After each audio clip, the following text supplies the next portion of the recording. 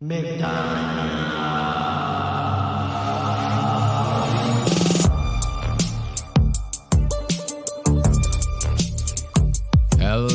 and welcome to another Lost Ox Media. I am so happy to be back here with you guys yet again on a lovely Sunday. Sunday happens to be the day that we live stream the show. We are live on YouTube, Kick, Twitch, and X for all of you who don't know. If you need to jump platforms for any particular reason, you know, that's where you can do it. Be sure to like, comment, subscribe to the show, you know, hit the notifications, tell us what you think about it, all that. We like to go live, but we don't like to announce that part, you know. Every one of these lives we do on a Sunday is always at a completely undisclosed time. So if you don't hit the notifications, you ain't going to stay up to date with all things Lost Ox Media.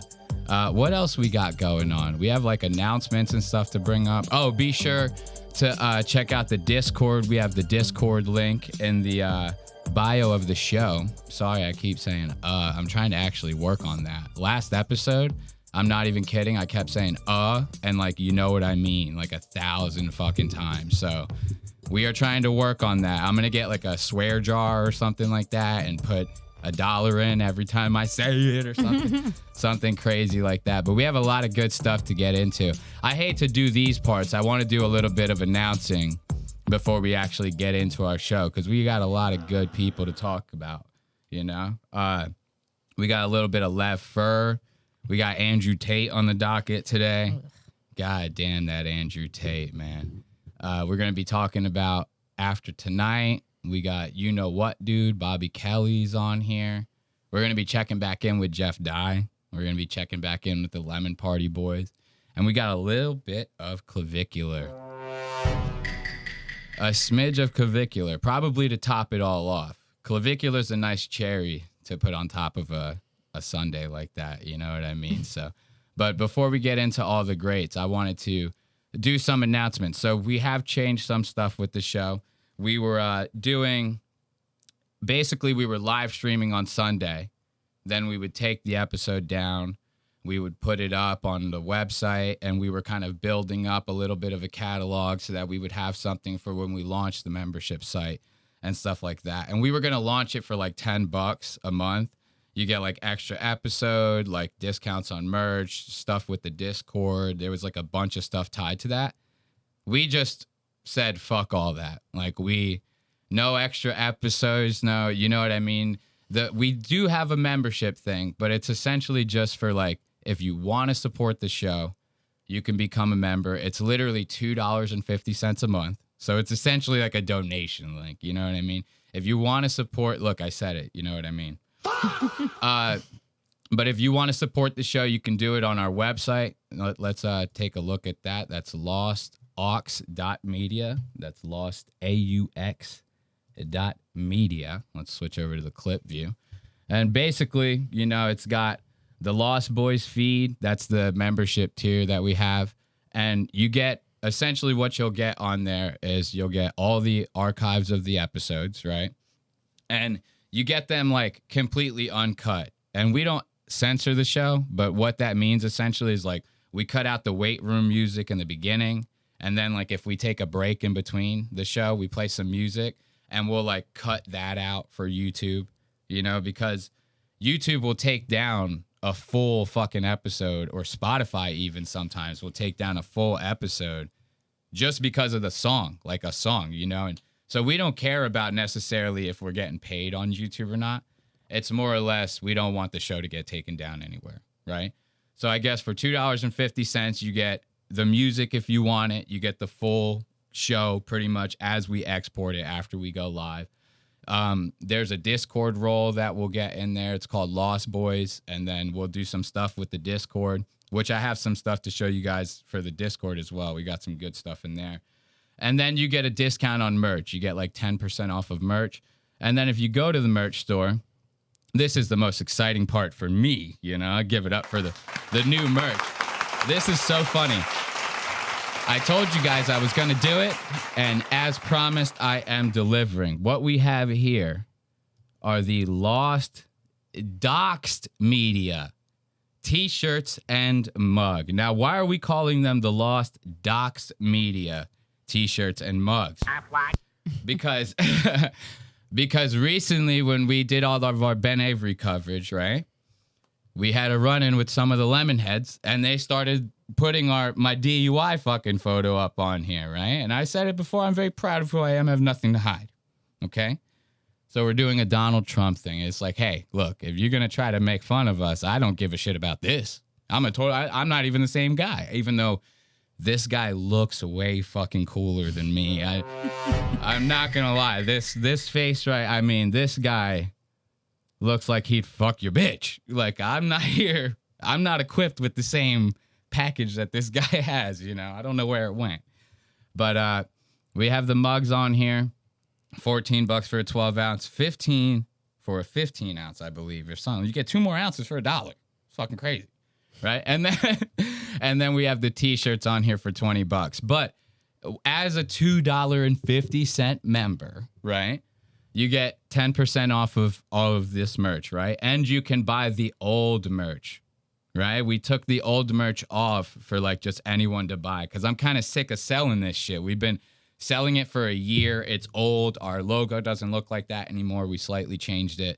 There's just no point in like making this that widely available, if available at all, you know? So that's kind of $2.50 discounts on merch. You get to buy a different set of merch than everyone else. You get the episodes with the music if you want it, and you can support us if you choose to do it. You know what I mean? Other than that, nothing is getting paid. Oh, and like if we go live or something like that, like that's not the show. We're just going live for the fun of it, just to hang out with you guys and do a smoke break.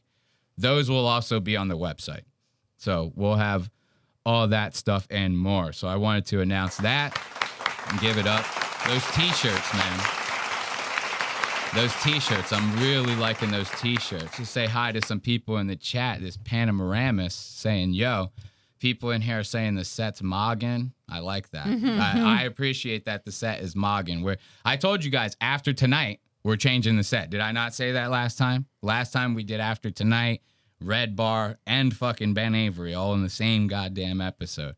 So we had to switch it up for you guys. I kind of like this tropical thing that we have going on here for the time being. Mm-hmm. So I think we'll probably leave it at this, unless somebody who's listening wants to make us a really awesome background, but it has to be clean because then we'll put Lost Dox Media over it, you know? So I only fund comedians leaving liberal wastelands to complete the sacred Hajj to Austin, Texas. We're moving to Austin. After tonight, we're moving to Austin. I don't know if you guys knew that. So after tonight, we're going to have to break the set down again, do all this shit after we end up moving to Austin. And then I just wanted to make one last announcement for the Discord. I thought this was pretty cool. So I was like, oh, let me like show you guys, you know, because you guys want to I want the Discord to be a place where like people can hang out even if I'm not there, right? So I'm trying to set up some shit to where like it's a place that you want to go. This is essentially what it looks like. These are all the channels, right? I blocked out all of the servers that I'm following or in because I do not want you guys to know my activity on Discord. Mm-hmm. Okay. So, but this is the Lost Dox Media Discord servers. We got the section for the jamokes. You know, these are essentially our fools. You have the comedian section where we essentially talk shit about and share clips about comedians. I'm online too much, which is basically memes or streamers or any other Andrew Tate-esque figures that you want to share. And the finger on the pulse section for news. But this comedian's tweet section, I just added this the other day. And this is the part that I'm like the most excited about. I basically like put this bot in there that like scrapes tweets of any Twitter accounts that I add to the bot. So I just added all of the Twitter accounts for like any comedians that I'm like following or want to follow, right? And then you guys can make suggestions to us in the Discord if you want to add comedians, like, right, or something like that. I'll just keep adding to the list. I got like 400 slots on there. So we could essentially have like a whole fucking Twitter feed inside the Discord server that's just all jamokes. Anyone could go in there and check them. So even if you don't got Twitter, or X, you want to call it, pop on into the Discord and go check out the Comedians Tweets channel, right? And then another thing I added was the playlist from the show. And that's going to end our announcement, so we're going to jump right into it. But I just wanted to get that out of the way. So if you like what we listen to during the weight room or during the breaks, you can listen to it in the music from the show. And then I have a locked channel called Podcast Episodes. I'm trying to figure out a way to like put them on shuffle and just have them play 24/7. So like you could just go in there like it's a TV station or something and just essentially listen to the show if you wanted. So I wanted to get those announcements out of the way. Let's get into our first fucking link that we have here. We're going to be starting off the show with our Finger on the Pulse segment. Now, if you're unfamiliar with the show, this is just kind of where we keep our finger on the pulse. I mean, it's pretty self-explanatory. Looks very prehistoric. It actually does. The set does kind of look prehistoric, doesn't it? It's like I'm hanging out with some fucking dinosaurs. It's like I'm doing Jurassic World right now or something. But back to the Finger on the Pulse segment. This is essentially where we just kind of keep an eye on what's happening here, keep an eye on what's happening there. I saw this clip of Andrew Tate going around that I thought was fucking crazy, man. I was like, there's no way that this guy actually did this. Look at this. Andrew Tate. As always, we all know Andrew Tate is a guy who likes to fucking flex his wealth. That's kind of like his whole brand, essentially, right? It's him just saying, look what I got. You don't got it. I'm better than you. Bugattis, this, that, and the other. And I might be a rapist. That's also kind of like part of his thing, too, is he goes, I may or may not be a rapist. You will never know. Because he just leaves the country, fucking goes over here, goes over there. He's every goddamn where. You can't catch him. He's like, catch me if you can. But as this little flaunt of wealth that he's doing, he posts this video where he's like, yo, check out the showers in the fucking United Air Emirates, like, plane line or whatever. I don't even know what that's called. The airline or whatever. The airline has a shower? Well, I don't know much. I'm not an airplane guy, right? Don't get me wrong. But I guess, like, the United Air Emirates or something, it's something to do with that. Some, like, Middle Eastern airline that their whole thing is luxury. So if you're flying on that bitch, even if you got like a regular ass seat, it's fancy. You got some money, right? So I'm pretty sure he's inside of like a suite version of like an airplane ticket that you would buy. So he goes, look at all the shit that I can do on the airplane while I'm riding it around, right? Now, this is just him essentially taking a shower, which is wild as hell on its face, right? Because you go, why the fuck would you post that on social media? You just taking a shower in there? But just all the fumbles that he makes, him like trying to hold the camera while he's turning the water on and shit. Everything about this is just clunky and stupid as hell. It's 17 minutes long. We're not going to go through that whole 17 minutes. But just like the first couple of minutes when he's getting into the shower was so fucking funny. I just had to share this. It's hilarious. Oh, let's turn that volume on, baby. Where's the volume? Are we not on? Oh, shit. You will never, until the day you fucking die, ever experience a floor this warm. Kill yourself.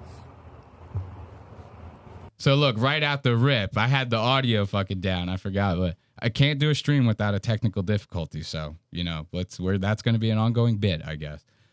So right out the rip, he's going, you ain't never going to experience a floor this warm. Fucking kill yourself. Staying on brand, which we like. I like the fact that he goes, you're poor, I'm not, fuck you. You know, like, I respect that. Ugh. Shower. There you go. Got a little chair.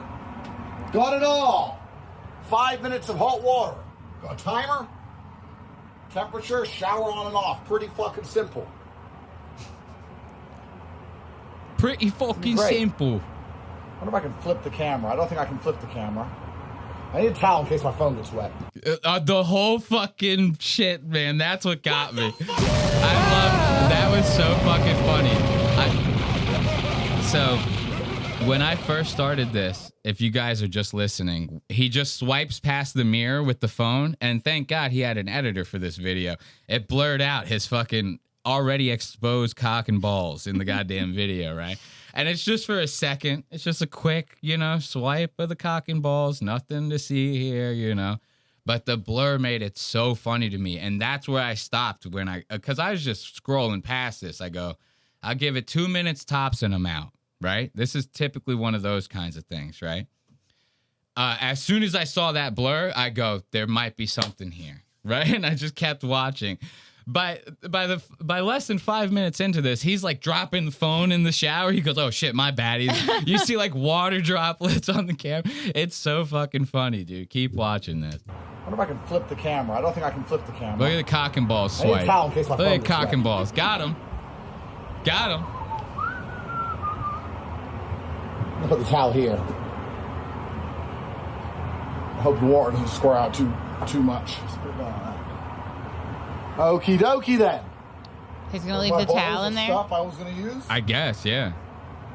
It's supposed to be like a seat in there. I don't know if the water hits it or not. I think it's tiny. I mean, look at the thing. The shower head is just literally gonna go like on top of him, and that's gonna be the end of it. He can't figure out how to turn it on. You see what I'm saying here? This is what I'm talking about. He goes, "Look at how much better I am than you guys. Kill yourself." And then he goes, "How do I turn this on?" He goes, "Wait, hold on." He's fumbling. He's dropping everything. Not turning on. Turns out. Go ahead. You can do it. Top G. Top G. Come on. Wait. Wait. Maybe I have to shut the shower door before it turns on. You have to shut. Maybe it's got some safety protocol. Safety. Ugh. Safety. You have to shut the shower door. So like, which is, I can give him that one, right? I wouldn't. I'd be like, oh, maybe you can do, and then hop in there because it's gonna be cold at first or something. So I can get with him on this. I mean, most people turn the shower on before they get in, right? But the reason why I give him no slack is because he's fucking top G and he just told me to kill myself. I'm trying to just see how awesome the fucking airline shower is, right? And the first thing he does, as soon as I scroll on the video, he goes, "Kill yourself if you're watching this." How are you going to get repeat customers? Every single fucking customer that comes through kills themselves. It's fucked up. You see? I had to shut the shower door first. And by shutting the shower door, the shower turned on. Oh, wow. No. Seeing his tiny little... look, you can see the reflection of his cock and balls on the shower head, so they had to blur it out. You know what I mean? This is why I was like, this is actually kind of fucking funny, even though he's sitting here essentially telling me to, unalive me self. Unalive me self. I just became friends with an Irishman, and I've been saying things like me. You know what I mean? Me self. I worked that out, or we would have had a real shit video. Let's put it over here. Make it a bit colder, because it's actually really hot. Okay. Isn't it crazy that planes fly through the sky with enough water on board to give me a shower? Along with me, my suitcase, all those poor people, all the poor people are on the plane. Look at the angle I'm now. On the plane. There's water on the plane. There's food on the plane. There's an air hostess who's kind of hot. And his fucking huge puffy nipples, bro. That's one thing I will never be able to get past with Andrew Tate. He has the nipples of like a 16-year-old kid. When I was 16, my nipples were puffy as fuck. Every time I see him, his nipples, I'm like, you still ain't hit puberty yet, man. Holy shit. Imagine what they looked like when he was actually a kid. When he actually was 16, everyone thought he actually had tits. They go, you guys see Andrew after summer break? He came back? You see the tits on Andrew at table 4? There's enough water to have a shower. There's toiletries, sanitary pads, a heated floor. He looks so angry. Crazy. Isn't that amazing? That all of that flies through the air because we burned some kerosene. And Sorry, Greta. That's cool as fuck. You're gonna have to get over it. I'm gonna land in New York, refreshed. Dude, he is an absolute psychopath, bro. There's no way you can tell me this guy did not do something to some women at some point in his life, or when the water's dripping down off of his beard, when it was on that, like, look at this angle over here. He looks like a terrorist. Like, he literally looks like someone who was involved in 9/11. He's flying on, like, this crazy luxurious airplane with gold everywhere and heated floors. I have to off myself. And this is, I mean, I don't know if you can't find the humor in this. Tate does, look, they're saying that in the chat.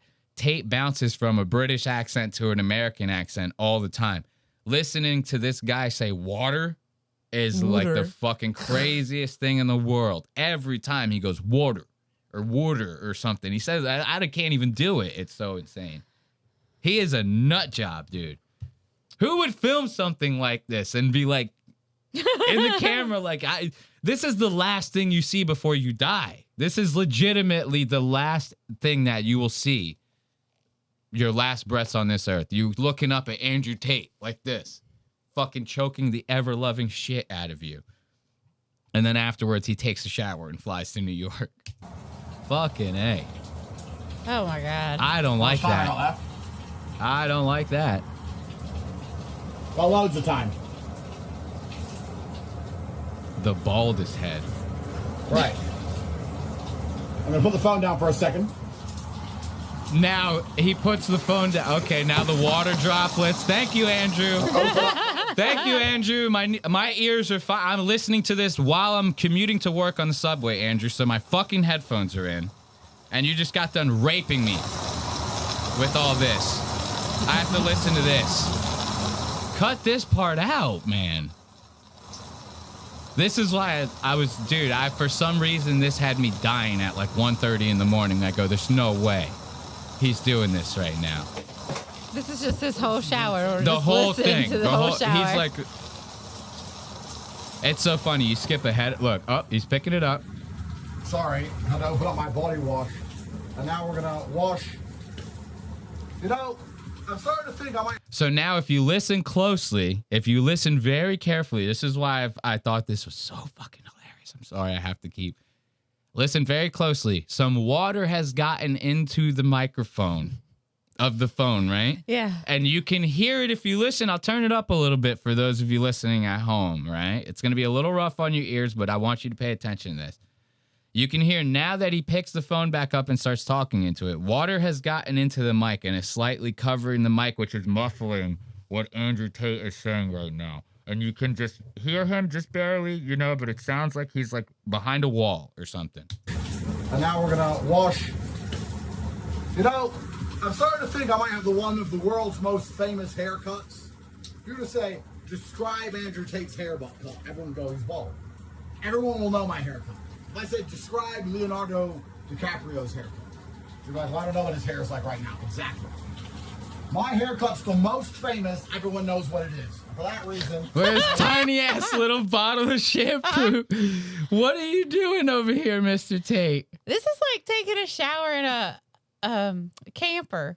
Exactly. Like, it's cool, but like. The only thing that makes it quote unquote cool is you're 30,000 feet in the air. This is the equivalent of a fucking camper, like you said. Nothing. I've taken better showers than this literally camping. I didn't have to pay $10,000 to do it or whatever. And I had normal size shampoo, okay? I'm sorry. I don't know what to tell you. My shampoo was regular ass sized. I could use as much of it as I want. This guy gets 3 pumps. He doesn't have any hair. He doesn't need it. The craziest thing is he's sitting here washing his hair, his head. This is like if all their grass in their lawn was dead and they still mowed the lawn every single week. You know, it's all dirt. Nothing but dirt and rocks. And every week you see Johnny out there on his fucking rider just, you know what I mean? This is essentially what we're seeing right now. Take care of it. I only use... It's all on his head. Tranquility shampoo, lavender and eucalyptus. Looks like he just got the fattest load dropped on his goddamn head that you've ever seen in your entire life, dude. Look at the fat fucking nut sitting on top of fucking Andrew Tate's head right now. All bent over in the tiny shower doesn't convey the top G vibes he thinks it does. They're saying in the chat right now. Jesus, Andrew Tate is dying right now. Ever since the Club Accost. That's really what it is in my opinion. Ever since the Heil Hitler in the club with Clavicular and all them, the Nick Fuentes, Sneeko, the whole gang, you know, the retarded Avengers. Ever since that, Andrew went on like a mini apology tour, and he's been like trying to save this top G status.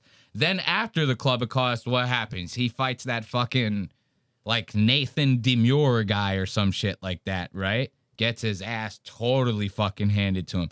Any boxing clips I seen of the guy that Andrew Tate fought after that Club of Cost shit, the guy was boxing like, I'm not even kidding, like literally like this. Palms like this out. Like this. Throwing like a cat. Andrew Tate gets his ass completely fucking handed to him by this guy. And now we're stuck with this. Fat loads all over his goddamn bald head in the tiny ass shower thinking he's flexing on everyone. What is even happening here? Let's give this about 45 to another minute, and then we're out. Voya Tranquility Shampoo, lavender and eucalyptus, exclusively for animals. Oh my God! I know you love that one. To do that, which is why I have such a good life, and you have to fly in the bottom floor of planes. You don't get to go up with the rich people. This guy looks soft. But it's okay. You should be happy that I'm rich, because I deserve it. You can just live through me. You're basically having this shower now. You're basically driving that Bugatti. You're basically fucking that girl. Well, it's because you're giving us no choice. You're bringing us with you every fucking where you go. Like, I could see him doing that. Be like, guys, we're going to have sex with this bitch right now. Hold up. Let me put the phone down. He puts it down like he did in the shower. He puts it down on the fucking blanket. It's like 10 seconds of like, bah, bah, bah, bah, bah. And he goes, okay, guys, we're back. Let's get in the Bugatti. You know, just live through me. I got your back. I got you. Oh, God. Guys, you don't even realize this is eating Ashley up inside. She hates Andrew Tate. Experience a floor like that. Your life is effectively over. Your life is effectively over. Running out of water now. Running out of water. Running out of water. I wish it was playing a trick on him. He just instantly became cold.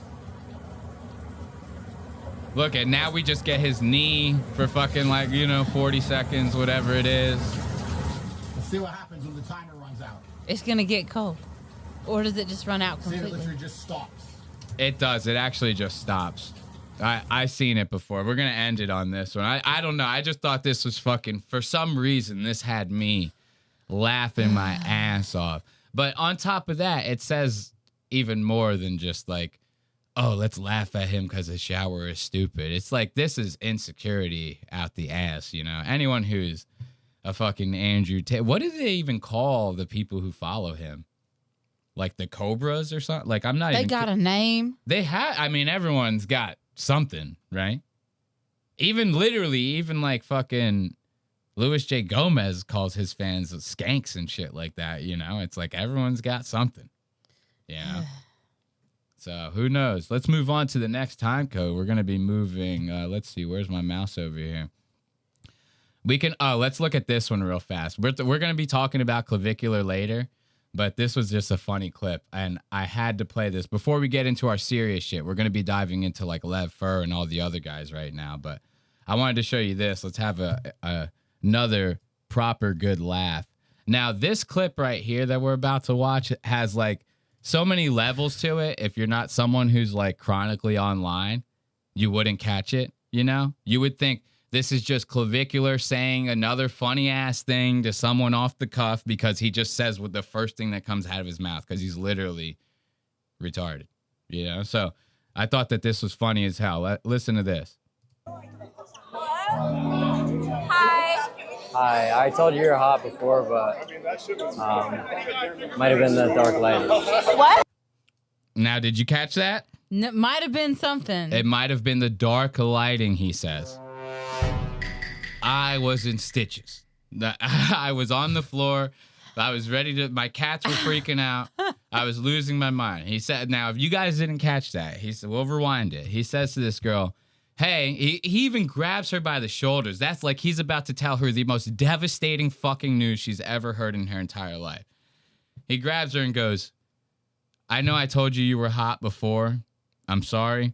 I think it might have been the poor lighting. Like, that's fucking crazy to say to a woman. But there's levels to this. This is very funny. Hello? Hi. Hi, I told you you're hot before, but might have been the dark lighting. What? Might have been the dark lighting. Girl just fucking gets turned down. Clavicular goes, moves on his way. He says, I got a nightclub to fucking run. Get the fuck out of here, right? Now, you wouldn't catch this. Any fucking normal person wouldn't catch this. The girl who came up to him is this girl named Letty. And she was like one of the contestants from the first season of Sam Hyde's Fish Tank. You've never seen me watch clips of Fish Tank? Ooh, that show is absolutely nuts, man. Sam Hyde, you know Sam Hyde. Sam Hyde. Friend of the show. Friend of the show, Sam Hyde. So Sam Hyde, he has this essentially, it's almost like a Big Brother thing. You know the show Big Brother, right?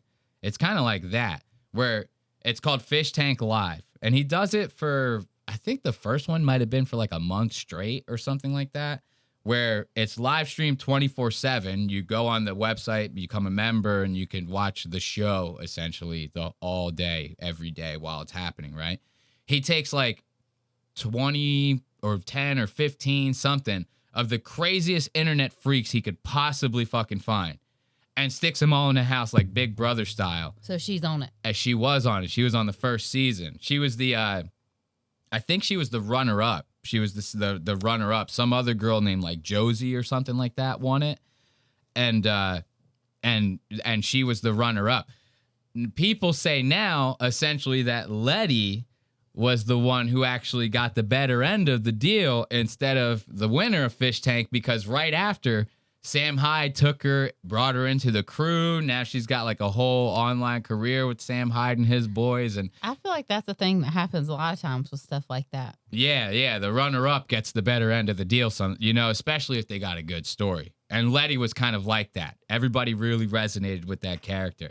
She's like a little ugly duckling girl from some whatever town, and she gets on Fish Tank. Everyone loves her. It's like, now, granted, Fish Tank is not, American Idol or something. It's not like she's a household goddamn name, which is why I say if you're not chronically online, Right. I don't know who you she wouldn't is. have caught this. But it was very, very funny to me. I feel like this was some sort of Sam Hyde planting something or trying to get something off, or you know what I mean? So many people shared this, just going, look at Clavicular turning down this bitch. I'll tell you right now, nothing about Letty, this girl, she's trying to be hot or anything like that, which is why I say there has to be something behind this. And I thought it was very interesting. Not on top of just being funny. You grab, literally, look at him, his hands on her goddamn shoulders like this. He goes, baby, I'm sorry to tell you. It's about like he's going to say your parents are dead. He's about to break the fucking craziest news story. He goes, you were hot in the dark. As soon as you hit the light, I'm sorry, girl. I have to skirt. Gotta go. I got to skirt. I got to hit you with the skirt. And everyone just thought that was funny on its own. I go, no. And I go, there's something here. Nobody even caught that it was Letty. Nobody even caught. What do they say? Look, someone even in our chat goes, oh shit, Letty. They didn't even notice. You get what I'm saying? So I'm going to be keeping an eye. I want to see if Clavicular ends up on Sam Hyde's show or some shit like that. So let's give it up for Clavicular. That'll do it for our Finger on the Pulse segment. What's going on? Well, coffee. Oh, you want some coffee? Go grab you I some don't coffee. want it. You need it. No. I gotta pee. Oh, okay. Go ahead. Go to the bathroom. I'm going to set up the next segment. So the next segment we're going to be doing on this week's Lost Ox Media is a segment that I like to call Say My Name, okay? Say my name. Say My Name. This is a segment basically where I'm just trying to get people to say our fucking name. Lost Ox Media. That's it. All you got to do is say Lost Ox Media, okay? That's all we ask for. That's all we've ever asked for. If you're going to talk about us, whether it be good, bad, ugly, whatever, at least just say our fucking name, bro.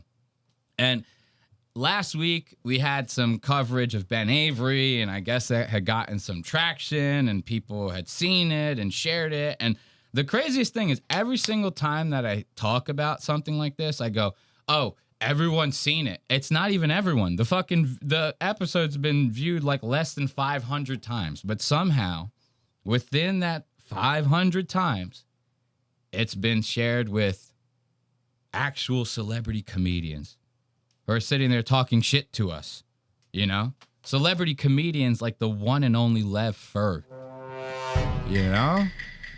Lev Fur sitting here giving us a fucking what for online, won't even say our goddamn name, which is why this segment is called Say My Name. I want them to say our names. That's all we're asking for. You could say anything about me. Spick, short. I'm 4'12". I'm not even kidding. I'm 4'12". Puerto Rican, small dick, tiny. I'm skinny as hell. You could say whatever. Just make sure you follow it up with Lost Ox Media. That's all we're asking, and just say that shit, you know? And apparently these guys won't say nothing. But we got mentioned on like fucking 2 different shows, and then fucking people are tweeting about us and talking shit to us, and I'm getting DMs, all sorts of fucking crazy shit, right? So let's start with the first one. Since this episode is titled off of Lev Fur, and since we'll be talking about Lev Fur a little bit later, I wanted to start with Lev Fur. So Lev was one of the people that had mentioned us this week, and I don't know if this is a good sign or a bad sign. What do you think? Is this like a good sign or a bad sign that anyone's even mentioning us at all? I say good. Right? I always thought any publicity is good publicity, right? Yeah. Like, that's what I was always told. So I'm sitting here, I'm minding my own goddamn business. Well, not really, right? I'm not really minding my own business. No. We just got done showing you the Discord. I have everyone's fucking tweets in there. I got notifications on these motherfuckers. Look, damn, nigga, you shorter than Rogan, bruh. They said, damn, bro, you shorter than Rogan. I'm not actually 4'12", guys. Come on, I'm joking around. You gotta think. There's a disclaimer on the show. No, anyway, moving on.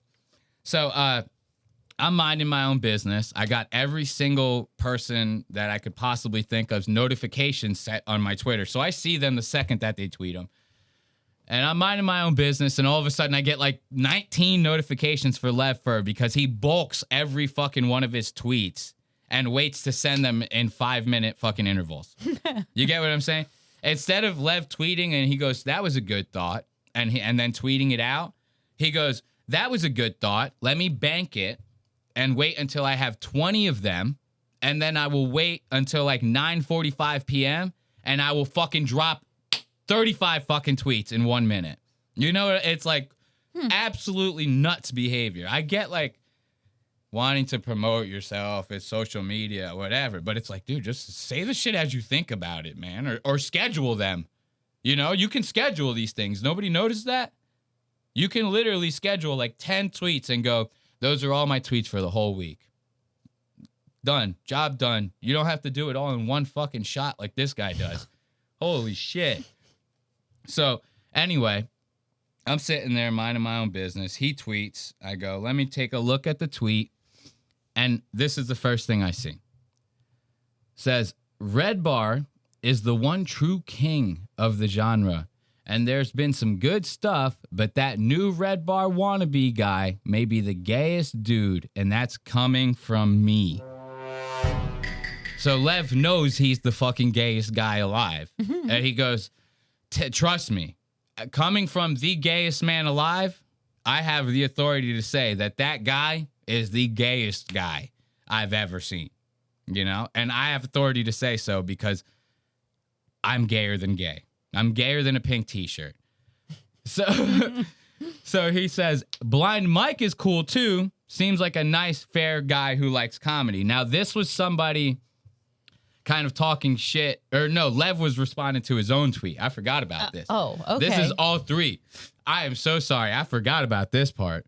So Lev, since he doesn't pay for the check mark, he only gets X amount of characters per tweet. So these are all just him responding to himself. I accidentally read you guys the second tweet. So this is all supposed to be one consecutive tweet. You get what I'm saying? But he can't fit more than 280 characters in the thing because he doesn't pay for the check mark, which is like $4, like $5 or something like that a month. You know, it's not even that fucking big of a deal. But Lev, being the fucking big fat Jew that he is, Jews rule. he doesn't want to pay for it. So he fucking has to break his tweets down into little sections. So sorry, I read you guys the second tweet.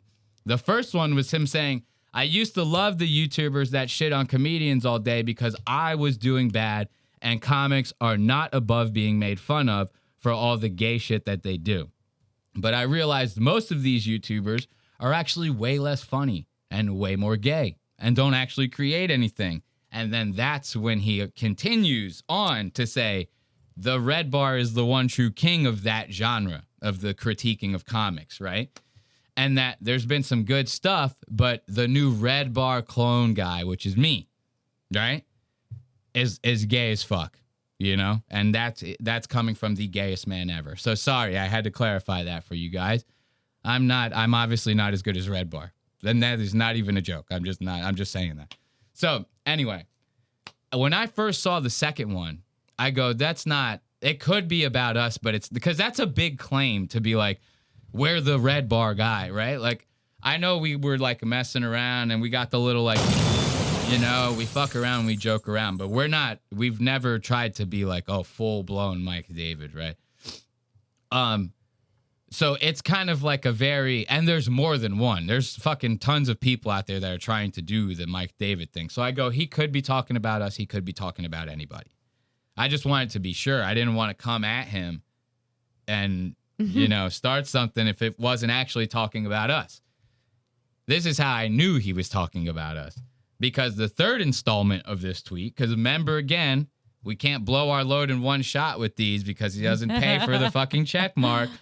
So in the third installment of this tweet, he says, that new Red Bar clone fag was shocked to see that ideas I threw on Twitter ended up as jokes in my special.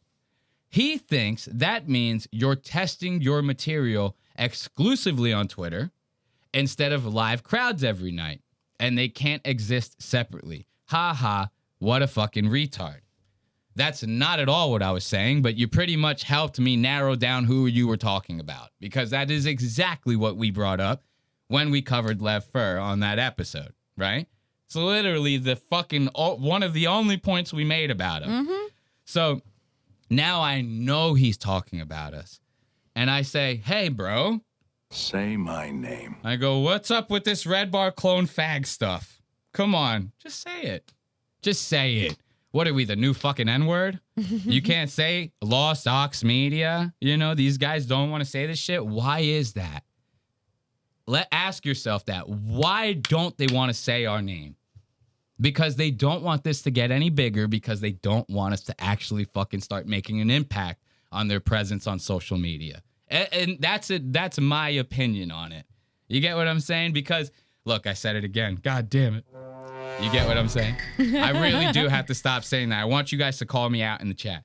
So, but that's honestly why I feel like you would not say our name. Why? Because it's like you're either not scared of it. I don't think that they're scared of it, but they go, let's not make this any bigger than it needs to be because it might be a problem. Right. And if you're thinking like that, then we're doing the right thing, in my opinion. Right? And I've been busting Lev's balls about this for like a fucking week straight. Literally every time he tweets, I'm his new reply guy. I go in there, I go, Lev, what's good? You got a new Patreon subscriber, buddy. He says some shit. I go, Lev, this is another one for your special. Now that you let it cut here first, here's another one for your next special. That was a good one. You know, I'm busting his fucking balls.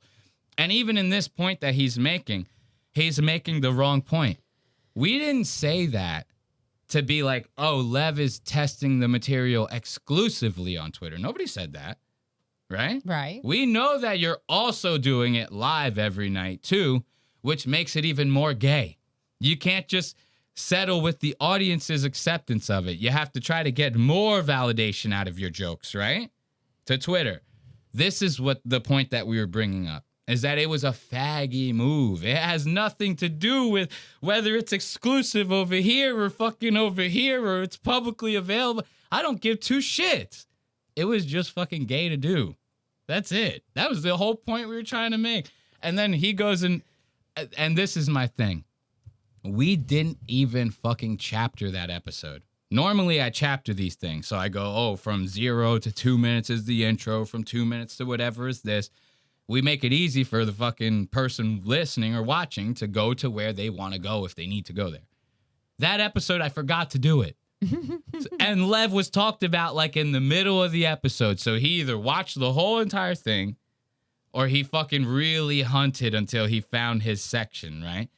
This goes to show you how much of a fucking insecure bitch Lev is. Because what, did someone send that to him? I doubt that one of the fucking 135 people that watched that episode actually sent it to him. And if they did, I appreciate you and I love you for that. Okay.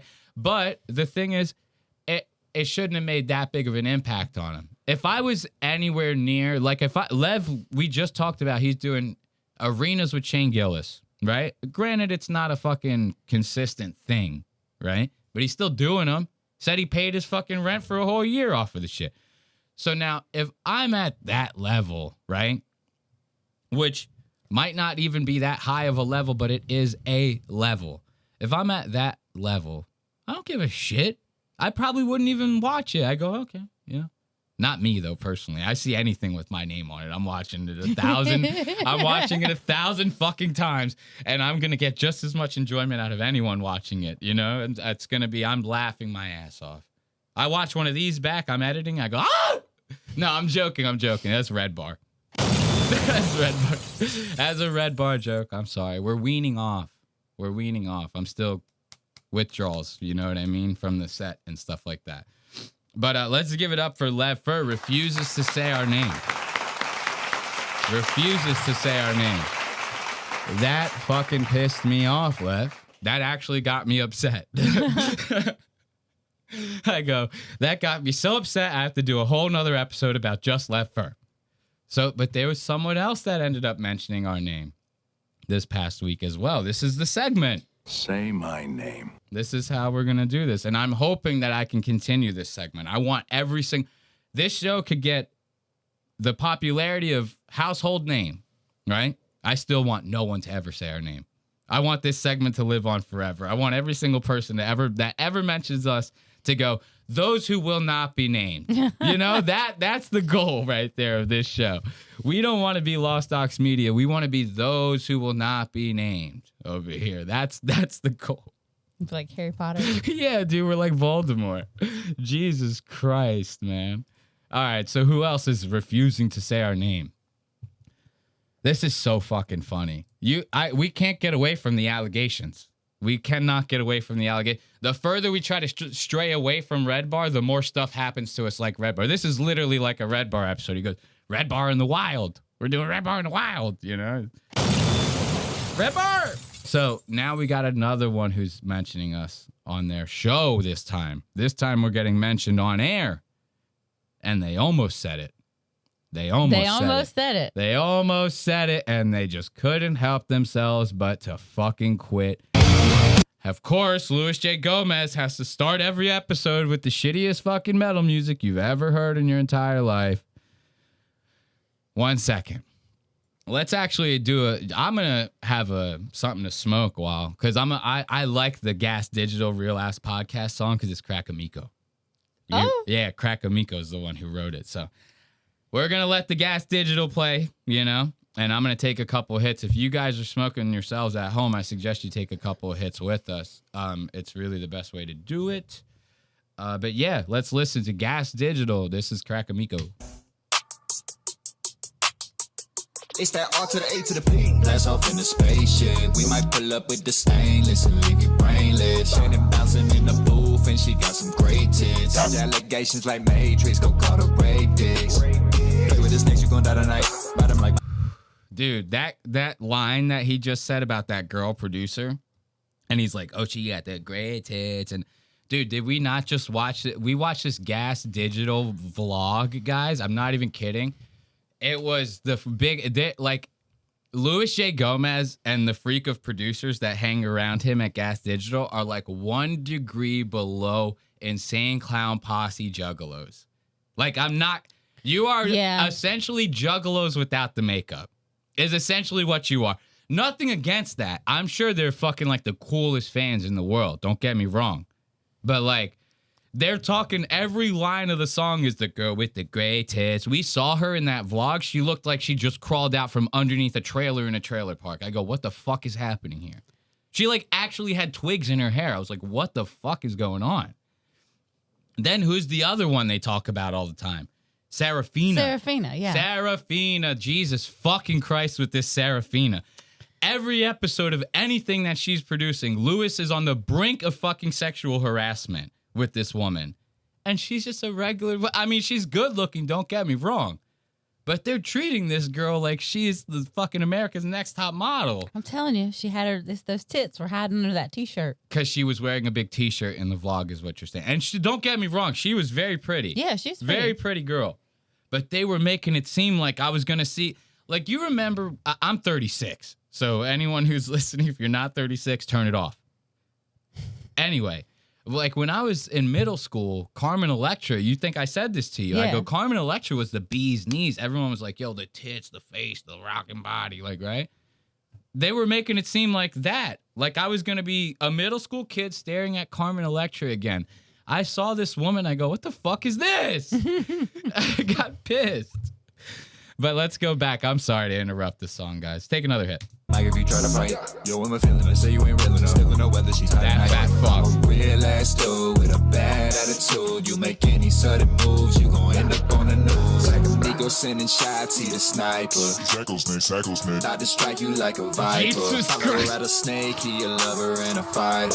If he see your wife in open mic, he gon' pipe up. It's time to get real ass. It's time to get real ass. Zachy Bobby on the track, and he real fast. Rattlesnake hit the bank in the alley counting cash. It's time to get real ass. It's time to get real ass. Baby boys in the building and they came to make you laugh. Real ass podcast, boy, it's time to hit the gas. We're in LA. It's a real ass podcast. We're not trashing people. It's great. We're doing good. We love everybody. We love them. Oh. Slime balls. This is one of the slimiest towns there is. It is, yeah. Is that the new slur for Slime ball? certain groups? Slime ball? Yeah, some slime balls. The slime balls control the weather. It is a real ass podcast. I'm Puerto Rican Rattlesnake Louis J. Gomez doing a very... The Puerto Rican tattlesnake is more like it. Somebody said that in the Discord like last week, and I've been stuck on that ever since. Anytime I talk or think about Lewis now, I go, the Puerto Rican tattlesnake. That's the funniest fucking goddamn insult nickname. I love that. Very special episode from my hotel room here in Los Angeles. Crack Amico is based and is the best thing to come out of Gas Digital. I talk a lot of shit to Crack Amico online, but this is kind of on brand, right? You know, I actually fuck with Crack Amico's raps. I like them. California. I am out here for the Netflix is a Joke Festival for Story Wars. Look, they're saying Lev should marry Kim Congdon. Oh, no, Lewis should marry Kim Congdon. And then he writes, they're both Puerto Rican trash. A lot of Puerto Rican trash over here at Lost Ox Media. You're looking at the king of Puerto Rican trash, right? They wouldn't have a Legion of Skanks, but that's okay. We did our own show last night, sold out. It was pretty incredible. With me, pretty great show. You hear all the fucking bleeping? I've heard like 7 fucking bleeps. You got to pay for it. Since this thing started. You have to fucking pay for it. This is the thing I can't stand about Lewis. Louis J. Gomez is a friend of the show. Okay? Me and him are practically cousins. We're both Puerto Rican. It's like, you know, somewhere down the line, I guarantee I'm related to him somewhere, right? So we might as well be friendly with each other. But I can't stand the fucking rip-off con artist scam thing he has going on with Gas Digital. It fucking drives me nuts. Like, nobody's asking you. YouTube is not taking away monetization for saying fuck, right? It's not happening. That's just not how it works. These guys bleep the curse words. If they put a fucking video on the screen, they blur it. For what? You got the video off of Twitter. It's not too hot for fucking TV, you know? And they do that with YouTube links. They will like be playing a YouTube link and they go, for the uncensored version, go to gasdigital.com, pay, you know, you get a discount code of this and that, and you get all the archives. And it's like, okay, we're doing a membership thing too, right? $2.50. You want to support us, whatever. We get it. But like, Lewis wants the fucking YouTube money. He wants to fucking blur the fucking videos and bleep the curse words all as a ploy to go, well, we want to hear the curse words. We just sign up for Gas Digital now. And their fans will actually pay for that shit. Like, I don't know. Like I said, Louis J. Gomez, friend of the show, right? But, hey, they're saying I got a Dave Smith look about me. How dare you say that I look like Dave Smith? I will call Dave Smith, and I'll tell him that you said that, and he'll be pissed or something. I don't know. I have no joke to say back to that. That's a fucked up one. I might have to end the fucking stream off. Like, I'm not kidding. You say I look like Dave Smith. That's, like, really fucking me up now. Fucking A. Planned the great Josh Potter. What up? What's up, kid? How you doing? Making us start a half an hour late. That's Dude, okay. I hate living here. I want to not live here anymore. Yeah, you need to get the fuck out of here, dude. You're not an LA guy. I'm not an You're LA. not in New York City. You're like a Buffalo, New York guy. I've lived here. I am. And I've lived here for almost a decade, and I feel like a Martian every day that I live here.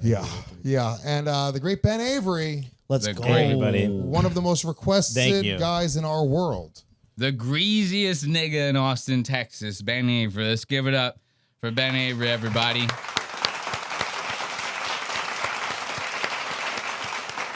The only man I know to fucking style his hair with griddle seasoning. You know that tub of griddle lard? They call it griddle seasoning that you get when you have a flat iron at home. They go, make sure you season it real nice every time you clean it, right? Yeah. The only person I know that actually uses that as pomade. It's fucking nuts. What were you going to say? I'm sorry, I cut you off. I just, his greasy hair, some comment about that. It's Tell us what you think. What's disgusting? I don't. Hey, Ashley. Hey, Ashley. He is really fucking greasy, though. It's fucking dry. Like, it's nuts to me. You gotta chill.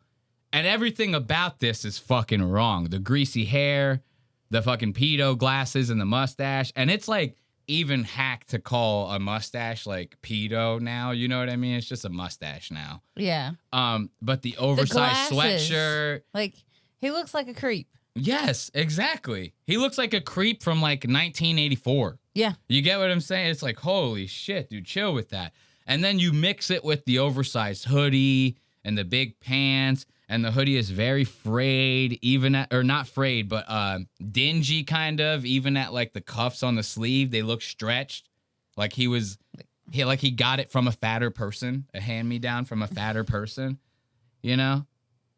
It just he looks unshowered, is what I'm getting at. And there's everything wrong. Yes. Everything is wrong with that. You cannot be unshowered, bro. That's the one thing you cannot be.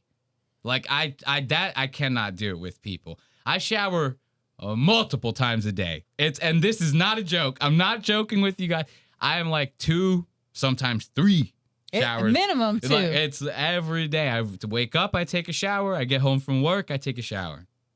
I'm a 2-shower guy. If you are not taking a shower at least every day, no, I'm joking. Okay, back to these guys. Sorry. People are like, why is Ben not a part of the Gas Digital universe? Because I live out here. Yeah, but like we gotta do more shit with you. You're blowing the up. I met Ben when you were just Tim Dillon's producer, which is crazy, and now you're like blowing up. People are saying you're the new big better thing. than Red Bar, dude. Better than Red. Hey, I do get the. Hey, what the fuck? What the fuck?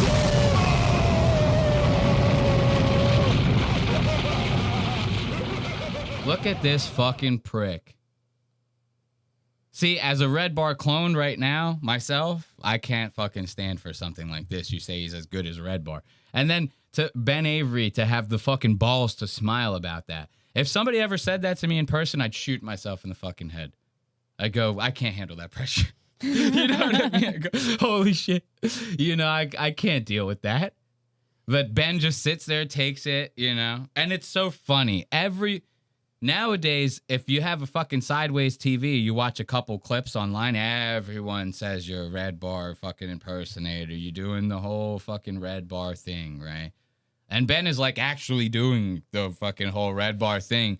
And then he just sits there and goes, oh, he's better than Red Bar. Ben goes, like nervously smiles. It's like, dude, what? What, motherfucker? And Josh Potter to even say something like that. Blasphemy. I met Ben when you were just Tim Dillon's producer, which is crazy. And now you're like blowing up. People are saying you're the new big Better thing. than Red Bar, dude. Better than Red Bar. I do get the Red Bar comparisons. And hey, nobody's better than Red Bar.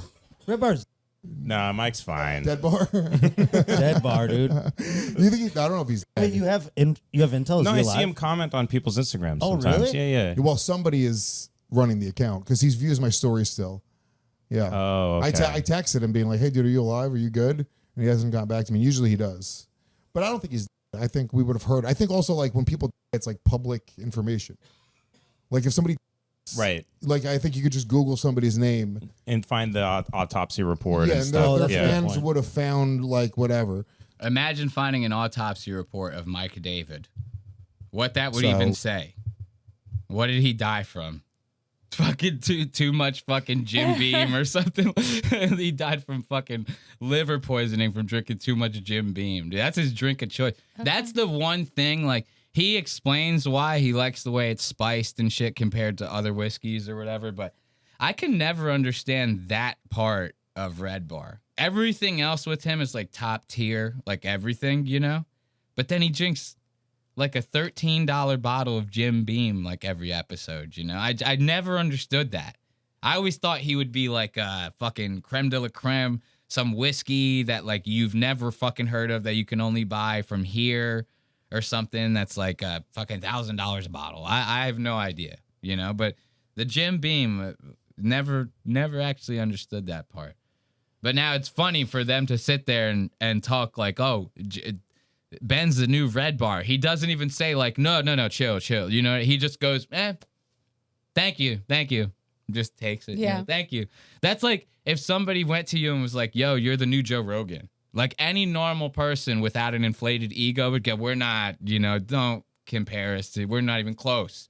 You know, even if you were, you just be humble, go, we're not even close. Thank you. But, you know, I'm flattered, but that's not even close to what the situation is right now. Not Ben. Ben just goes, we're the new Red Bar. He goes, thanks.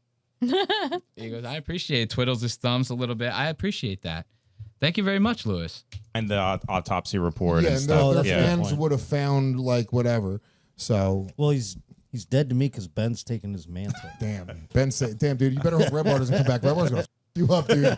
Red Bar's gonna fuck you up, Lewis says, and that's exactly what they're saying in the chat too. This guy is in here. He goes, "Ooh, I hope these guys are gonna be shitting bricks when Red Bar comes back." Yeah, a Puerto Rican, a fucking fat cow, and a toad walk into a bar. A red bar, get it?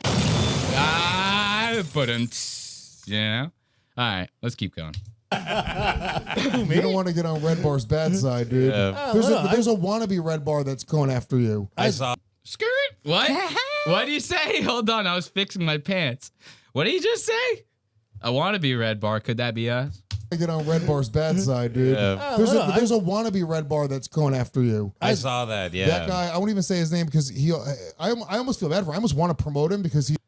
I won't even say his name. I almost want to promote him. I feel bad for him. Say my name. Don't even sit there and say that I don't like. I'm not fucking around. I feel bad for him. We know where we are. We know where we stand in the fucking grand scheme of things. We're a small channel. We're nobodies. We started as nobodies, and we will build this up to be somebodies, but we know. We get it, okay? I don't like the whole, like, I almost want to promote him. I feel bad for him. We get it. We know we're going to have shit views in the beginning, motherfucker. Chill, you know? Everybody wants to, like, act like we actually give a fuck about, like, the criticism and shit. It's like, fucking chill, man. I feel bad for him. Feel bad for yourself. Feel bad for Ben. And his greasy ass. That greasy. Ooh. Faggot! This guy does. You know he's going to be talking about Oh, this. I am going to be talking about this, Ben. What did you think? I was not going to be fucking talking about this, you motherfucker, dude? That I don't like either. I should have waited to pause it after Ben said that. That's the part that really fucking got me annoyed because now what Ben is trying to do in this moment is he's trying to make it like this, like, well, now he's a fucking fag if he talks about it, right? As if we're not going to talk about it. Like, we just got done covering you and how big of a piece of shit you are. and you brought us up. You guys are talking about us on the Real Ass Podcast with Luis J. Gomez, the Puerto Rican title snake. I'm going to talk about that. Why would I not? Like, you know what I mean? Well, you think I'm going to look at this and go, well, Red Bar would never. Look, who cares? I'm going to talk about it. And for him to try to do that, like, gaslighty little thing, like, oh, you know he's going to talk about it. Look. And now he tries to put the pass the buck and go, now look, if he talks about it, he's fucking gay, man. Like, they could say it on Lemon Party. Did you see? We said that, oh, look, he's probably going to talk about it, and then he talked about it. Isn't that fucking gay? What? Okay. Who cares? So I talk about it. End of story. You know? What does it matter? Well, he doesn't know how to end a story. No, he doesn't know how to end a story because he will continue to fucking talk about shit after claiming that he's letting it go day in and day out for the rest of his fucking life. And this is the thing. I'm willing to admit where I'm obsessed. And I'm obsessed. I'm going to be watching Ben. Okay? But I'm not afraid to admit that. You have to... That's another thing. We're fucking this whole time code up over just me trying to fucking sit there and explain how big of idiots these guys are. They say that as if it's like an insult. We're covering you on the show. We would have to have some level of obsession with... We would have to be able to talk on you, right? We would have to be able to speak on that. What's the best way to do that? To research someone or to research something, right? Right.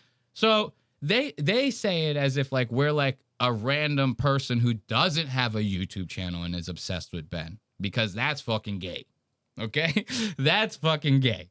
Okay? If you actually have, as a civilian, we'll call them civilians. That's Clavicular likes to call them civilians, dude.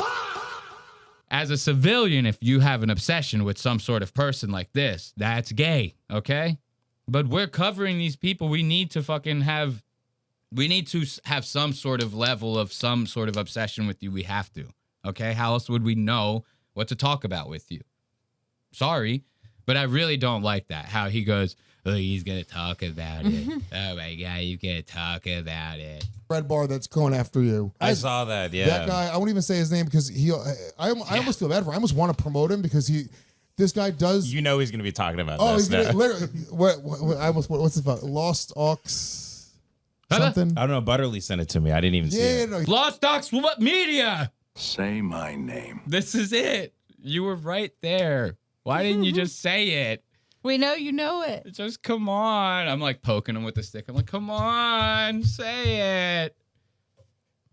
Lewis, I don't like this, especially because now me and Lewis are like very, very good friends. I've been talking to him almost daily since all of this took off, this Ben Avery coverage. We talked about the situation that they're mentioning when Ben is like, I didn't even watch it. Tim Butterly sent it. You watched it, bro. Let's not mess around here. You watched it. And if you didn't watch it, trust me, a lot of your fans did. They're pissed. I'm sorry. And I'm not saying that to be like, we're big bad, you know, we got them mad. Like, I said this to you 1,000 times the other day. We're like a gnat. We're like a little gnat, one of those little, like, annoying mosquito-like bugs that we just keep, right? That's how we are for now. When we get bigger, that's when we evolve into the wasp. The fucking the wasp. You know, that's when we evolve into the wasp. So I don't like this. Lewis is right about to say our goddamn name, and he doesn't say it, and he wants to sit there. He goes, I almost want to promote. If you almost wanted to promote us, why didn't you just promote us? You could have right there. You could have just said our name. No, Lewis wants to try to play big shot. He wants to try to. But I know Lewis behind closed doors. I know Lewis behind. What's it about? Lost Ox something? I don't know. Butterly sent it to me. I didn't even see it. Yeah, no, he like tried to trash Butterly. He trashes me all the time. And the guy literally, I shit you not, it's him with a Red Bar setup talking to a bitch off camera. Hey, yo, he called you a bitch, girl? Damn, Louis J. Gomez called you a fucking bitch. You're a fucking bitch. Everybody make fun of Ashley. She's a fucking bitch. Hey, Ashley. I can't believe he called you a bitch, bro. That's fucked up, though. Yeah? No. Nobody gives a shit. No. It's because he's sitting there. You have to say something to try to make it insulting if you're going to, you know? So yeah. I got, whatever. He called you a bitch. I'm gonna get pissed off if I call my girlfriend a bitch, man. You know, I'm supposed to get mad at Louis J. Gomez over that. I don't give a fuck. But it's funny. He's bringing up. He goes the red bar setup, the girl off camera, right? You know, we have a reason for you to be off camera. You guys don't know. Ashley's fucking head is like 3 times the size of a normal person's head. If I had her on camera, you would like half her head would be out of frame, and you wouldn't be able to see it. So there's a reason for that we don't have her on camera. Plus, she's a very not online. You just like don't even fucking have anything. So it's like, what do you need to be on camera to be online for, right? It's like not everything has to be out in the open. The fact that you're here is participation enough. We thank you for that. But now he's sitting there. He's pointing out all the similarities that we have to Red Bar. He goes, "Oh, the Red Bar setup. What, this little screen like this? Is that what he's talking about?" Okay, so we have an LED screen. I think it looks better than having like a tapestry. You know, I'm gonna have some gay ass tapestry just hanging behind me. No, okay. I can change this whenever I want. I can do a lot of different stuff with this. We like it. We keep it, right? Now he's talking what? The sideways TV. This is the next Red Bar thing. This is always going to be 20,000 times better than having some stupid picture-in-picture on the fucking corner of the screen. Yeah, you can't see the picture. You can never see the picture-in-picture. It's always fucking bullshit. This is way bigger on the screen than the picture-in-picture. We don't have to sit there and set it up. I don't have to change 2 different camera angles. I go, hey, 1 button click, we're back here, right? So it's like there's a method to the madness. And then what else is the Red Bar? This? Okay, sue me. You know, I don't know. We like to fuck around. We have a soundboard. Hey, man, what else are you going to do? But I don't need to make excuses for all that. We don't care that much.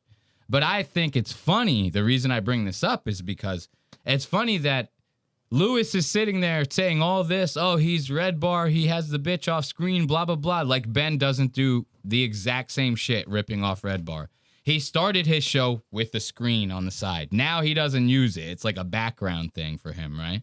But he started it with the screen on the side just like Red Bar. He tried to have a little crazy little mic like Red Bar, right? Same kind of mic. Ben, when he had his wife on, guess what? Off camera. So not everybody wants their wife on camera, it turns out, right? But if you do that, you're Red Bar all of a sudden. You know, I think it's very funny. And again, Ben just sits there as if he's not doing another ripoff of fucking Red Bar. That's what I thought was so funny about this. What's it about? Lost Aux something? I don't know. Butterly sent it to me. I didn't even see it. Yeah, no, he like tried to trash Butterly. He trashes me all the time. And the guy literally, I shit you not, it's him with a Red Bar setup, talking to a bitch off camera, and then he's like, we're watching you. It's like I call them. I said you're being watched. I didn't say we're watching you. I said you're being watched. Okay, yo, you might have to turn that fan over here. I'm dying over here. I'm dying. It's so hot in here, guys. It is crazy hot. Holy shit. When it gets to me, I'm like, oh, thank God. I know, dude. Red Borrowed. Was that the one Butterly was like, no one's watching you? Yes. Yes. And by the way, the guy, I watch a few of his clips. It's not even that he's like that bad at what he does, like, you know, but he's just so devoid of originality. It's like, you got to do something original. My advice to this guy would be, hey, dude, first of all, maybe do short form. If you have like 70 people watching your videos, like maybe it's not the time to do 3-4 hour shows. It's like, just maybe let's change the format a little bit. I'm rooting for you. I'm not, I have a pretty good sense of humor when it comes to myself. I know that I'm a jackass. I know that I'm very make funnable. So it's like, it doesn't really bother me when people talk shit, especially if they do it in a funny or creative way. Sure. And that. Literally staring at Ben Avery, who's talking shit about everyone in the most least funny and creative way that you can possibly think of. So let's give it up for Louis J. Gomez, who refuses to say our name.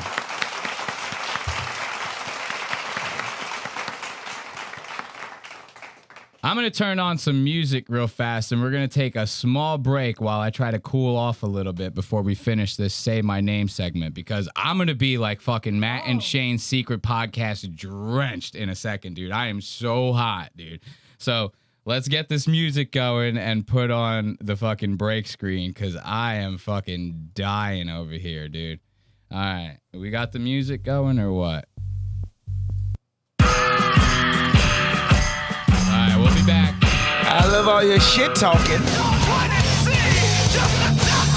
Hello and welcome back to Lost Ox Media. Be sure to check out lostox.media. We're selling merch over there. We just got the new Lost Doxed Media mugs and t-shirts. This is where, you know, the Lemonheads tried to dox me, get me in trouble online with my DUI photo, and we did a Donald Trump and decided to turn them into t-shirts. So, you know, that's a little something that we got going for us. Sorry about that, guys. It started getting so hot in the studio. I had to fucking, like, change my shirt. I had to fucking put the shorts on. I changed my shoes, all of that. What are they saying in here? Where's LAM based out of?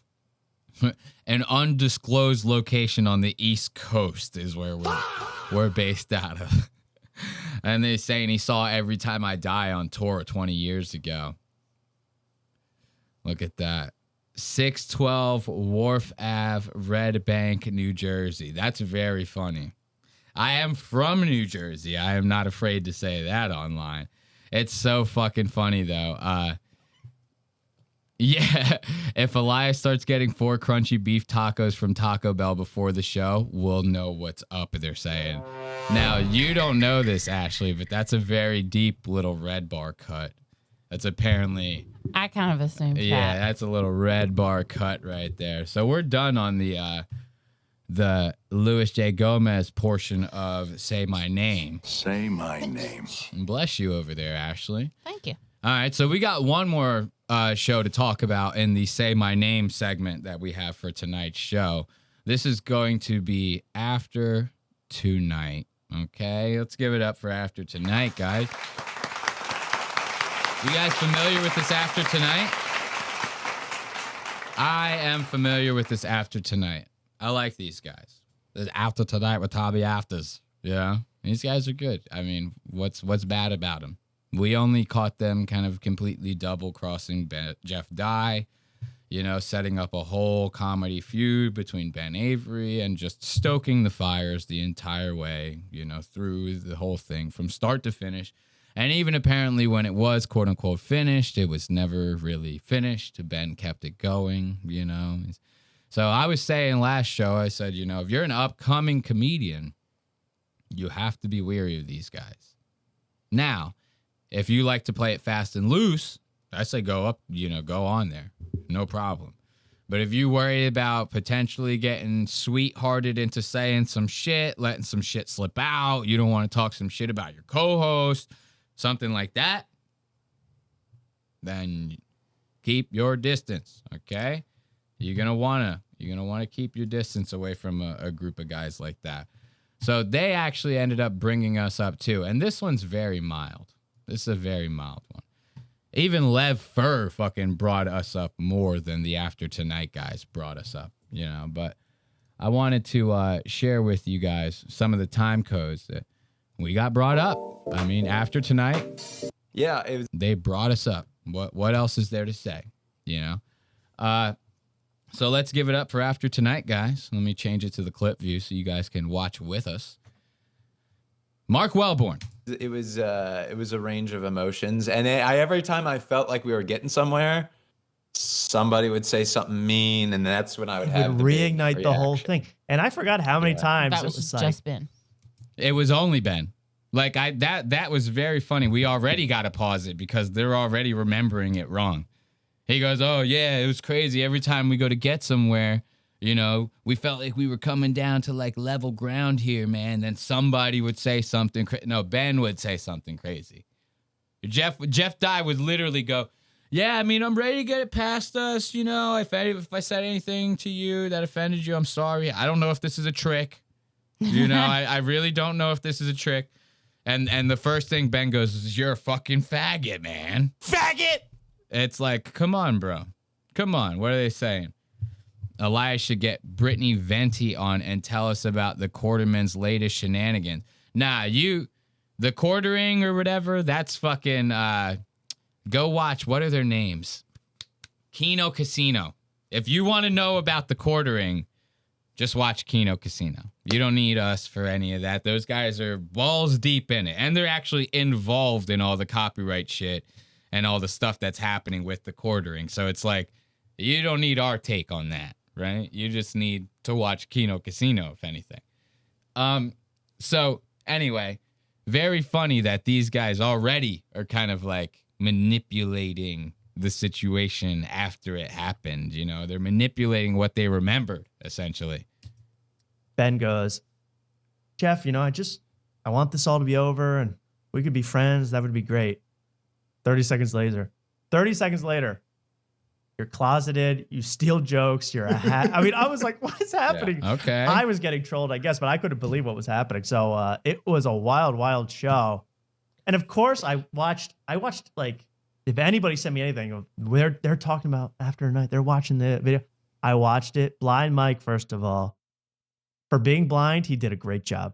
For being blind, excellent. Excellent. And did you know that there's gears spinning? Did you notice like his motif is gears spinning with Blind Mike? Have you ever seen this? Is a YouTube channel. You never noticed that? Seen it briefly. Maybe that'll work. But I you guys haven't heard about this?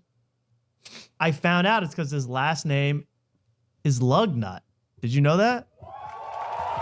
No, look that's at a that. stage name. I don't know. I think it's So now he's sitting there. He's talking about how many people brought up the show. He's saying a guy named Blind Mike, who Lev also brought up. I guess this Blind Mike guy did amazing coverage. Literally know nothing about. So I wouldn't even. He's blind. You know, I don't know. There's the joke. I don't know anything about Blind Mike. I do know that if he has a name like Blind Mike, I feel like it's like PG coverage, and it was very After Tonight glazy, and that's probably why they enjoyed it. It would be my guess, you know, because they don't say anything nefarious about any of the people covering them until they hint towards us, which is very, very suspicious if you ask me. And what was one of the things I said about Tommy last episode? I go, it's not the whole Jeff Dye, Ben Avery thing that really makes me feel like they may or may not be bad people. It's the big timey shit, you know, when you try to actually talk to him on a one. We DM'd him, he big timed the fuck out of us, right? Which is fine. You're After Tonight, we shouldn't be anywhere near you. I get it. But kind of goes to show you, you know, even when someone reaches out to you and is nice to you, can't help but to fucking put your thumb down on him, can you, right?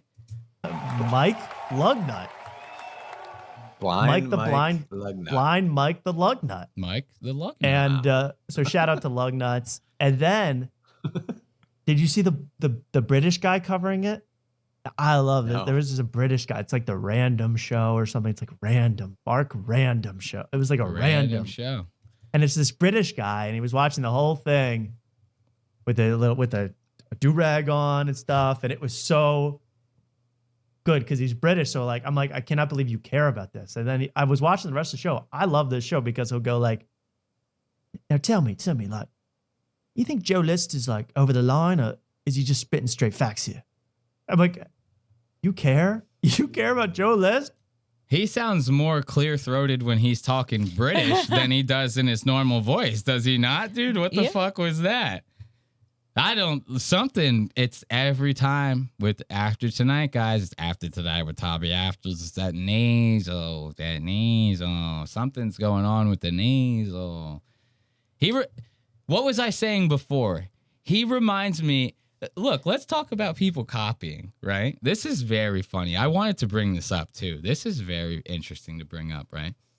So everybody wants to make fun of us for the Red Bar shit, but these guys like actually talked about how they copied a show, like literally on their show. They actually go, no, we are doing that same kind of format. Like, so somebody brings up the fact that they're not named for like this new YouTube, like YouTube's first late night talk show, right? Even though they say they've been doing it for a while.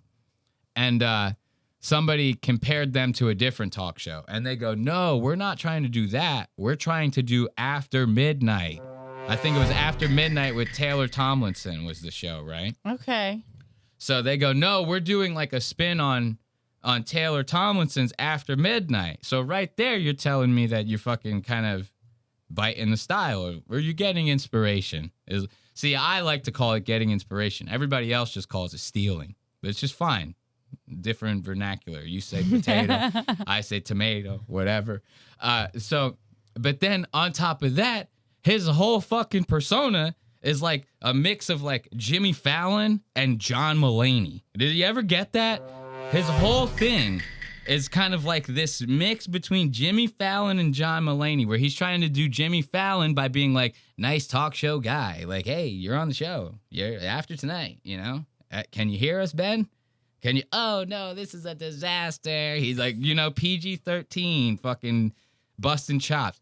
And then he wants to be, the asshole side of him wants to be like John Mulaney, who's a fucking unhinged cokehead, So it's like, it's very funny how and the funny thing is it's not like they said that we were ripping off or whatever. They talk a little bit of shit here, which is fine, but I just think it's crazy how like, if people like it and they're cool with them, like Ben would never say these guys were ripping off After Midnight, right? No fan of After Tonight is ever going to say that they ripped anything off, right? But when you don't like it, or when it goes against your opinion, or when it goes against the show that you enjoy, all of a sudden we're ripping every fucking thing. Lucky the soundboard crashed, because if it didn't, I'd hit him with one of these. So I just think it's his whole thing. It's Jimmy Fallon and John Mulaney. Mix them together, you get After Tonight with Tommy Athers. Now tell me, like, you think Joe List is like over the line, or is he just spitting straight facts here? I'm like it. That's good. You care? You care about Joe List? Every time, like, you bring up Joe List in a British accent might be the funniest thing I've ever heard. Squeak. So shout out to him. Maybe that's what's happening with his voice. He's still going to puberty. Did you hear that squeak? He goes, that was the craziest thing I ever heard. Is squeak. British accent might be the funniest thing I've ever heard. Whoa, that was a squeak. Somebody's still going through puberty. Hold on. I'm like, you care? You care about Joe List? Every time, like, you bring up Joe List in a British accent might be the funniest thing I've ever heard. Red Bar. Now we focus just on the squeak for the next hour and a half. And then everyone can say that we're not copying Red Bar. So now he's about to bring us up in a very derogatory, like almost pushed to the side kind of. He goes, fuck these guys, they're nobodies. He said something about like me going to jail or something crazy. He said, listen to this. So shout out to him. Other people too. Like I saw 4 or 5 channels covering, talking about it. One guy had no camera. One guy dressed up as me. One guy dressed up as Tommy Afters. First of all, my hair will never be as perfect as Tommy Afters. So we're never going to be able to fully dress up like them. I don't know. Somebody said something about the After Midnight thing that kind of confused me. The After Midnight thing was a goof. No, you could sit there and say, oh, I get what they're saying. They're saying like I was wrong because when he said that, he was goofing about it. That's not a goof, man. They're definitely trying to do like a mix on that. And it's even literally, that'd be if I named my show Red fucking Pipe, and you go, it's not Red Bar, it's Red Pipe. It's like, what do you mean it's Red Pipe? Well, it's the same thing, right? Isn't a pipe like a bar? Isn't a tonight like a midnight, right? It's like After Tonight, After Midnight. How is it? It's the same. Like, I don't know. I'm just joking about how angry I'll get about it. But it is funny. They go, oh, well, when he said it was a goof. You could say it as a goof all you want. The proof is I'm staring at it. That would be like if we had our Red Bar set up and we say, no, guys, this is a goof. I never said it was a goof. Everyone that accused us with it's funny. We're really harping on the red bar thing, and it's like almost like it's like, oh, guys, he actually cares about. No. I just keep bringing it up as a way to keep poking fun at these guys. Actually, it's kind of funny how it all ties in. Yeah. You know, say my name. For his said, I mean, that's very flattering, very honored for that. But it was one of those things where you see a guy like he wore a suit jacket. I'm like, that you can just tell sometimes with a guy that jacket was just bought for a court appearance, and now it's like you're trying to make it style. You're trying to make it like a style. So this guy, hey, what the fuck, man? I'm sorry, I almost got distracted because I'm sweating again. It is so hot in here. Let's try, before we get into this, he's sitting there saying my suit was for a court appearance. What are you, racist, bro? Because I'm brown, you trying to say my suit is for a court appearance? Dude, turn that air on. We're going to have to see how it sounds. The audience is going to have to let us know. 2 clicks to the right. One more. Now pull your mic back. That's it. No, that's it. Pull your mic back. Okay, guys. I need you to tell us, how crazy does this make the audio sound? I mean, I can hear that. Yeah. I can so fucking... It's a lot. Turn it on low. That's on high. Turn it on low. It's that undertone. You can kind of hear like an undertone, right? I don't know. We might have to muscle through that because it is so hot in here. We're going to have to figure something out in the studio. I'm bringing a neck fan next week. It is so crazy hot in here. We might have to do it. Like, I might have to suffer through that. When we go on the next break, because we'll take a bathroom break like after the next segment. Yeah, they're saying they can hear the AC fucking humming, dude. God, that is terrible. All right, let's just try to muscle through at least a couple minutes and we'll shut it off because I'm fucking dying in here. So let's go back to Tommy After's criticisms of a Puerto Rican man. Let's listen to a white man in a suit. This is a white man in a suit saying that a Puerto Rican... Oh, we gotta shut that thing off. Shut that thing off. That thing is so goddamn loud. Ooh, that one wasn't that bad. We'll try it again in a little bit. I got a little something out of it. That helped me out a lot, to be honest. Take the fan and only point it towards you. No, I don't need it. I'm serious. So, because this is starting to get in the way of the show now. So you can take the fan. It's totally fine. So now let's listen to this white man talk about how a Puerto Rican guy puts on a suit and all of a sudden it's for court. What kind of shit is that? Channels covered talking about it. One guy had no camera. One guy dressed up as me. For his said, I mean, that's very flattering, very honored for that. But it was one of those things where you see a guy like he wore a suit jacket. I'm like, that you can just tell sometimes with a guy that jacket was just bought for a court appearance, and now it's like you're trying to make it style. See, now that's very sus to me. Right. And of course, I'm making the joke about the racist. It's probably because I have gauges. I'm talking a lot of shit. I'm cursing a lot. Right.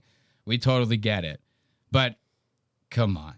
You didn't say one derogatory thing about anyone else covering it. So what happened? Did we actually get on your nerves, Mr. Afters?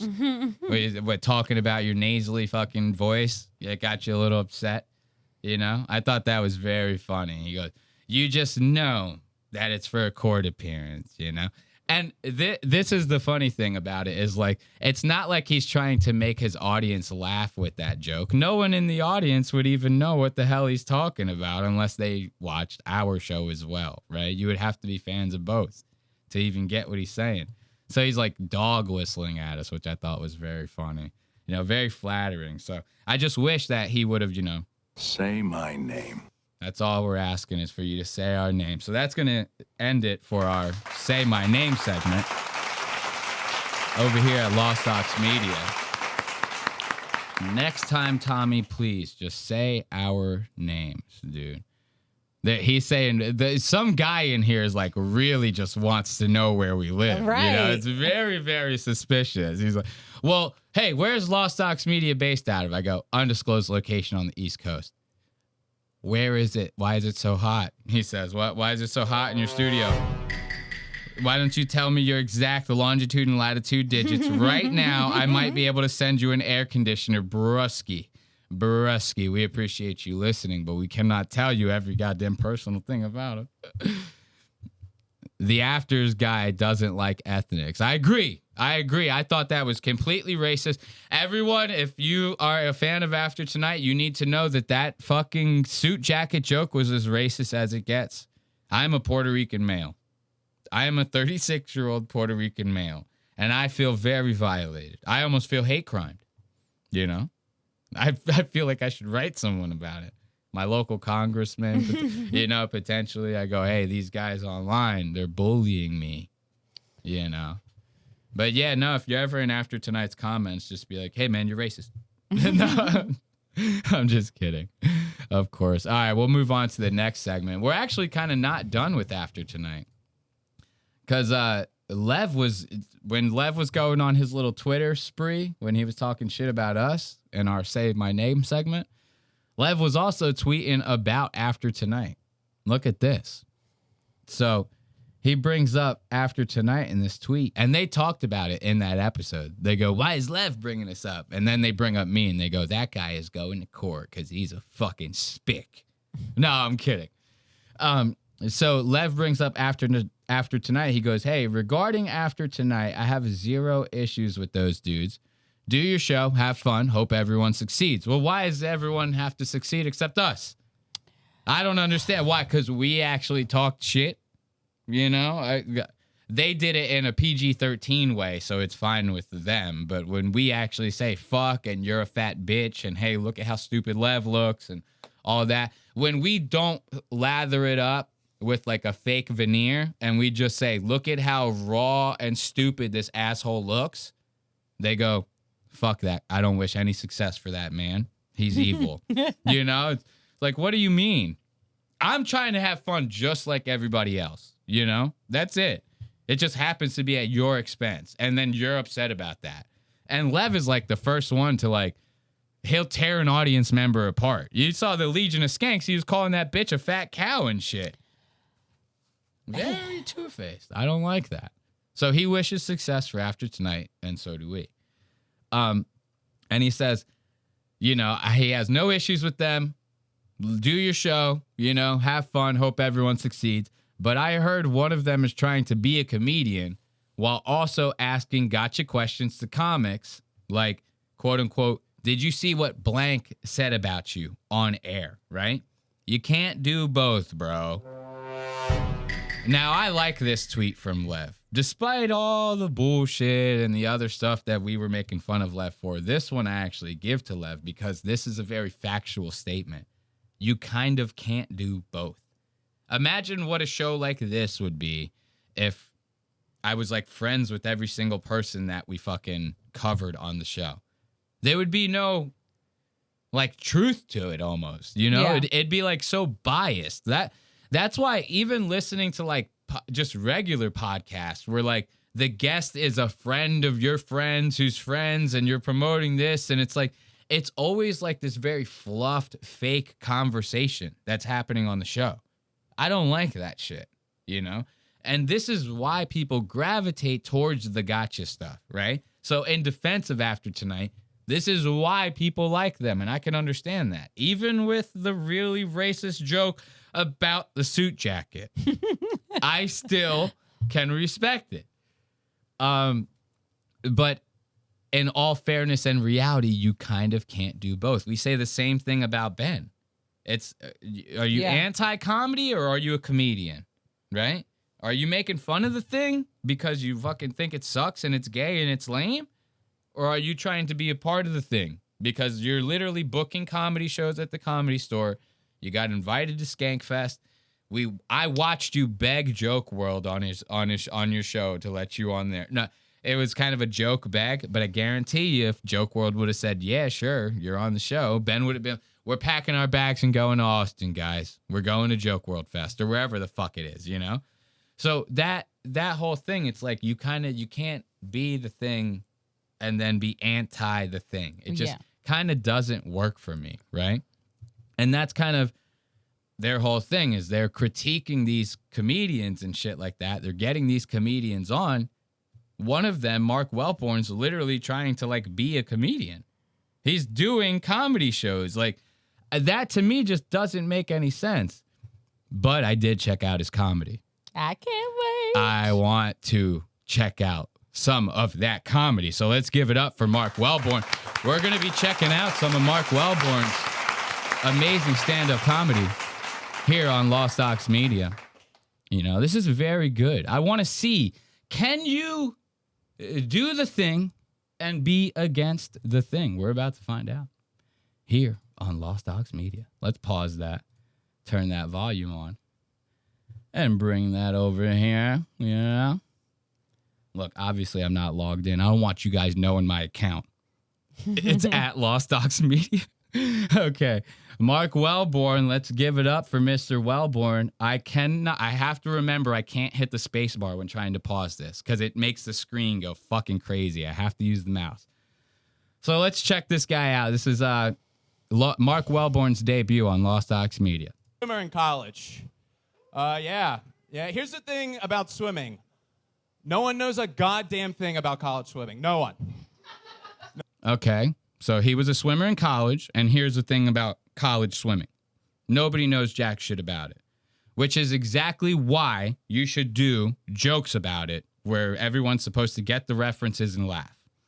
So I want to say, this is Mr. Stinky. That's his nickname, is Mr. Stinky from the show. Oh, okay. We're about to find out why. No, I'm just, it might be good. I really didn't watch these all the way through. I watched the beginning, and he was like overly animated. I go, I don't know about this. Well, he's kind of animated on After Tonight, too. Yeah, but not like this. Like, he's like fucking, dude, you should see. I'm about to refresh the page and let you watch like the very first few seconds of it.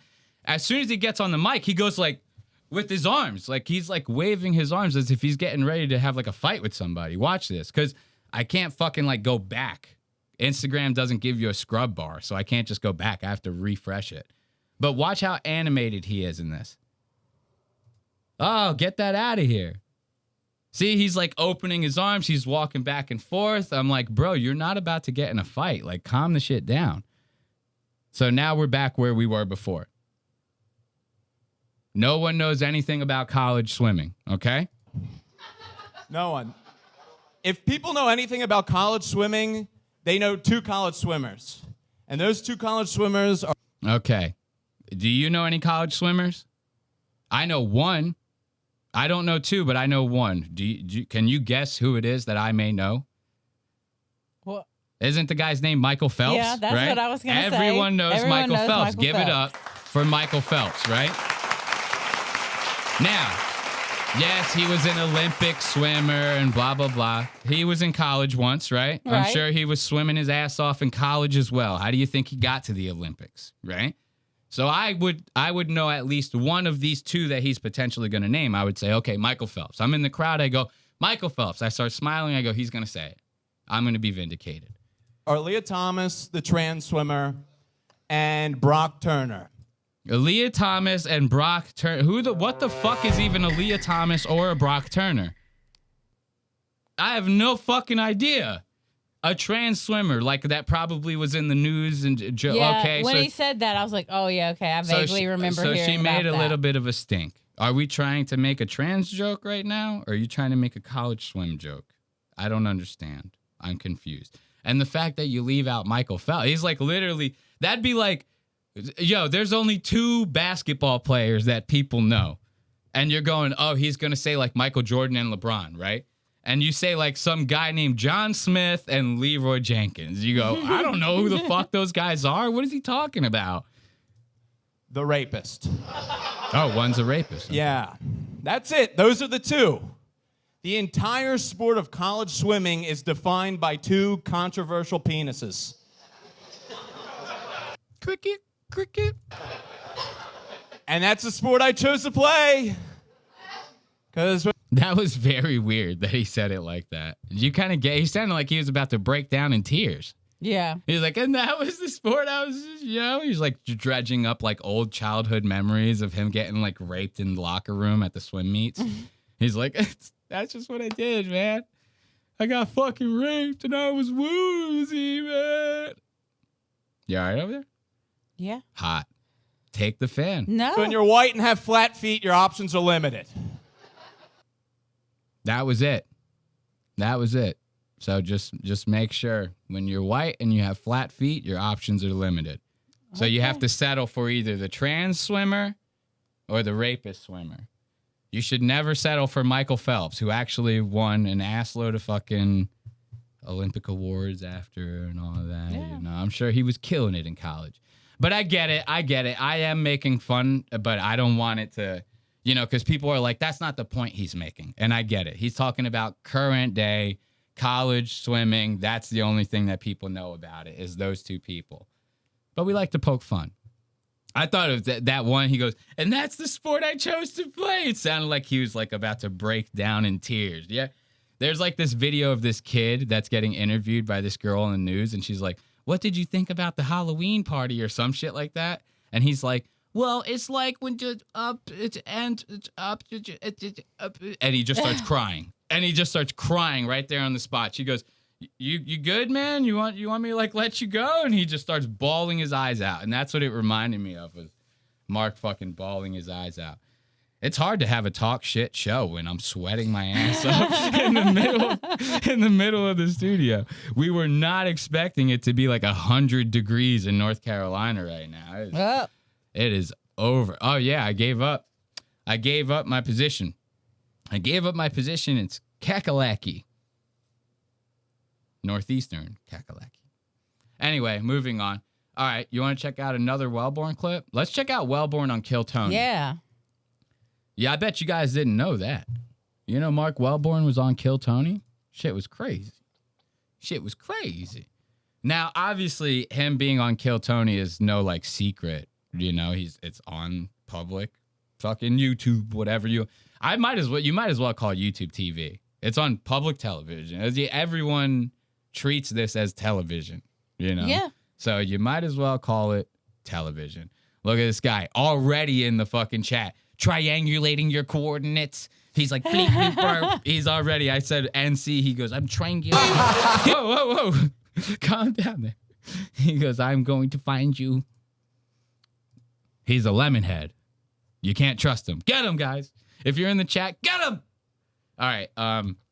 So this is Mark Wellborn on Kill Tony. There's a couple of takeaways I thought were very good from this. One, the first one, he bombs even harder than the clip that we just saw of him. It was like an epic goddamn bomb. And that comes with the territory. It is what it is, right? Why did we decide Tucker Carlson should be on Kill Tony? Because Rogan's sitting right next to him. Rogan's going to bring any fucking right-wing cuck. Who's the other bald-headed man? Hey, Ashley. That's Jim Norton. Okay, I know who that is. That is so funny. Jim Norton's like an OG comic. He comes from like the Opie and Anthony days. Okay. He was a very, very prominent comic on Opie and Anthony for a fucking long fucking time. But it was just so funny how you're like, who's the other bald-headed cancer fucking patient He does look over there? He looks like he's on his way out, you know? And this is coming from a man who had cancer. I'll leave it at that. Joe's move around this time period, this was like 2 years. Oh, soundboard just crashed.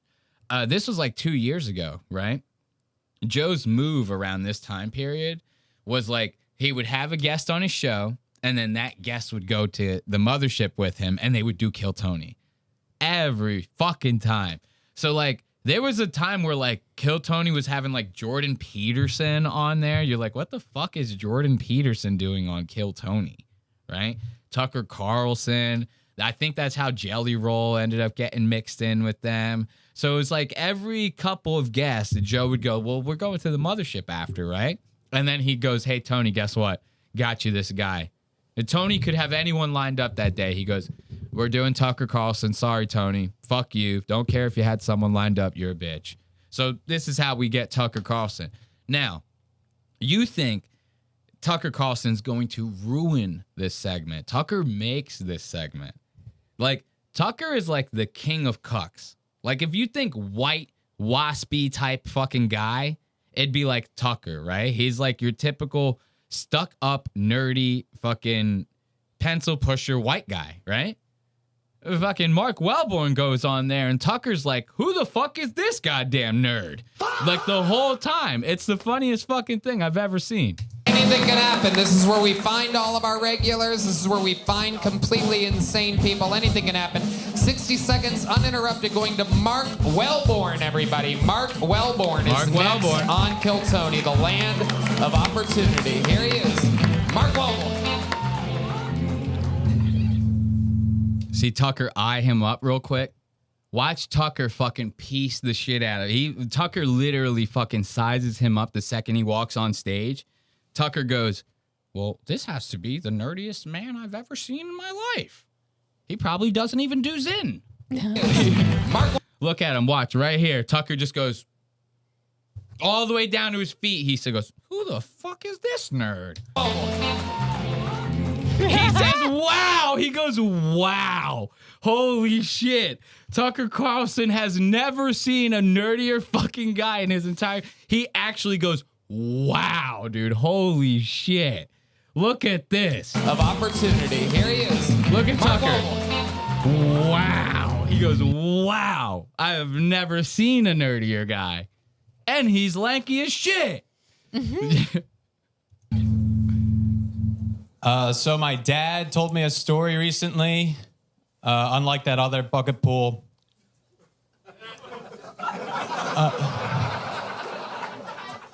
Yeah, so he told me that when I was a baby, he tried to mansplain breastfeeding to my mom.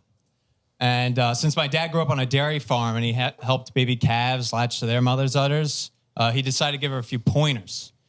And he told me that the trick is you have to rapidly smack the udder, in this case, the breast.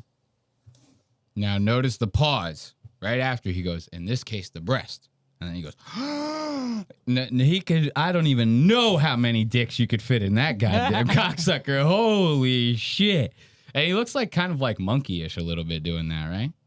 He looks like he's about to chimp out. Chud the Builder. He's about to chimp out. Chud the Builder is in a lot of trouble, guys. If you could donate to his GoFundMe, because he needs a lot of money. They put Chud the Builder's bail at like $1.5 million. All he did was shoot a black guy. Like, what's the big deal? No. Oh God. Okay. What were we saying? Oh, Mark Wellborn's chimping out. Okay, yes. He's chimping out. To rapidly smack the udder. That's chimping out. In this case, the breast. Are you sitting on stage going like this? And that'll get the milk to start to flow. And then my dad goes, yeah, and she didn't care for it. Oh, what? She didn't care for getting her boobs smacked around while she's trying to breastfeed? Or the fact you compared her to a cow, which... You hear him breathing into the mic like that? Someone's getting nervous. Look at his face right here, too. Right here, he goes, that one didn't go well. Do you know when you go like, you kind of blow out your cheeks a little bit? He's kind of doing like that a little bit. He goes, that one did not go well. Listen to the one guy's laugh in the background. Sounds like he's coughing up like a fucking throat lozenge or some shit like that. He tells the joke. The guy in the background's like, like fucking laughing. Breastfeed, or the fact you compared her to a cow. Did you hear Yeah, the guy like goes to laugh or die, whichever one came first. Like he's like, I would rather die than finish this set. Mark says one thing, the guy goes, ugh! He just fucking kills himself in the middle of the audience. Oh. Smacked around while she's trying to breastfeed, or the fact you compared her to a cow, which... Anyone else? Dude, look at fucking the drummer in the background. Very sus of Mr. Wellborn, right? He's like giving him that bombastic side eye right now. Holy shit. I don't even remember his name. It's like Mike Mendez. I don't know, something weird. I don't like Kill Tony. I don't know if anyone else is on the same page as me. I do not like Kill Tony. But the way he's staring this guy down is very funny. And then when they get to the interview part, Tucker just starts tearing this guy to pieces. Compared to a cow, which... Anyone else here play slap the bag with their mother's tit growing up? Hold up. Let's see if this works. Hold on. I want to see if this works. Around while she's trying to breastfeed? Hold on. Or the fact you compared her to a cow, which... Oh, brother, this guy stinks! Anyone else here play slap the bag with their mother's tit growing up? Because apparently we were. My dad would slap, I would drink, and my mom would file for divorce. Okay, Mark Wellborn. Dude, that is a rough fucking... Okay. Like, if Mr. Kill Tony himself is sitting there, okay, you know, that doesn't sound good. Of course. No. Okay, Mark Wellborn. Look Fun at Joe's stuff. face. I've always wondered what 60 seconds would be. Hold up. You got to see... Look at Joe's face right here. He goes, God damn. He goes, hey, man, that's crazy. I just saw this guy eat a bag of dicks, man. That's like... You take some DMT for that burn, man. Fun stuff. I've always wondered what 60 seconds would be like, performed by Anthony Jeselnik's sperm. Got him. How old are you? I am 26 years old. Okay. How long you been doing stand-up? After tonight, it'll be... After what? What did he just say? Is that where the name came from? They go, after tonight? He goes, well, after tonight, I've been doing stand-up for 3 years, man. After tonight. He goes, hey, after tonight. This is where he came up. He goes, yo, him and fucking Tommy Afters, like, hanging out, like, online or something, right? And then he says this, and he goes home. He gets excited. He goes, guy, I got the perfect name for the show. It's After Tonight. Okay? I am 26 years old. Okay. How long you been doing stand-up? After tonight, it'll be 3 years and 9 months. Wow. 3 years Very, and very, 9 months. You're keeping a... This was 2 years ago. So this dude's been doing stand-up for 5 years and 9 months. Close track on that. Yeah. Yes, I checked today. Okay. Yeah. You had a tough spot. The guy in front of you had a really funny interaction with Tucker. He killed, and you came right out and you went after the other kid's father, which I thought was great. It was very funny. It was a good instinct, and it was the best laugh you got. That was a great alive moment. Oh, it really was. Yeah, nice. It was. I noticed that too. You were a little bit more comfortable thinking off the top of your head than with what you planned to go with. You kind of stiffened up a little bit. Yeah. Does that happen a lot? Do you get like loose during your sets? What goes on here? Yeah, I sometimes, I guess. I guess it didn't happen tonight. I don't know. Did that feel really stiff? Do I still feel stiff? Yeah. No, very comfortable. Very relaxed. All right. He's like the stiffest man ever. Or does he still feel... You're built stiff. He's like the stiffest, lankiest guy. And he has very angular movements. I feel like every time he's like, yo, my mom was slapping the bag. He goes, like a robot on the stage. He goes, I was slapping her. Do I look fucking stiff to you? See? I've seen more relaxed people talking to Chris Hansen. That's a good joke. Actually, I know who love somebody is. You not telling me that you actually like this asshole, do you, Jim Norton? No. You thought that was pretty funny. Just because I knew who it was. I Okay. never know who anybody is. You're off the show. Oh. But Mark, 26. What do you do for work? I'm an engineer. What are you engineering? Why'd you laugh? Chuckled. What the hell? Oh, because I already knew that. Oh, because I already knew that. Okay. Now Tucker coming in with the quickness. That was a very quick-witted remark on Tucker. Tucker goes, well, I already knew that. You want to know how I knew that? Because you're probably the nerdiest guy I've ever seen in my life. And he says he steals a Lev Furline. He goes, and that's coming from me. You know, you're the nerdiest man I've ever seen. You probably don't even zin, and that's coming from me. No disrespect. I forgot that was the theme of today's episode is no disrespect. Guys, I mean no disrespect when I'm saying any of this stuff. It's no disrespect to any of these people. Chuckled. What the hell? Oh, because I already knew that. Oh, okay. I already knew that. I like that Tucker's hair does a little swoosh when he turns. Yeah, he turns, gives them the luxury locks. He goes, whoosh. He goes, I already knew that. No disrespect. Oh, shit. Oh, fuck, this is amazing. I love this. This is the best Republican National Convention I've ever been to in my entire life. I love it. Okay, so what kind of engineer are you? Civil. I'm trying to build back better. Of course. Absolutely. Yeah. Absolutely. Throws a dog whistle at Joe and Jim Norton. He goes, hey, you like that? The nerdiest, whitest thing you could do. When you go like that, that's a nerd white. That's a nerd white thing to do. Somebody goes like that. That's like, you don't do that. You know? I'm sorry. You just don't do that. Absolutely. Hopefully your structures are as stiff as you are. What do you like to do for fun? How does a guy like Mark Wellborn get loose? This may actually shock everyone here, but I golf. Another squeaker, this fucking asshole. What the fuck? We got another squeaker, huh? Okay. So that's what we're working with over at After Tonight? A couple of boys barely fucking made it through puberty, and all of a sudden now they got the gall to make a racist joke about a Puerto Rican in a suit jacket? I don't like this. I don't like a guy who squeaks like this. Mark Wellborn get loose. This may actually shock everyone here, but I golf. Tucker with another I knew that. Tucker really Tucker's like, I can really probably make fun of like his shoes too. You know, like he looks like he's wearing like New Balances or something. Yeah. Tucker's like staring down at his shoes. He goes, I might have some more ammo here.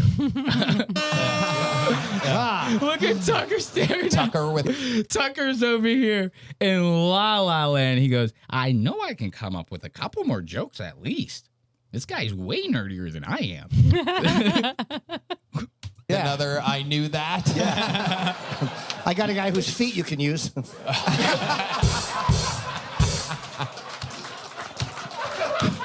at Joe.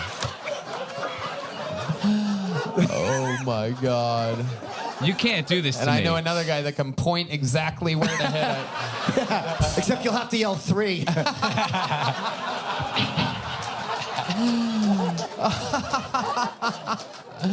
Holy shit. Where's all the shit talk? Where's all the fucking you look like a fucking you're going to court in your suit jacket? Where's all the fucking bouncy ball? We want to talk shit to Jeff Dye. Where is all this? This is what I'm saying. These guys were not originally this. Dude, I've been talking shit like this since I like was out the womb, bro. My mom couldn't even like walk me down the street in a stroller because I was like big nose, fat fuck. Like everyone that I was walking by, the second I could talk, I'm sitting there talking crazy amounts of shit to people. I've always been this, you know? This guy, where is it now? So, oh boy, so much fun. Tony, So, Mark, other than golf, like what's a wild thing about Mark Wellborn? Because you have this image, we all have only known you for 4 minutes and 15 seconds, and we think you're kind of like a, you know what I mean? What's a wild side? What's the wild side of Mark Wellborn? I don't know what you mean. Yeah. Yeah, he's kind of, you know, he's stiff, he's kind of proper, he's prim. I mean, even Tucker here busts out a Zen every once in a while. You know what I'm saying? Like, what's the wild side of Mark Wellborn? Yeah. God, I don't know if I could say it here with the civil engineer. I like to get really drunk. Yeah. That's about the coolest thing about him. He likes to get really drunk. We've seen that. And after tonight, this guy, one interaction with Jeff Dye. You saw the glass of whiskey he drank after that. It was like fucking huge. Guy busted out like a 5-gallon bucket. He goes, I need a small one.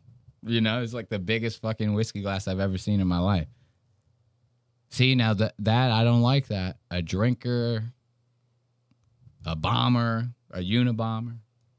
I don't know, Mr. Wellborn. Yeah, Look at Joe. What are we talking about? A couple Zimas? No, well. He goes, I like to drink a lot. Joe goes, oh, boy. Joe goes, oh, boy, we got a problem. And Joe's like, this guy is going to shoot up like a whorehouse or something any day now. Holy shit. Tucker looking actually concerned. Tucker's looking at Joe like, he goes, maybe this guy is going to end up being like a news story someday. I might have to cover this guy. I don't know. You give him a Zen. But What are we talking about? A couple Zimas? No, well, No, whiskey straight. no, I've actually been sober since Valentine's Day, which also was the Ash Wednesday, and I gave it up for Lent. Nice. So, yeah. You look Just like a a little Capitol Hill page who has anal in the Senate. He does look like that. Nobody got You that look like joke. that. You Nobody could have got been the that top joke. or the bottom in this analogy as well. So what happened on Valentine's Day to make you quit drinking, or was it a planned thing? It was.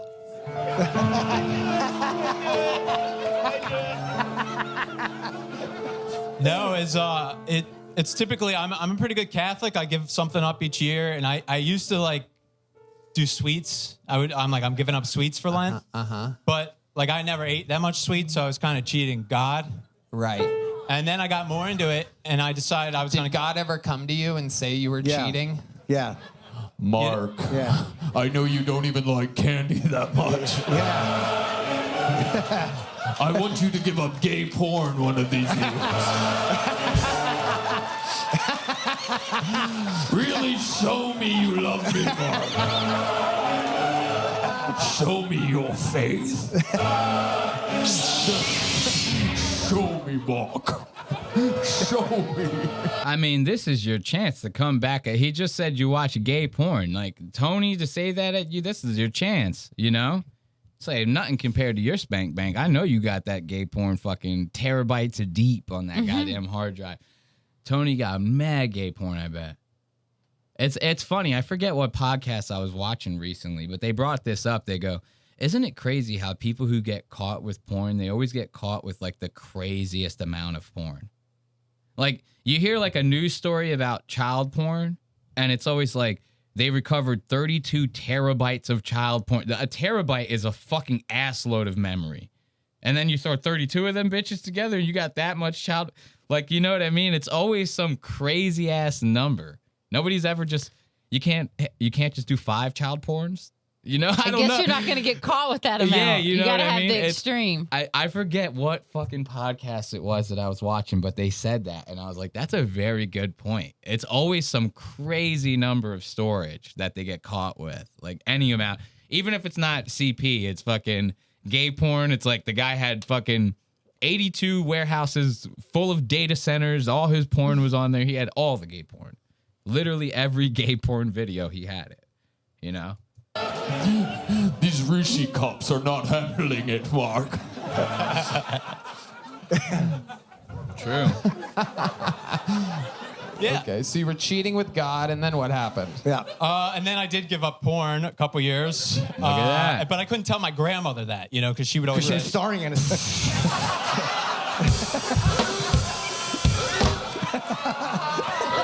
They did the Pornhub in the background. That's a dog whistle right there. That'll get you going. Yo, you be in the middle of like a library, somebody hits that boom, boom, boom, boom. You go, oh shit! Somebody's about to get caught, dude. The drummer doing that in the background is so fucking funny. Boom, boom, boom, boom. You go, oh shit! Somebody's getting down on the hub right now. Shit's about to get real in the public library. Why couldn't you tell your grandma? I couldn't. I'm not gonna tell my grandma I gave up porn. So what would you tell your grandma? I'd tell her sweets again. Right. meanwhile, God's like, you're lying. You're lying to your grandmother. I don't know how God works. God's just Darth Vader to me. If you can't tell, that's how I picture him. I went to a Catholic school, so like I'm like, you know, not with it. His father, Emperor Palpatine, I think started the universe or something like that. All right. So, Mark, before I let you go, you're a good Catholic, you say. You hook up with a lot of chicks. What's your story with women? No, I haven't dated since 2016, but I actually just started dating a girl like within the past month. Okay. Nice. Yeah. Why do I feel like that's a lie? I don't know. Because if that wasn't a lie, then you would go like, well, I'm dating a girl right now, right? So like, you wouldn't say, why would you say that?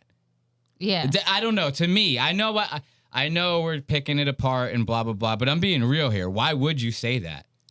There would be no reason to be like, well, I haven't dated a girl in almost 10 years. This was what? Maybe because he's so excited that he's dating someone. So he's like, I haven't dated in a long time. So you now. start with that. You go, I have a girlfriend now. She's amazing. Before her, I hadn't dated a girl for fucking 10 years. Yeah. You know, but that's why I kind of go like, oh, is he saying like, no, I haven't dated a girl for 10 years? And in his head, he goes, skirt. He goes, wait, I got to save that. And he goes, but I'm dating a girl now and she's amazing and 100% real. You know, like, I don't know. That's why he might have a wife for all I fucking know. I don't know. It just seems like he's lying for some reason. I thought that was weird. Like, why would you start that way? Yeah. You know, I like if somebody goes, do you drive?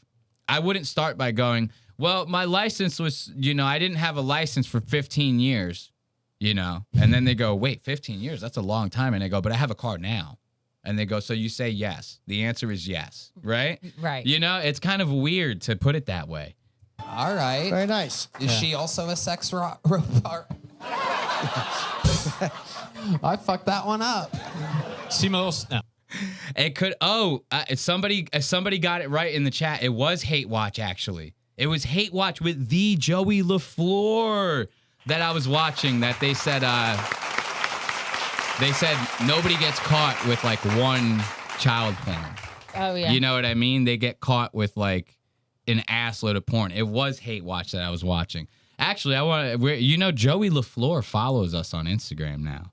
You told me. Yeah, very sus. I don't know if that's like a good thing or a bad thing. I know he hasn't said our name. Say my name. But that scared me. I go, are we getting prank called for the rest of our fucking life, or are we about to be friends with Joey LaFleur? I don't know. Something tells me he's probably pissed off at us because he's like good friends with After Tonight. He's probably watching right now like, this fucking guy sucks. I'm going to get drunk and I'm going to get the Indians to fucking prank call Joey LaFleur. No, I'm not going to say. I'm a little stiff. Yeah.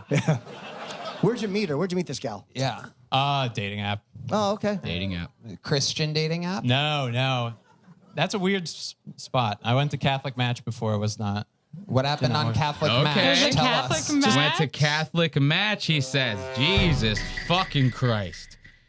Dude, the Christian ones and the specified dating apps, those are the fringe of society, in my opinion.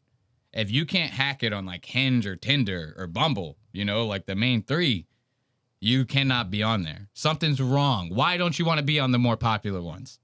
You know? And Christian Match, when did it become Christian Match? Wasn't there a different one? There's Christian Mingle. He said Catholic Match. Oh, Catholic Match, he said. Well, that one's even stranger. That one sounds even weirder. Catholic Match. Christian Mingle sounds great. That sounds like a time. I'm having a fucking party at the Christian Mingle. Yeah. Catholic Match. Sounds like a game of Clue or something. I don't know. Catholic Match, he says. And notice he is about to validate what I'm saying because he goes, I was on Catholic Match. He goes, guys, you don't want to be on there. I'm going to tell you that. But I went to Catholic Match before. It was not. What happened on Catholic Match? Tell us. Just like a lot of widows. I couldn't even really. Yeah. Okay. A lot of weirdos. Yeah, like you. Notice how Jim Norton, the cancer patient, just completely hears him wrong? You didn't catch that? No. So he says, what happened on Christian or Catholic Match, right? What was so wrong about it? He goes, just a lot of widows, right? Everyone knows what a fucking widow is, right? Jim Norton, because he's an old man, he hears weirdos. And they all start going to try to tear this guy apart. Listen to this. Weirdos. I couldn't. What happened on Catholic Match? Tell us. Just like a lot of widows. I couldn't even really. Yeah. A lot of weirdos. Yeah, like you. No. But you didn't do that. Oh, widows. Yeah. I'm sorry, I said weirdos. Weirdos. Oh No, my well, God. That too, yeah. You didn't want any of the widows? Some of that good old. Well, they're not good at responding. They're not great. Neither are their husbands.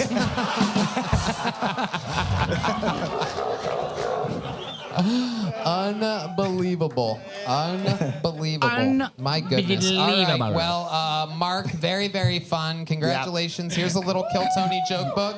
Boom. There goes Mark Wellborn, everybody. Let's give it up for Mr. Wellborn. I know they did, but Kill Tony debut. That was the Kill Tony debut. of Mr. Mark Wellborn. Can you be the thing and also make fun of the thing? After watching that, my answer is going to be no. Red bar. No. So anyway, moving on. You want to take a little bit of a break? You hot? Yeah, I'm kind of hot. cooling off a little bit, but we can take a little bit of a break. We got another segment coming up that's going to be very good. We're going to be checking in with Jeff Dye.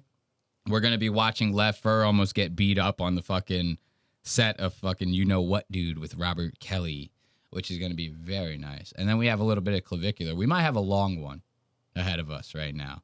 So you want to take a little bit of a break? We can blast through these, cool off a little bit. All right, cool. So we're going to take a small little break. Let's get the music queued up for you guys so that we could get you guys right. You smell me? All right. Got the music going right now. And we'll be right back here on Lost Ox Media. Do not go anywhere. Runs inside of me. Hello and welcome back to the show. Thank you all for hanging out with us. We had to make some adjustments. It's crazy hot in here. What's going on? Do I need to sit all the way back? No, you whatever, as long as you're comfortable with that, you're totally fine. We had to move Ashley's microphone because think whether we like it or not, we got to keep the fucking AC rocking, man. It is so hot in the studio. Like now that sounds a little better, right? Like before you could hear the hum and it was because the mic stand was like connected to the same thing as the AC kind of. So I think now you just hear a little wind or whatever. We're going to have to get past it because it's hot as a motherfucker in here. So moving on to our next segment, though, we're going to keep the show going because we have a little bit of time and a lot of bit to talk about. So let's move on to our next set of time codes. We're going to be talking about Lev Fur over here. I know we talked about him already. I know. But this set of time codes is going to be some very funny and juicy stuff. How's that feeling now? A lot better? Point it towards you. Put the AC towards you. Both of those things are not facing towards you. Oh, I didn't know they moved. Yeah, you just slide that little thing over there like that, and it'll point towards you. See that? So now you should get a little bit better, which is perfect for us to keep the show going. So this is going to be Lev on You Know What Dude with Bobby Kelly, and this is going to be pretty funny. At some point, Bobby almost like gets in a fucking full-blown fight with Lev during this whole thing. And I was telling you about it, and you were like, I don't even want to see it. Let's save it for the show. Ashley couldn't even watch it. She couldn't even bring herself to watch it. So we got a couple time codes before that we want to touch on just to kind of, get our foot in the door. So let's start with the beginning. Right out the rip. Yeah, baby. Lev is fucking interrupting Bobby's like whole fucking intro thing. And Bobby already starts getting annoyed by it. You could see it in the beginning. So I kind of wanted to put this in there because I'm like, is this kind of what led up to him getting so annoyed with Lev that he goes, you know what? Next thing, he goes, you know what, dude? Next thing he says, I'm going to get fucking pissed off, dude. Is it starting here with the interruptions? Let's find out. What's up, everybody? We're live at the Comedy Cellar studios above the world-famous Comedy Cellar with another episode of YKWD. You know what, dude? Make sure you hit that subscribe button if you're watching for free. You like that, Ashley?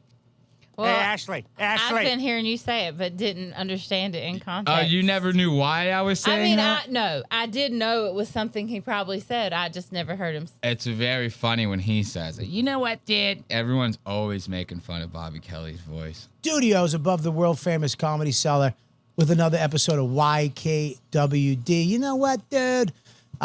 Make sure you hit that subscribe button if you're watching for free on YouTube, you fucking nickel chaser. And if you're not a nickel chaser and you're a fan of the show, go to patreon.com/Robert Kelly. And we're going to, guys, stop. Sorry. Already interrupting. You see Tristan Bowling over there sneaking in front of the screen and shit like that. Watch this. And we're going to look at Tristan over here. My man's doing a whole ass intro. Tristan's like sitting here trying to give fucking Lev a snack or something like that. He goes, here, I could pass you a beef jerky stick under the table, man. Don't tell Robert we're interrupting his intro right now. You know, it's so fucking funny to me. These two are like little kids, man. You can't fucking do nothing with these assholes. Guys, stop. Stop. Fucking children. Already being anti-Semitic in the opening credits. Insane. If you're a goddamn... Okay, now what the fuck is even that? What the fuck? That was not the same guy that we saw last time. That was not the same guy that we saw last time. What did he do to his hair? I don't know. He needs to chill with that shit. He looks like a manji. Like a mangiloid. That's what I call him, manji. I used to know a guy. A manji. That's what we called him. Mongoloid. But we just call him manji. That's what he reminds me of. A manji. A fucking mongoloid. That's the only way I can describe this. Is what I'm seeing is a mongoloid. No? I don't know what that is. You don't know what a mongoloid is? Holy fuck. Hey, Ashley. Guys, see, this is exactly why we have Ashley on the show. Because Ashley doesn't... You know, there's actually an episode of this show where I had to explain to Ashley what the phrase pedo meant. She didn't know what pedo was. She didn't know that it was short for pedophile, right? That's how offline. That's how off the grid Ashley is. This is why we don't have her on camera. She would melt if one of these things fucking caught her on tape, you know? She would die. So she doesn't know what a mongoloid is. It's a retard. It's an idiot, you know? A mongoloid. This is the only way I can describe what I'm seeing right here. Okay. It's straight up manji. He's a mongoloid. Fucking children. Already being anti-Semitic in the opening credits. Insane. If you're a goddamn nickel chaser... I'm telling no. Great. He doesn't like getting interrupted in the Oh, opening. sorry. Sorry, this is the part that all the fans want to hear. Go ahead. I'm sorry. I'm not with him. No, go ahead. Don't fucking do your fucking... I forgot where I am, Lev. You fucking fat piece You're of at the shit. cellar. Now this was live when it was happening. So now all the audience members sitting there waiting for Bobby's intro, like a good audience does. They normally sit there like this, you know, and they wait through the intro like this. And so now Bobby is completely fucking flabbergasted. Manji means swastika in Japanese. Holy shit. We've been anti-Semitic this whole time. Oh, he's sitting there. All right, the interruption. Let's give it up. No, not that part. You know what? Your dude? name is Bobby. I did that New part. York. I did that. I did that. Subscribe. Okay. I did that. He thinks he's on O&A again. I Patreon. did that. You don't even know about O&A, you fucking... And Tristan Bowling with this goddamn Willie Nelson mustache shit that he's got going on here. That thing sticks out way too fucking far, bro. It's covering his whole lip. You have to trim that shit up. You cannot do that. Imagine you doing a comedy show. You got like some nice biddies in the crowd. They want to fucking, you know, toss you some puss. How you gonna do all the kissing and the muff diving and all the shit? You got caterpillars all over your shit. Imagine, guys, we were watching Jake Flores today. We watched a Jake Flores special. If you guys don't know about this comedian, we will be talking about Jake very, very fucking soon. This guy sucks ass. The first thing Ashley noticed about this guy was that he had like a 2-inch gap between the two sides of his mustache. Shaved off the Hitler mustache. It was like he did a reverse Hitler. A reverse Hitler where you shave only the middle and you leave the fucking other two ends. It was the craziest thing. Look up on YouTube, Jake Flores. He had a special that came out about 4 months ago we just watched. Guy literally looks like he took the razor and just went and just shaved the whole middle of his lip. Not fucking Tristan, though. Not Tristan. Tristan looks like he's never shaved his lip ever in his entire life. Grow it down Exactly. And you know that he's never shaved it ever because he's the type of guy that he's literally been growing that same mustache for 27 years. You know? Not a day in his life he's shaved that thing out of fear that it will not grow back. Because he goes, I'm not good with facial hair. It's in patches. It goes over here and over there. I'm lucky I have the full stash. Because look, nothing else is connecting. I'm sorry. I don't see anything else connecting. Are you shaving like that on purpose? He might be. If he is, then you need to fucking just chop the whole shit off. Because this is not the way that you're supposed to be doing this. This is not so. It's a Texas thing. What's a Texas thing? They're saying in the chat. Oh, to shave the middle. I think so. But Jake Flores is from like New York. Oh yeah, mustache cap. Yeah, but he lives in Texas. Does he? Yeah, he was talking about it. Oh, in the special, he was Yeah. talking about how he lives in Texas now. Okay, so you're a big fat fucking faggot. You moved to Texas. You want to do what the rest of the people do, right? You can't think for yourself. I'm sorry. If that's the move, count me out. Yeah, that's nuts. Tristan, though, on the other hand, something tells me this ain't on purpose. This ain't a Texas thing right here that I'm looking at. This is a you cannot connect your mustache to your cheeks thing is what I'm seeing here. Okay? And his pupils are like very dilated. You notice that? He looks like he's like high on mushrooms or something. Look at how big his fucking pupils are. Yeah. That's like opiates or something like that. That's what they do to you. Or no, opiates make your shit pinned. I don't know. The hallucinogens will get your shit popping like Ghost Chaser. YouTube's real. I've seen it. You can Google it. Look how we got a cute great it is. All right, we got a great show. Let's go on to the next time code. I just wanted to show the interruption. It was very funny. Bobby just sitting there like this. You know what, dude? Like, silence for 30 seconds. And he goes, you know what, dude? Now listen to this next time code. This one had me going. I like a time code like this because it gives me like a childish thing to like poke fun at Lev Fur with online, right? And this next time code, Lev starts talking about how like he would drink cum if it was like considered a protein shake or something like that. He says something about drinking cum. And I see this time code and I go, let's all watch it together and then we can comment on his Twitter and go, hey, what's up with you drinking all that cum? Or something. I don't know. We're not there yet. Obviously, no one could. I'll comment on his Twitter. I'll talk about the cum. But I wanted to bring it up. It's very funny. No, I always keep. I'm not. It's like a rude. lozenge. I'm not a fucking rude asshole. A lozenge. No, I said, does cum make you full? Yeah. And it's like a lozenge. Like Soothes the diet. throat. Girl meal. That's the original Mangiano. Just a hot load. Just a hot load made a lot of girls thin. If load, I was fat, and then my boyfriend used to shoot loads on me while I slept. We'd do coke and Now you'd I'm cum come in fat my and mouth. covered in cum. you know how much cum Lev would drink if that was true?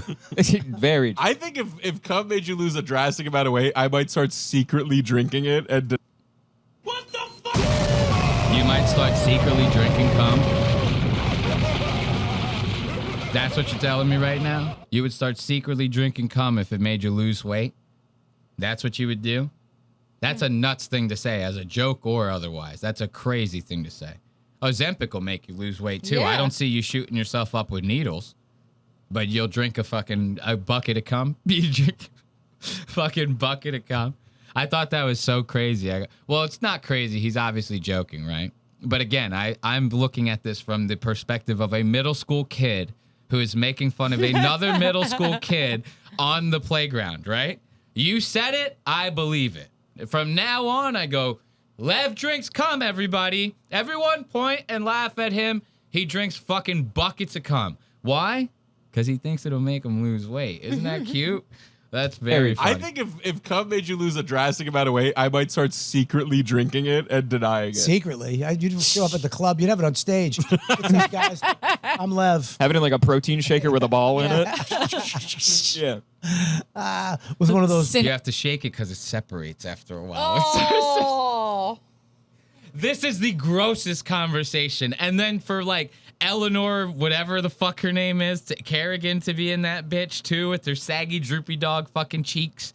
The second droopy dog woman that we've seen this week. Remember the Legion of Skanks girl that Lev was making fun of? That bitch looked like droopy dog too. So to see this whole thing and hear this whole thing pan out, I go, no, me no like you, right? But then Lev drops a fucking bomb. Let me see if it's in this time code or the next one. Okay, it's in the next one. With one of those bubble tree. Let's listen to this one. So now Lev is just joking around, right? He goes, I drink a little cum, riveting conversation for Bobby's Patreon members, they're saying. Of course, this is the cum talk.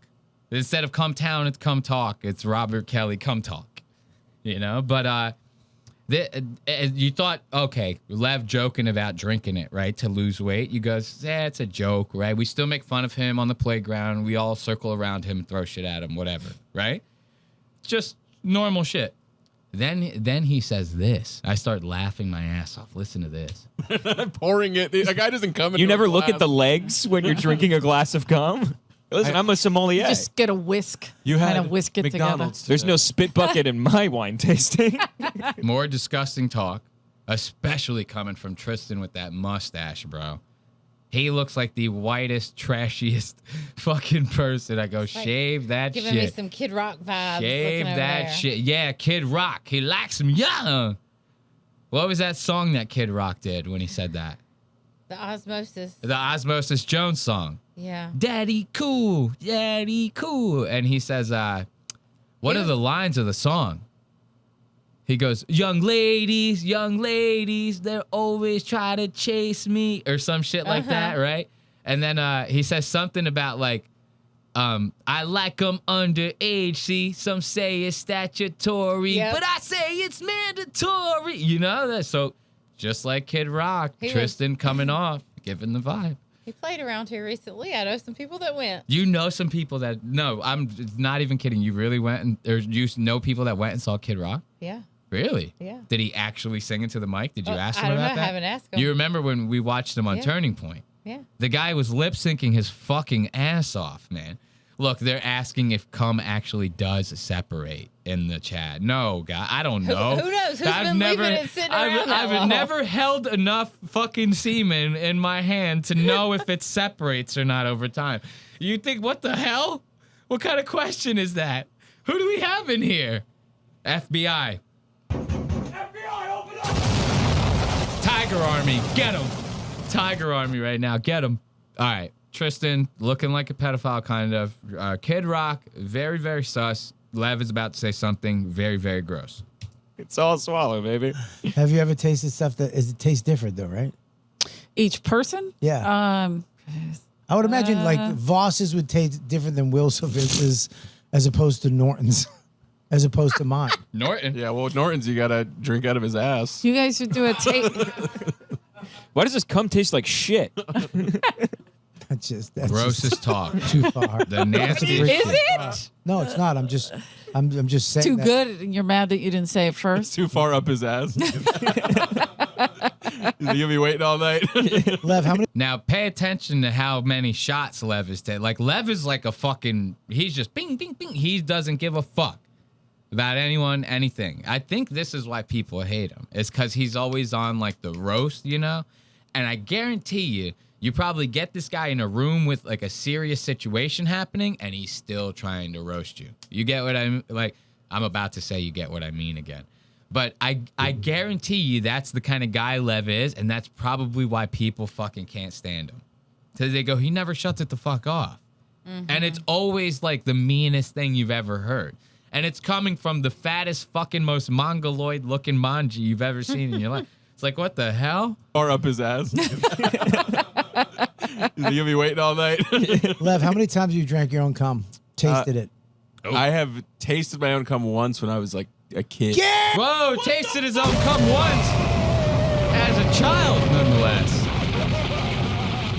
So Lev Fur just admits to us live on You Know What, Dude. You know what, dude? He just fucking straight admits to us that he goddamn stripped himself of his own innocence. Lev is the only person that's pedoed himself. He came in his own face as a kid and was like, oh shit, I'm going to jail now. Lev Fur tasting his own cum as an adolescent, nonetheless. That's a very, very serious thing to say. Now, I've shot myself in the face a couple times on accident. You know what I mean? It happens, you know? But I've never purposefully done it, right? Is Lev gonna purposefully dip? Or are we talking about an accidental friendly fire? Because even if a friendly fire is still fucked up, right? If you are not quick draw McGraw enough to grab a towel or at the very least go, you know what I mean, and swing it somewhere else, and you accidentally hit yourself in the face, we have a fucking problem right there. Okay? That is an issue. That's also very different than if you went and were testing some sauce. You get what I mean? This is not a sauce flight where you're testing the different sauces before you're dipping your nuggets in here. So I want to know, is Lev an accidental friendly fire guy, or is he testing the sauce? You'll be waiting all night. Lev, how many times have you drank your own cum? Tasted it?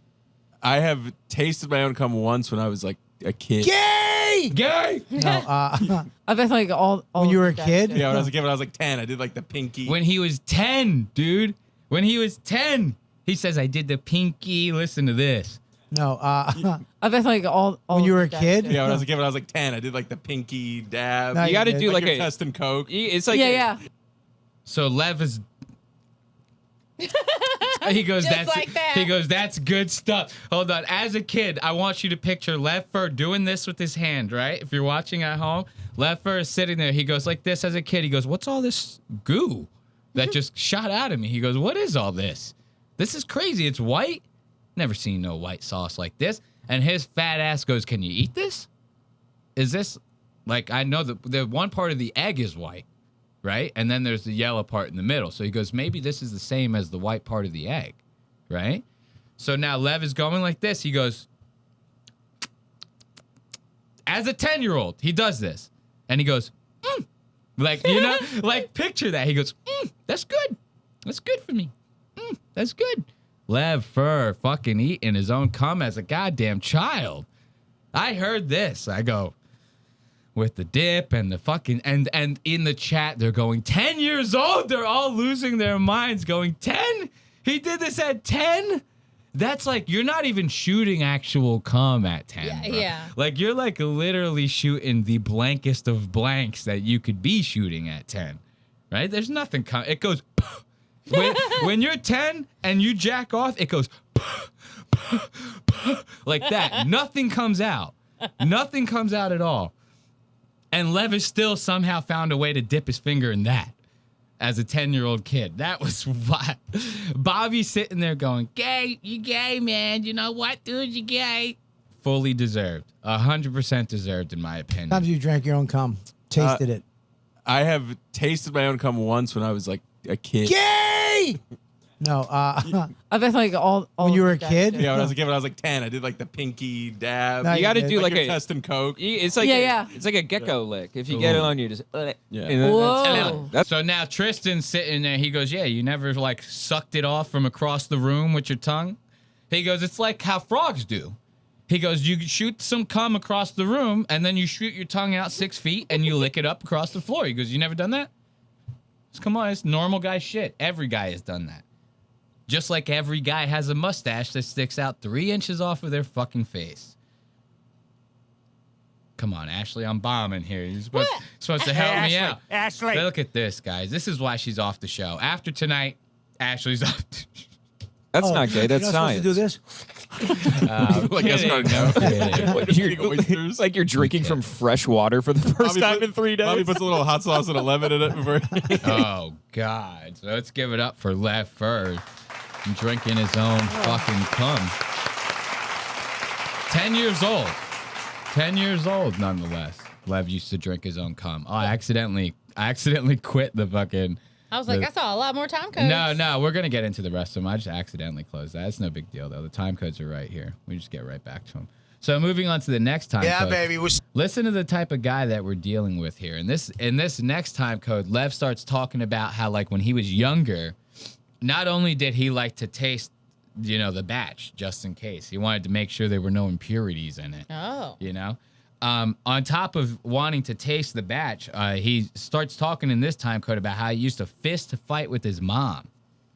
Fist fighting with his mom. I've done a lot of things to my mom. I've never fist fought. I've never done anything bad to her either. Called her a couple names. I stole a couple cigarettes growing up. After all, my suit jacket was for court, so let's not, So, I'm not saying I was an angel to my mom growing up. I might have called her even a bitch a couple times. But I never fisticuffed my mom. You know what I mean? I was never putting the fuck up, right? And in this time code, you're going to hear they start talking about some stuff, and Lev is like, yeah, I used to fist fight with my mom when I was younger. He says it as if every person in the room is going to go, us too, man. We totally get that, right? And everybody goes, fist fight your mom? They go, what are you talking about? You fist fight your mom? And he immediately, Lev Fur, king of the walkback, right? Immediately he goes, well, no, this is not fist fighting my mom. He's like, I just fight. I was just joking around when I said that. Just like you were joking around about the cum. You were taste testing the cum. I hope that was a joke. If anything in here's a fucking joke, I hope that one was the fucking joke. Let's listen to Lev talk about him fist fighting his mom. Imagine what Lev's mom looks like.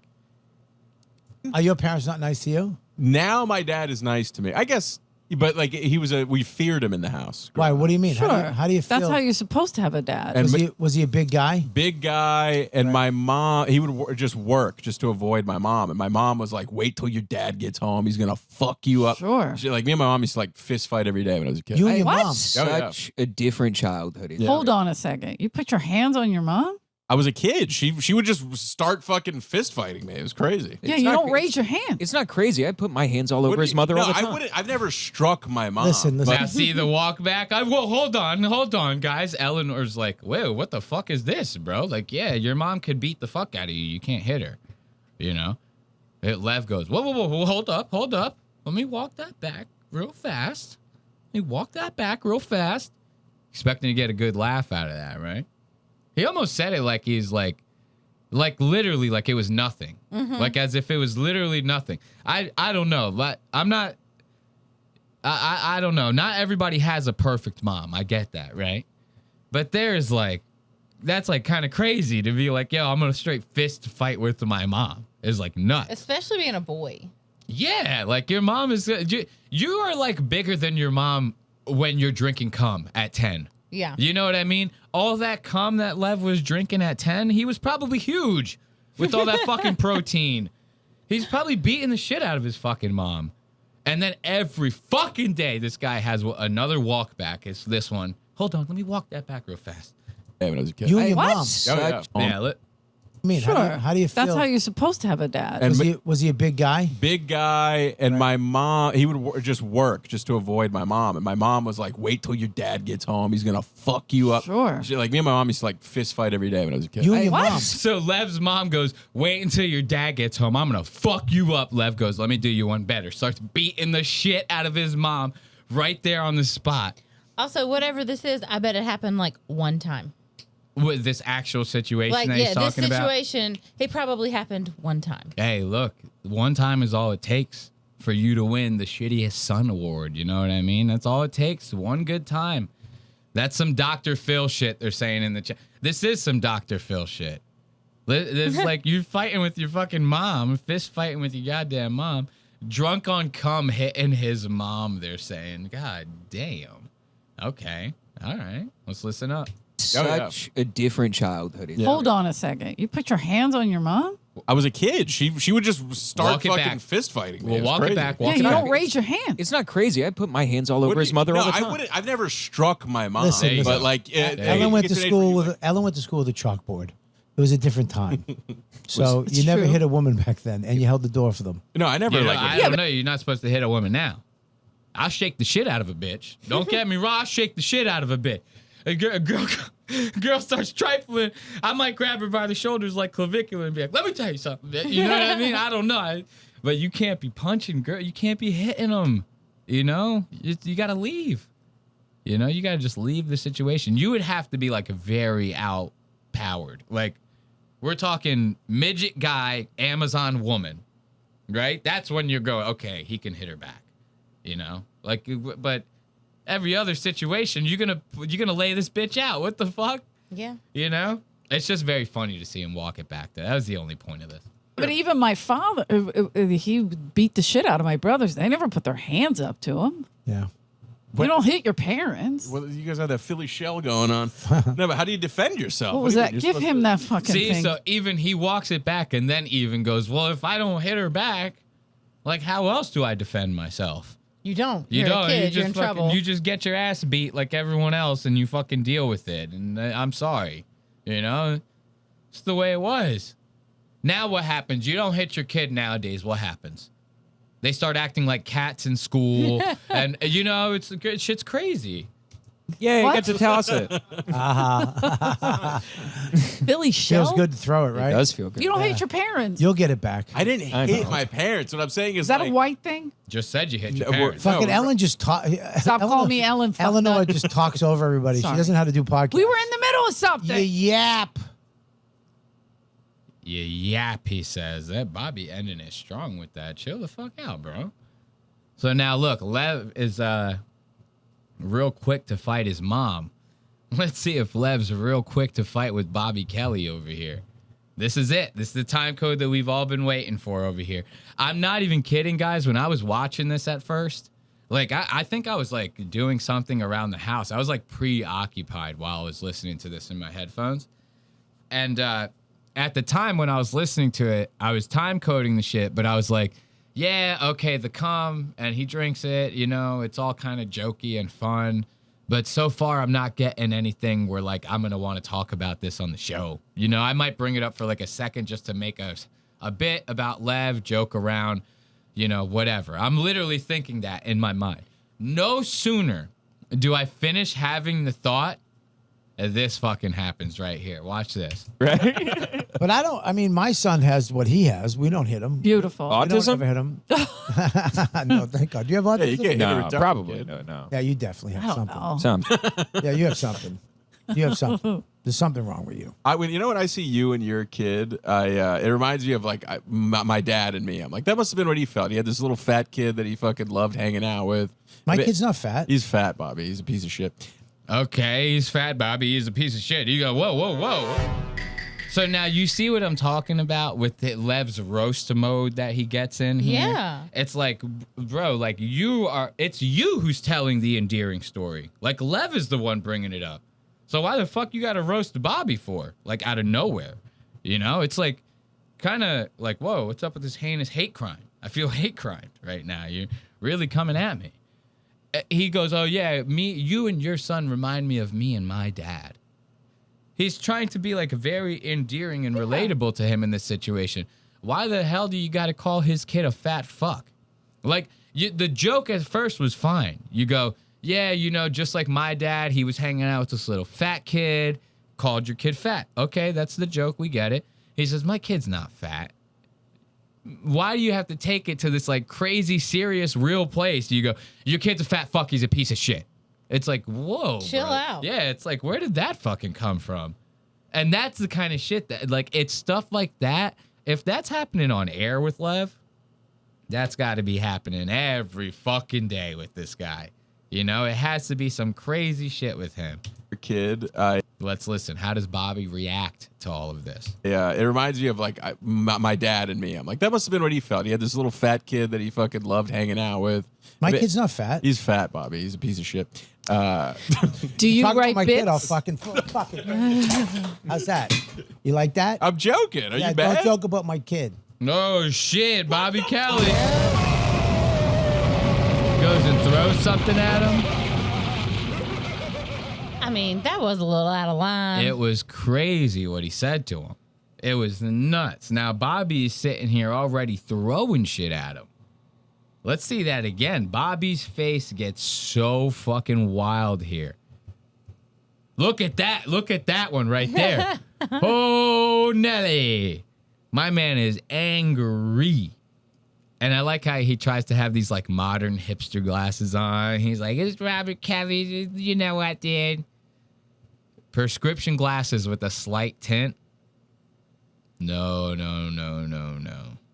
We do not like that. Even the ones that like, you ever seen the ones that are transitional, they call them? Yeah. When you go in the sun and they get dark. Those suck ass too. I don't like those either. But a prescription glass with a slight tint and a gradient tint on top of that, dark at the top and low at the, what are you doing, reading? It doesn't have to be dark, like it can be clear at the bottom because you need to read because you're an old fuck. And then it can be shades up top, it's totally fine. Well, I don't have to read anything up here. So, you know, so I don't need it to be clear up here. I'm not reading anything up here. It's only when I'm looking at my phone going like this. So the bottom can be clear because I'm going like this, right? But up here, it's fine. I'm never ever reading anything at eye level up here, so doesn't matter. How's that? You like that? I'm joking. Are you bad? Don't joke about my kid. I was joke about my kid again. I'll fuck you up right now. I didn't know that was a I will thing. I thought we were fuck you fucking up. around. We're joking I about will moms fuck and you stuff. up. I apologize. Now going off of the mic. Now this is where you know it's serious. Because when I first watched this, I go, he could be. Is he joking with them? Like, is he just fucking around? Because people do that from time to time. They pretend like they're being serious and shit. 9 times out of 10, when people do that, they were serious, though, in the beginning. It's like only 1 out of 10 that is like, it was actually a joke all along, you know? Every other person always tries to play off being serious because they took something a little too to heart, or whatever you want to call it, and it got them extremely angry in that situation. And it has to do with his child. It's like, we don't believe you, my friend. We don't. If you and watch, he keeps going. Look at this right here. He's about to beat Lev up and suck some cocks. He's got his mouth wide open. Anyone whose mouth I freeze frame on like that, they're sucking dick.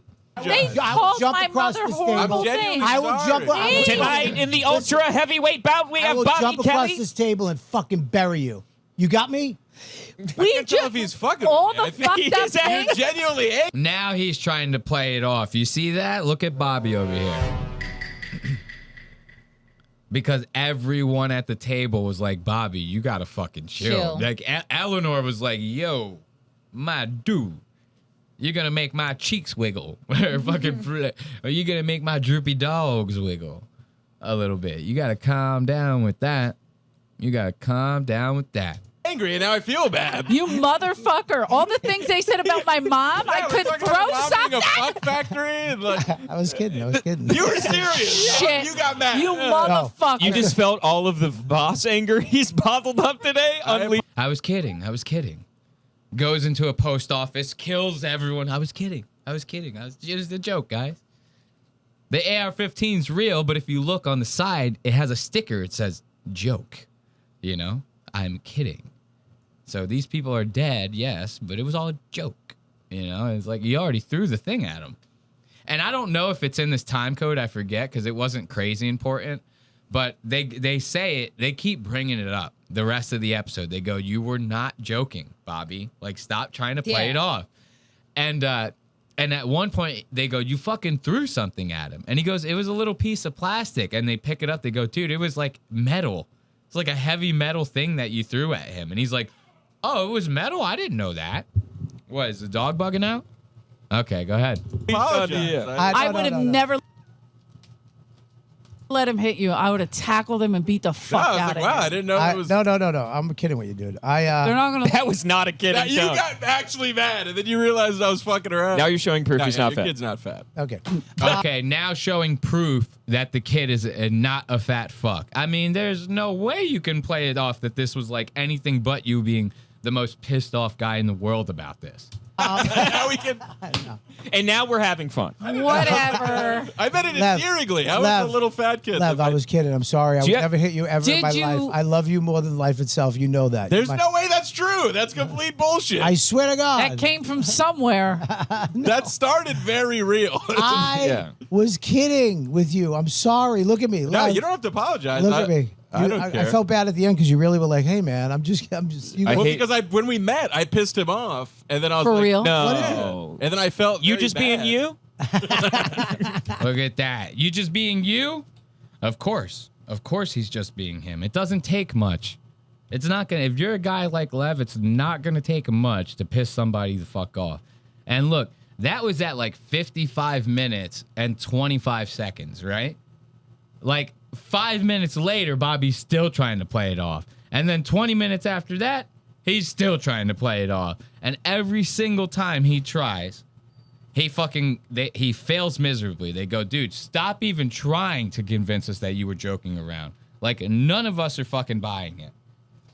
So funny. Someone in the comments is saying, my disdain for Bobby Kelly knows no bounds. I'm learning to hate Lev, which we greatly appreciate. But they say, God damn, that's wild. Bobby Kelly is wild in this moment. Gene, and I find him. And I got your jeans and they're 48 wide.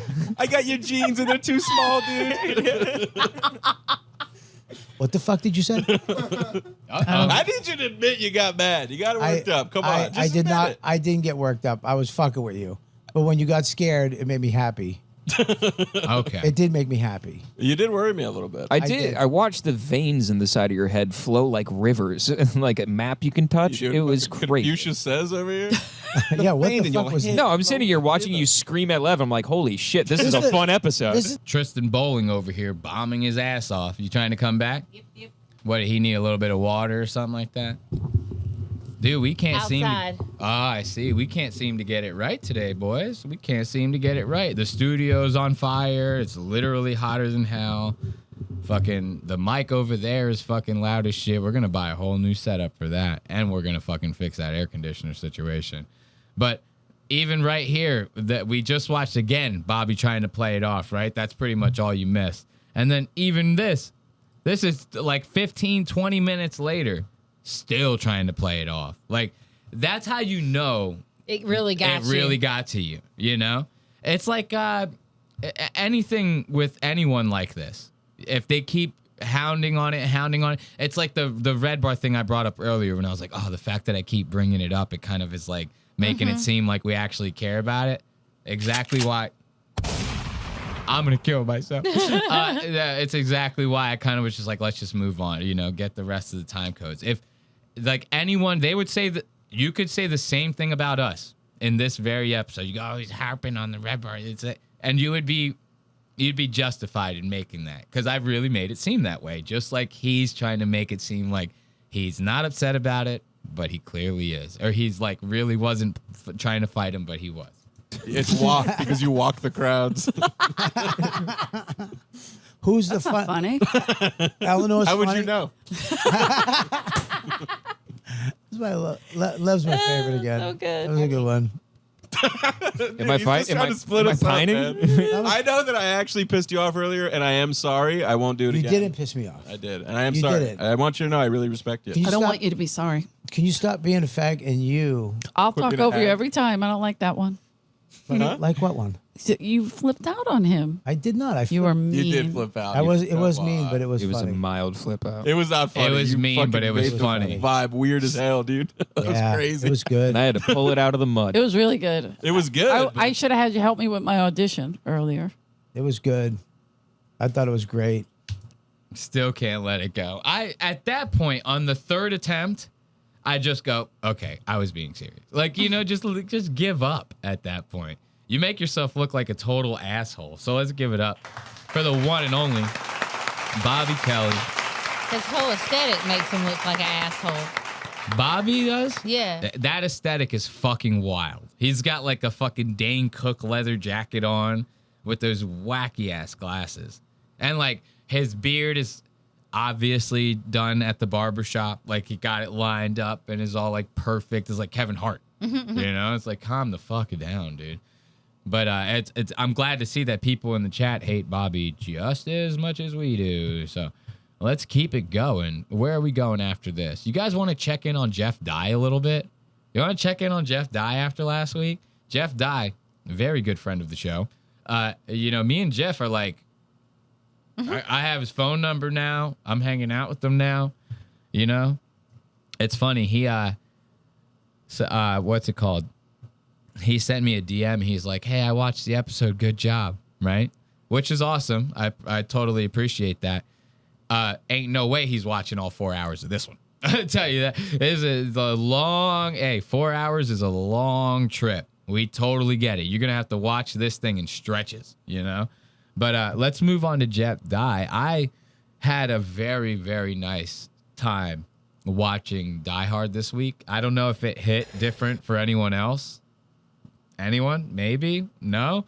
I mean, Die Hard I'm watching it in a whole new light now.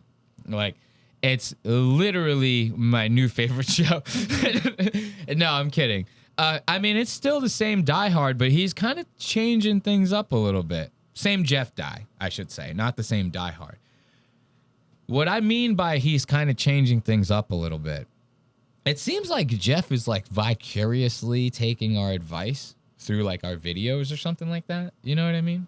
Okay. Does it seem like that to you a little bit?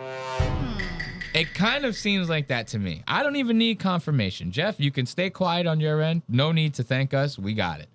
But when he got into the fight with Ben Avery, bringing up all these points from our video, the conflation of Christianity, the streaming thing with the fucking special getting taken down. You know, he's saying a lot of shit. The old man cosplay. He makes the fucking the AI photo. Like, so it's very obvious that Jeff has been keeping up with our coverage of Ben Avery, right?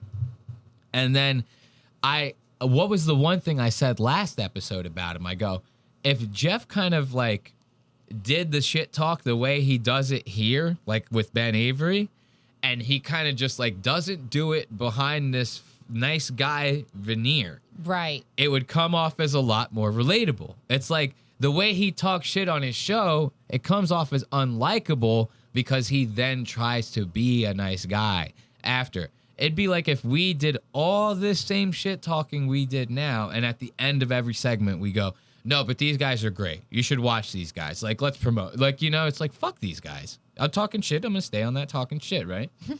So I thought it was funny because the next time I go to watch this one, Jeff is actually talking about topics he's passionate about. Gave us like 40 minutes on fucking Mortal Kombat 2, right? It was crazy. He's got his first sponsorship now, which is technically not a sponsorship, but it's a sponsorship. and then what else was he doing? And then he shit talks everyone on the roast. Like every single person on the roast. He shit talks every single fucking one of them, especially Chelsea Handler. Somebody's commenting about He that. hated Chelsea Handler in this, and I thought that was funny as fuck. Because when we watched the roast, I was taking notes of stuff, but I wasn't about to time code it and watch it like this and pull up people's Instagrams. Everyone talked about the roast. Fuck that. Right. I don't even care to even give my 2 cents on it. But I will cover Jeff covering the roast. You get what I'm saying here? This shit was amazing. It was amazing listening to him completely tear down Chelsea Handler like that. He pulls it. He does us. He like steals our whole act. He goes, producer, put up the clip. Change it to the clip. Like, you know what I mean? He goes, play that. Pause it. Talks a little bit of shit. And then he goes back into it. I'm like, this guy, he stole our whole shit. But I say, hey, take it away, Jeff. If this is what you need, I'm willing to give it to you. Like, you know, that's fine. I don't care. So now let's listen to Jeff's intro, his new sponsor, and a smidge of shit talk. This is us checking in with Jeff Dye for our Lost Docs Media's Quickie segment. Well, gotta start with a huge... You know, he goes, I'm going to talk a lot of shit this episode. He goes, ooh. Welcome to Die Hard. Thank you guys for being here. This episode is brought to you by Placencia Cigars, the finest cigars in the world. And that's not just me saying it. That's everybody saying it. I've never given anyone a Placencia cigar and not had them go, whoa, what is this? Wow. Holy shit, this is a good cigar. In fact, one of my buddies at the Comedy Store was trying to not smoke anymore. And he saw me smoking a cigar and he goes, fuck it, let me have a cigar. And I gave him one of my Placencia cigars and now he's like, dude, you've gotten me back into cigars. These are... Way too many times he's saying the name of that cigar company and what the fuck is a Placencia cigar? I don't know. When I heard this, now you have to listen very closely. He's saying Placencia, right? It sounds like he's saying placentia or whatever, right? Which sounds like placenta. Right. I'm thinking like all this crazy shit having to do with babies being born and like all sorts of stuff. He's like whoever named that cigar company is fucking nuts, dude. To even think they go Placencia cigar. It's like, what are you giving me? You dip this in some girl's pussy? You know? Is that what the flavoring on this is? You dipping this in pussy? What is the placenta? Anyway, it's like the goo that the baby's covered in, right? Is the placenta, right? I think so. That's disgusting. Why would you name It's not the goo, but it's like something that comes out after. Why would you name your cigars Placencia? Nobody said that in the boardroom. Nobody was like, well, it sounds a little, you know that nasty shit that comes out? Maybe it's not an English word. It probably isn't, that has to go without saying, I would imagine. It's just very funny. Yeah. Placencia. Oh, yeah. It's like, what the fuck are we talking about? The Jeff Dye does rule. They're in the comments saying, Jeff Dye's back, baby. Jeff Dye rules. And I am, like, yes, we're going to make fun of him. He is my new best friend. I'm not joking. I say that with love. Everything here, no disrespect. That's supposed to be the theme of today's episode is no disrespect. There's no disrespect here. But that cigar company, they got to change their name. He goes, everywhere I go, people are like, what is that? I don't even know what that is. And he goes, it's a Placencia cigar. They're not asking like because they're curious. They're asking because it's like dripping wet with like baby juices and shit. They go, what is all over the cigar? He goes, no, these are good. You smoke one. He's like got placenta all over his fucking face. And I gave him one of my Placencia cigars, and now he's like, dude, you've gotten me back into cigars. These are so good. The pancake that the umbilical cord is attached to, that's even worse. You're telling me something comes out of a woman that's like a pancake? Yeah, I think the baby's like in it first, and when the water breaks, it comes out of that, and then that has to come out behind it. Oh, I see. This is not a bit. I do not know anything about childbirth. I don't know that I'm right either, so but I I hate think kids that's right. so fucking much, dude. I can't stand children, especially children that drink cum at the age of 10. And so anything child to birth anything, I've never even thought about it. It's never even crossed my mind. They gave in school, they did the sex ed. I forged my mom's signature. I said he doesn't have to go. I said he's not going. Placencia, the finest cigar around. Check them out. If you're at a cigar lounge, immediately go, do you have Placencias? Whether you like the darker bodied cigar, which is the kind of like black label and the red label, or you like kind of a lighter cigar where you want to plow through 5 million of them, which is what I do every night. That'd be like kind of the gray label or the green label. Plows through 5 million cigars a night. This is Jeff Dye. Yo, this is so clearly an ad read. Wait until you hear the compensation for this. This is so fucking funny. Eat your own placenta. Or, okay, wait, they're doing a would you rather now in the fucking chat here. We're not going to spend much time on it, but I got to know what the or is. So right now they're saying, would you rather A, eat your own placenta, or ... and we have yet to have a response. What is it going to be? It takes too long. We're going to move on. I think Placencia is pleasant in Spanish. I'm Puerto Rican. I don't know about no goddamn pleasant in Spanish. Any Puerto Rican person comes up to me and says Placencia, I'm blowing a rape whistle. Like, I'm not even kidding. You come up and try to have that smooth talking Latino shit coming at me with the goddamn cigar in your hand. Like that. Fuck out of here. Label. Green's actually kind of in the middle a little bit. Either way, go find yourself some Placencia cigars. I am doing this commercial for free. I just love Placencia cigars. Well, not really for free. They've sent me some cigars. So that's a sponsorship. They've sent them the cigars. I love that.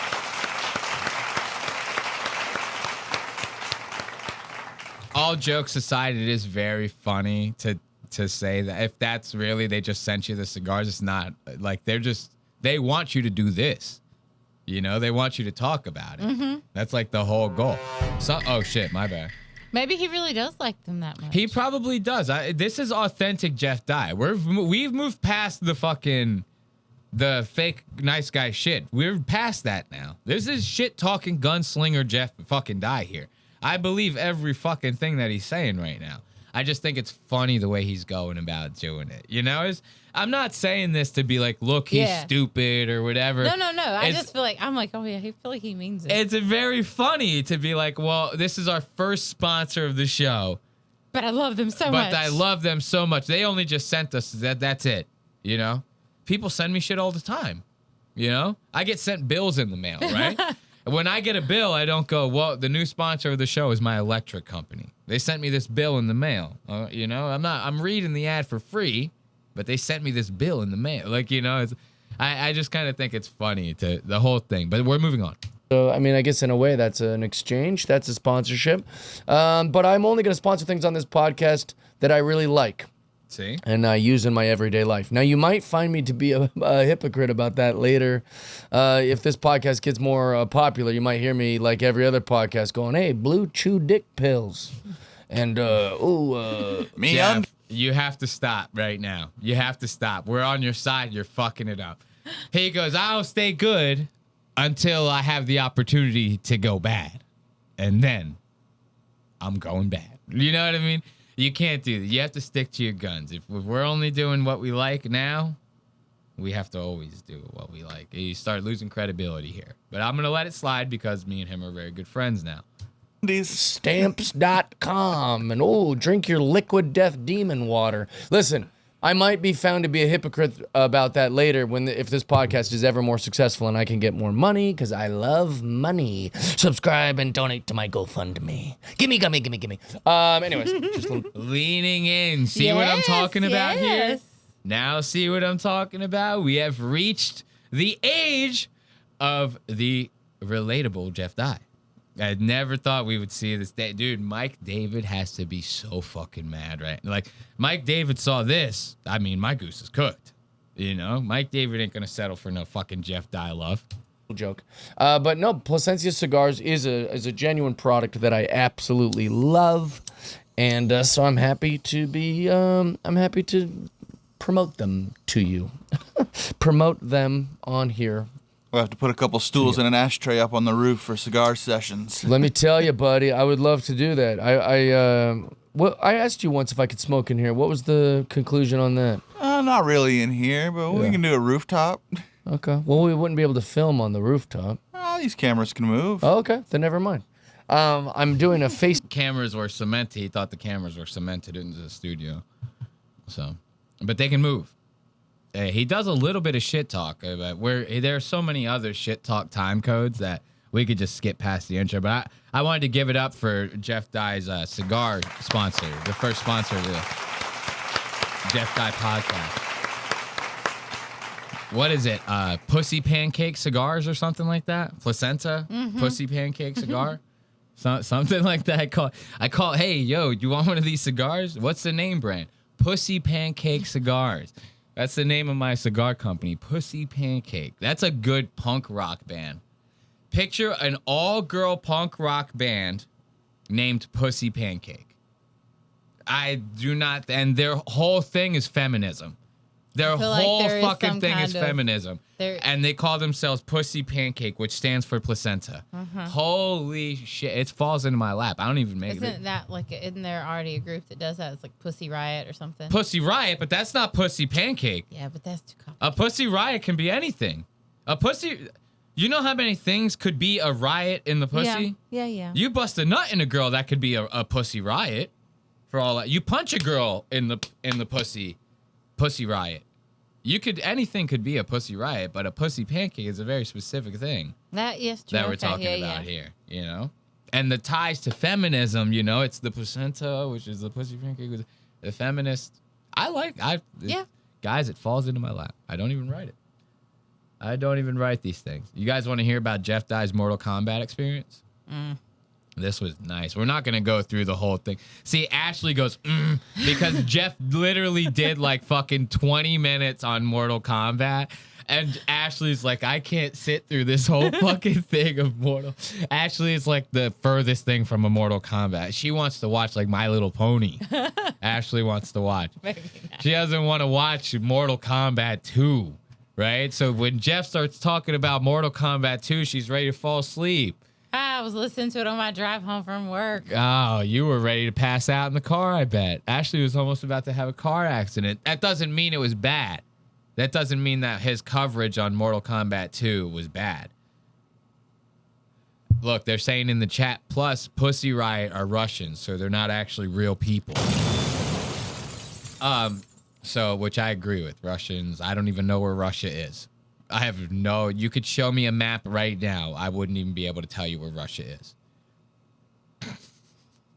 Imagine if someone really didn't know where Russia was it's the biggest fucking country you could possibly think of. So Jeff doesn't mean that his Mortal Kombat coverage was bad. It just means Ashley didn't like it, which is fine. It's not for everyone.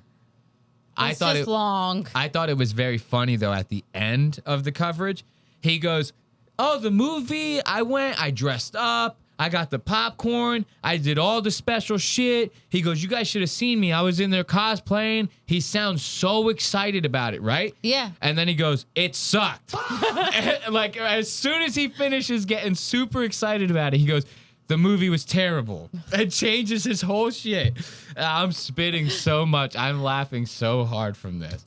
But all in all, good movie. Not great, but good. That's the first one he's saying. The first Mortal Kombat. He goes, "It wasn't great. It was good, though. All in all, good experience," right? Now he's going to talk about the second one. So Mortal Kombat 2 is coming out, right? I get all fucking giddy. And then they push it back. And now it's this week. And I got to tell you, I looked like the biggest dork. I put on a Mortal Kombat mask. Woo! And I... No, I'm joking. I'm joking. This is Mike David. Sorry, guys. I got taken over by Mike David a little bit. No, but this is very funny. This is what I would wear if I was not trying to get seen by people. Like if Justin Bieber wore something like this everywhere he went, everyone would think you were just a crazy person. No one would suspect like that's Justin Bieber under that, right? Mm-hmm. They would just think this guy's a fucking nut job. But I thought it was very funny to see him. Whose mask even is that? Not that I would expect you to know. I don't know. But I have no idea whose mask that is in Mortal Kombat. I'm not like a big Mortal Kombat buff.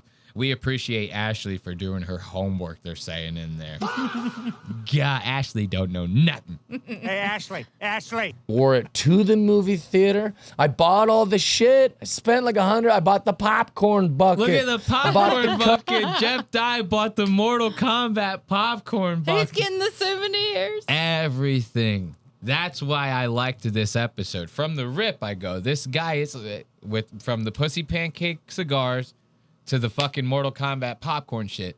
This is legitimately what he cares about. Like, this is what he likes. There's nothing wrong with, like, I get it. It's not going to be the most appealing thing to us comedy fans, right? But if he's being authentic in this very moment, and I wholeheartedly feel like he is. Oh, yeah. That's a good thing. Like, that's not anything. Yeah, we can make fun of it because it's kind of childish, but he likes that. Fuck it. Let him like it. You know what I mean? It's nothing wrong just because we make fun of it a little bit. There's nothing wrong with that. Ups. I was literally like when you would bring your son or daughter to Disneyland. Oh, can I get this? Can I get this? I'm fucking couldn't be marking out harder. I was very, very into it. I also saw my buddy Clayton and his lady at the movie theater, so that was exciting. I was telling them how pumped I was. So anyways, movie starts, and it is crap from the beginning. And it is crap from the beginning. What the fuck? Did you see what I'm talking about? I feel like he saw his friends and he's got his bucket and he's like skipping towards them. Oh yeah. They're like 40 feet away. They go, Jeff, is that you? He's got like his popcorn bucket. He's like, wait, let me see. You can't see it in the camera. He's like holding his popcorn bucket off. He goes, Yeah, like that, right? He goes, "Oh, guys, what's up? Holy shit! I wasn't expecting to see you guys here. You diehards?" Oh no! I love that. He got us so like when I was watching this, I almost spit out my fucking drink, bro. He had me in the first half. I ain't gonna lie. I'm not gonna lie to you. I was like smiling when I was like, oh, he's making, you know, when someone's being genuine about something, they're showing genuine excitement and you can't help but laugh or smile at it. Cause you go, it's just now it's putting me in a good spot. Cause I'm like happy that you're happy. Like, you know, it's kind of one of them. I'm like literally like doing like yard work or something, you know, planting swastikas or some shit. And I'm like smiling and he goes, and it was crap from the beginning. I was like I just almost started dying. I go, holy shit. That was so fucking funny. Oh, can I get this? Can I get this? I'm fucking couldn't be marking out harder. I was very, very into it. I also saw my buddy Clayton and his lady at the movie theater, so that was exciting. I was telling them how pumped I was. So anyways, movie starts, and it is crap from the beginning. Oh no. I've never seen a worse movie. First of all, the casting is off. I know that I said in the first one, like they did pretty good with the casting, but like only like a few of them were well casted, if that makes sense. Like Kano's a home run, Jax is a home run, Liu Kang's a home run, but the rest of them are neither here nor there. But some of them are so far off. Raiden looks terrible. He looks like this strange Cambodian guy that speaks terrible English. Like, he just looks weird. It doesn't look like he's a god. He should be white. He goes, it's obviously he's not a god because he's fucking brown. This is bullshit. No, I'm joking. Jeff is not racist. After Tonight is racist. They said a Puerto Rican man in a suit jacket looks like he's going to court. Let's not forget this.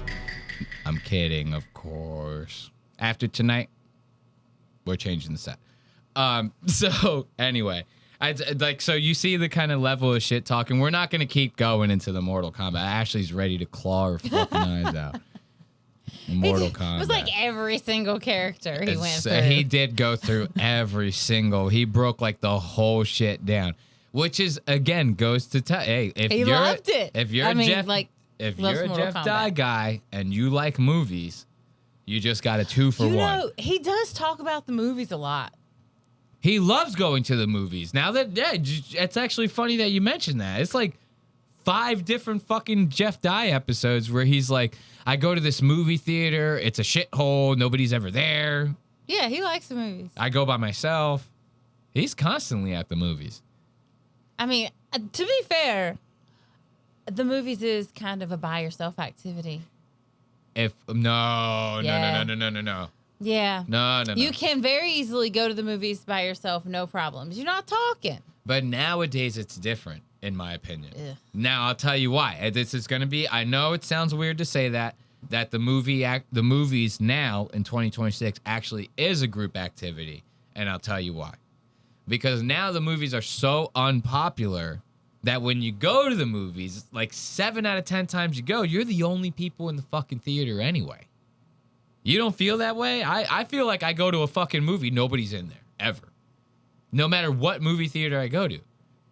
And I don't like to go to the movies. Well, my last job I had, before I even moved down here, I was traveling a lot. I was like all over the fucking country. I went to movies all this goddamn time. There's nobody in the motherfuckers. Yeah. You know? So I feel like now you can get away with it being a group activity because you can talk shit in there. You're not going to like ruin anybody's time. And now you go to the movies, you see people on their phones, and like nobody even gives a fuck. They treat it like they're at home. They're like scrolling on TikTok still.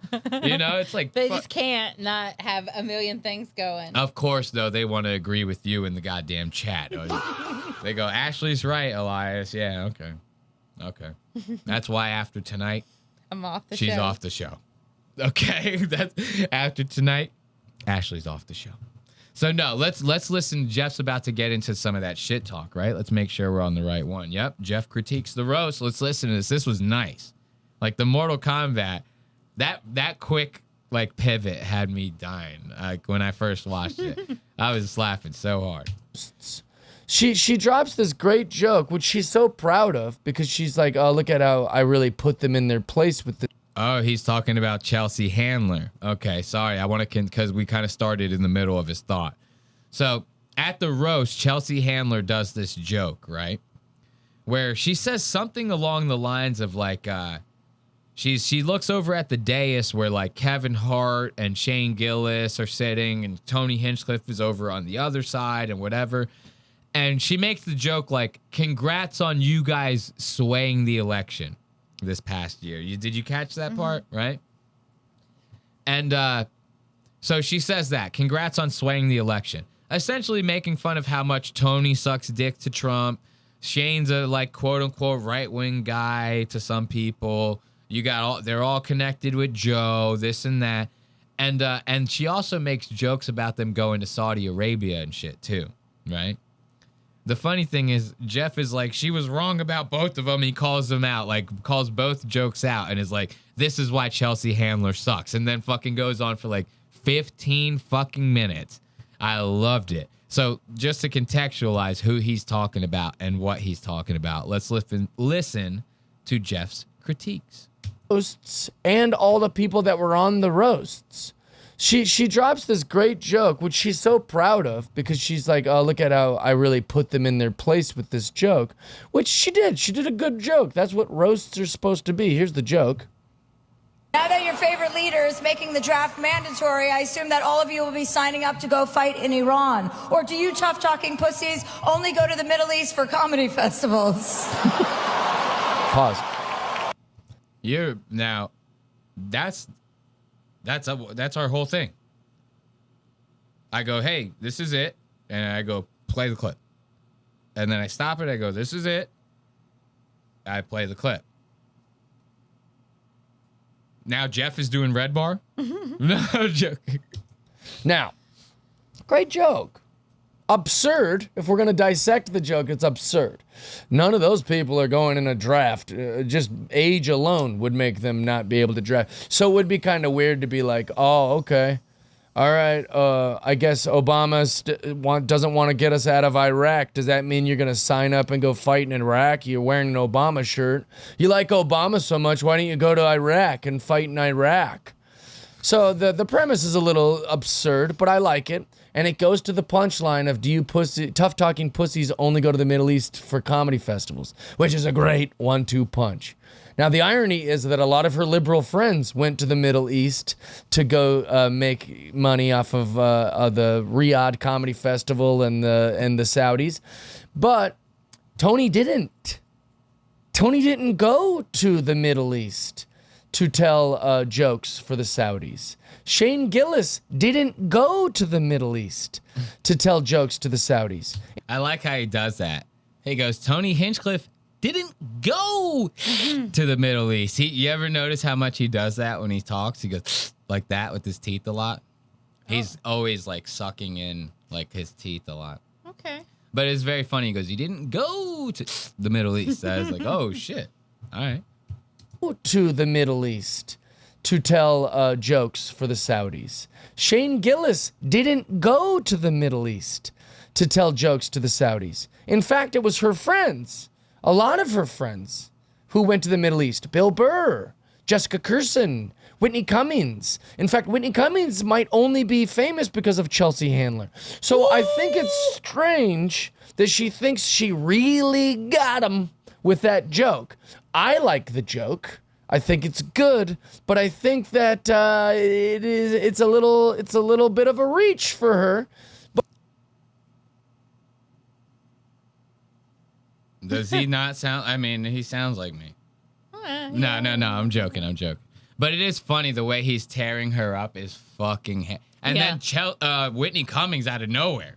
He just fucking shoots a stray over at Whitney Cummings in the middle of the goddamn thing. He goes, let me ricochet this bullet real quick.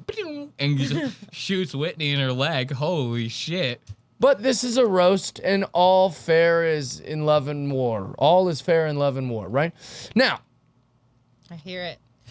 What possibly could Chelsea Handler say about this on Don Lemon, right? Because if all is fair in love and war, then surely she just goes, it's a roast and we were having a good time. Let's hear what she says.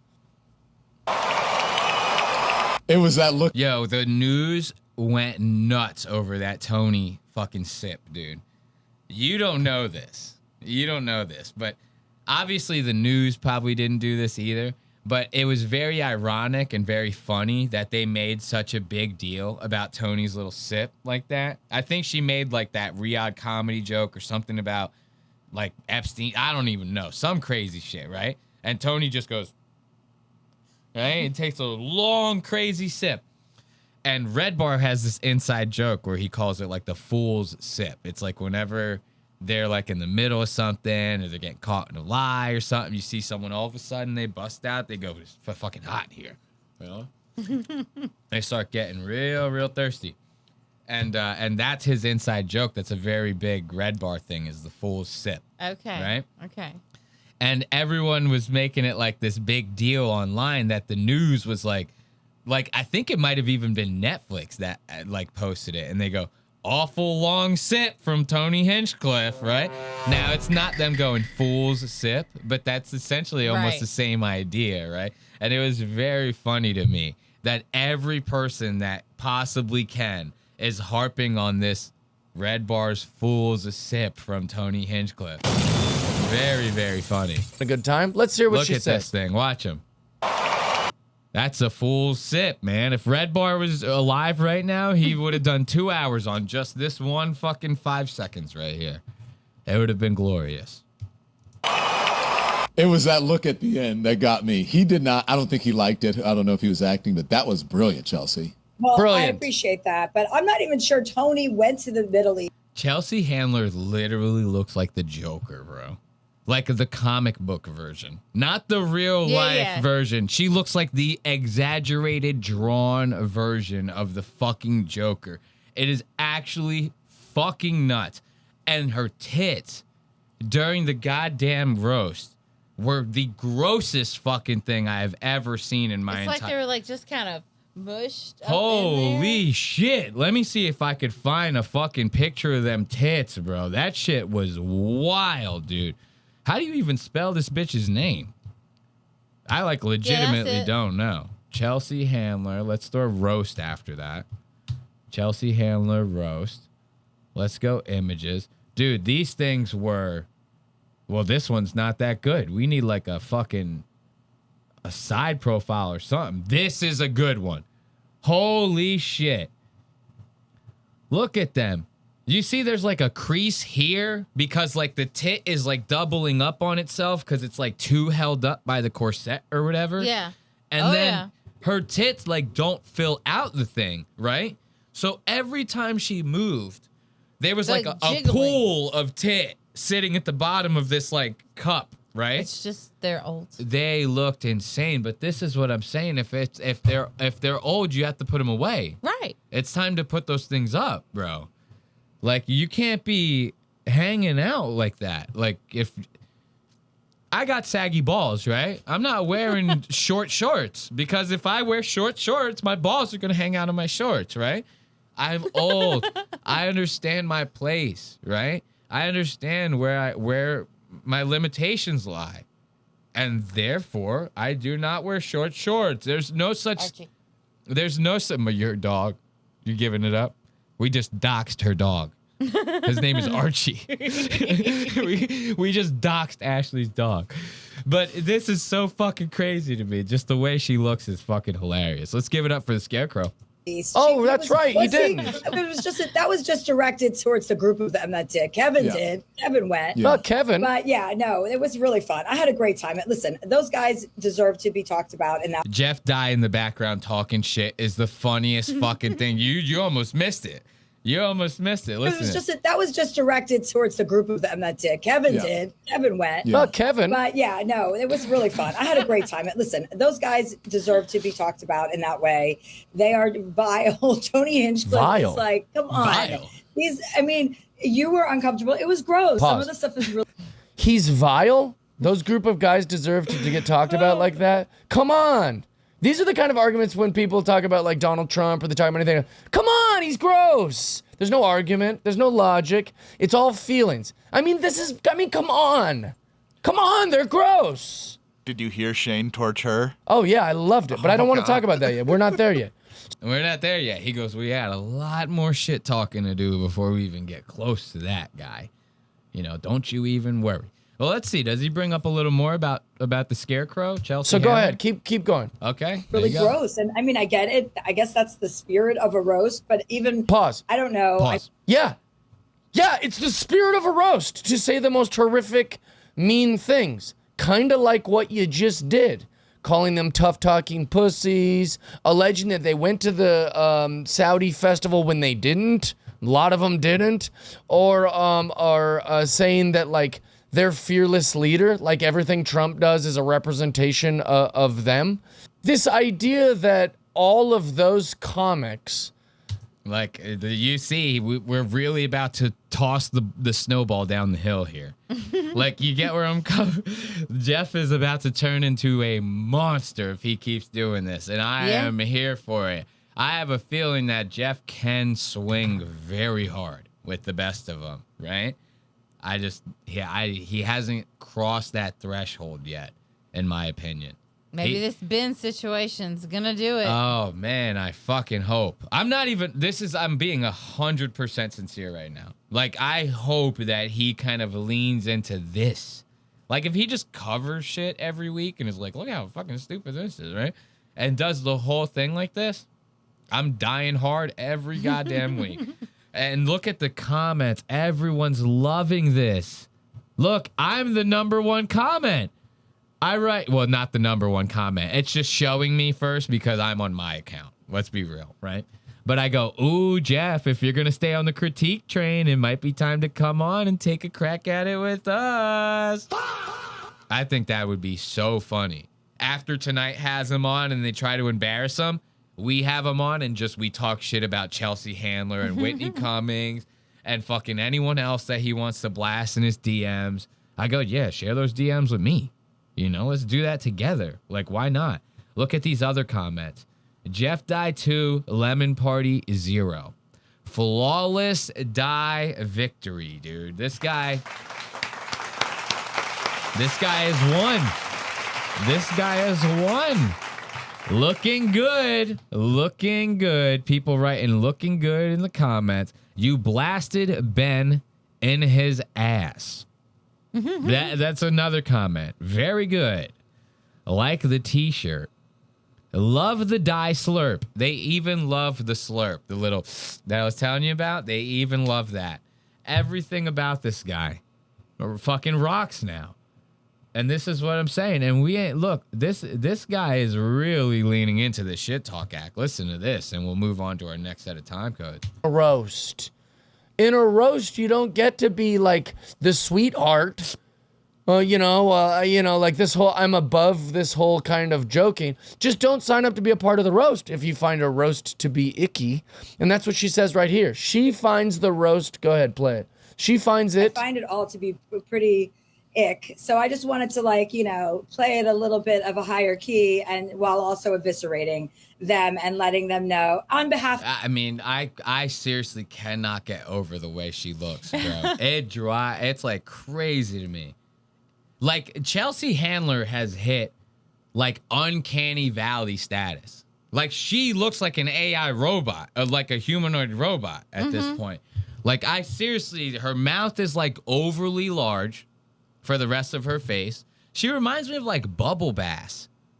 Her mouth. You remember Bubble Bass from SpongeBob? Yeah. That big fat motherfucker that'd be like, you forgot the pickles. And he had a crazy big mouth. He was a bass. You know? That's what her mouth is like kind of reminding me of right now. They're saying Jeff is on a fucking generational low-cal speed run, dude. I love that. Half of women, really. Yeah. Since this seems to be an epidemic, you know what I mean? I really wanted to focus on the most kind of gross behavior that's rewarded. Yeah. What? You were taking the high route? Is that what you're suggesting? She said I went high key while simultaneously eviscerating them for women. What do you mean for women? Are you talking about the Saudi thing again? Because Whitney Cummings went, Jessica Kirsten went. Those are your friends. What do you mean? You're taking the high route on a roast? It gave you the ick? The epidemic? Epidemic of what? Of guys doing jokes, which is like a roast environment. You're the badass, Chelsea. You're the I tell it like it is. I'm a gross girl. Yo, what the fuck am I even watching right now? This is why, see, at first you were like, oh, he's doing your whole act. What are you talking about? You know, like you thought I was just messing around, right? Now he's doing all the shit I do. I go like, oh, I mean, you know what I mean? I do all the Charles Manson shit like that. Come on. You know? Jeff, you need to call me, all right? It's the same problem that I've had in the past with female comics. I love Jeff. Hating me, but then behaving like me on stage. I've said it a million times. It's always this type of chick who acts like a gross, toxic man, but hates gross, toxic men. It's like you are the beneficiary of that type of behavior. You don't get to be on stage and be like, I'll say whatever, and then get mad that a guy does that. That's what you do. That's your whole shtick. Now, I love how he's just leaning into this whole thing. You see what I'm talking about? You have to give it up for Jeff Dye. That's going to be it for us checking in on Jeff Dye. We're going to move on to our next segment because we still got a smidge of Lemon Party and then we got some clavicular. But it's funny in the chat, they're going, oh, Jeff spent months complaining about comedians acting exactly like he's acting now. And he's essentially become his own villain. I don't know if he's become his own villain. I think Jeff has just become the villain.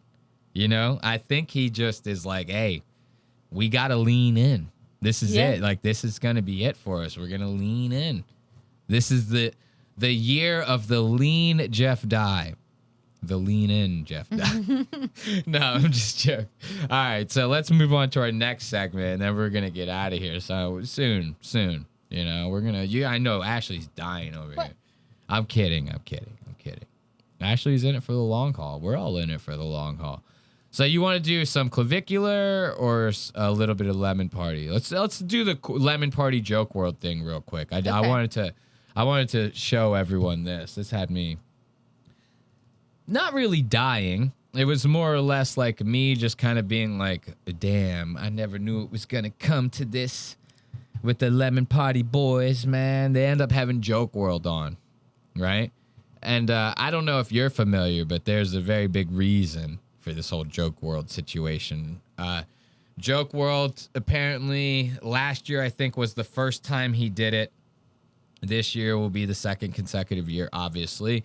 They did a, like, March Madness for, like, comedy podcasts. Are you familiar with March Madness, at least, right? So they did this. He does this March Madness thing. Oh, this is still just the intro, by the way. That's another Red Bar joke. We're only on the intro. We're 4 hours in, but this is just the intro. So that's funny as hell. So what's it called? I'm sorry. That made me lose track of you giving us a Red Bar praise. That really throws us off. So Joke World, he does this March Madness thing for comedy podcasts every year. And last year, Lemon Party got shafted on it. And because they got shafted on it, their good friend Joey LaFleur from Hate Watch Podcast, which we all love around here, our little hairy Frenchman, Joey LaFleur. Joey ended up fucking hiring like these Indian guys to completely bot the fucking voting system of Joke World's like thing. And he fucking like, it crashed the site and all this, that, and the other. And they essentially fucking, they threatened to do it again this year, right? And when they did it again this year, when the March Madness kicked off this year, they did the same thing. They botted the voting system. The website kept crashing. But this year, Joke World like mentioned it on his YouTube channel. He brought it up. Ends up calling the Indians that Joey hired third world nerds, he calls them. Very strange. But this is why essentially Lemon Party is having Joke World on. Because of all these allegations and different things like that. Joey rules, GoofCon rules. We actually do agree with you on that. It's not a lot, not a lot that I agree with the chat, you know, but I got banned from Joke World Discord for saying Rogan isn't funny. I can 100% see that because Joke World is a fucking faggot. I mean, I respect what he's doing and everything like that. He's just a very faggy kid. He gives off faggy vibes. You know, I don't fuck with that. So anyway, this is but they do it every week. This is Joke World on Lemon Party, right? Now they bring him on to talk about the whole fraud and stuff like that because Lemon Party wasn't. I will give it to them. They weren't just botting it for no reason. They started seeing other shows that looked like they were botting the vote system, right?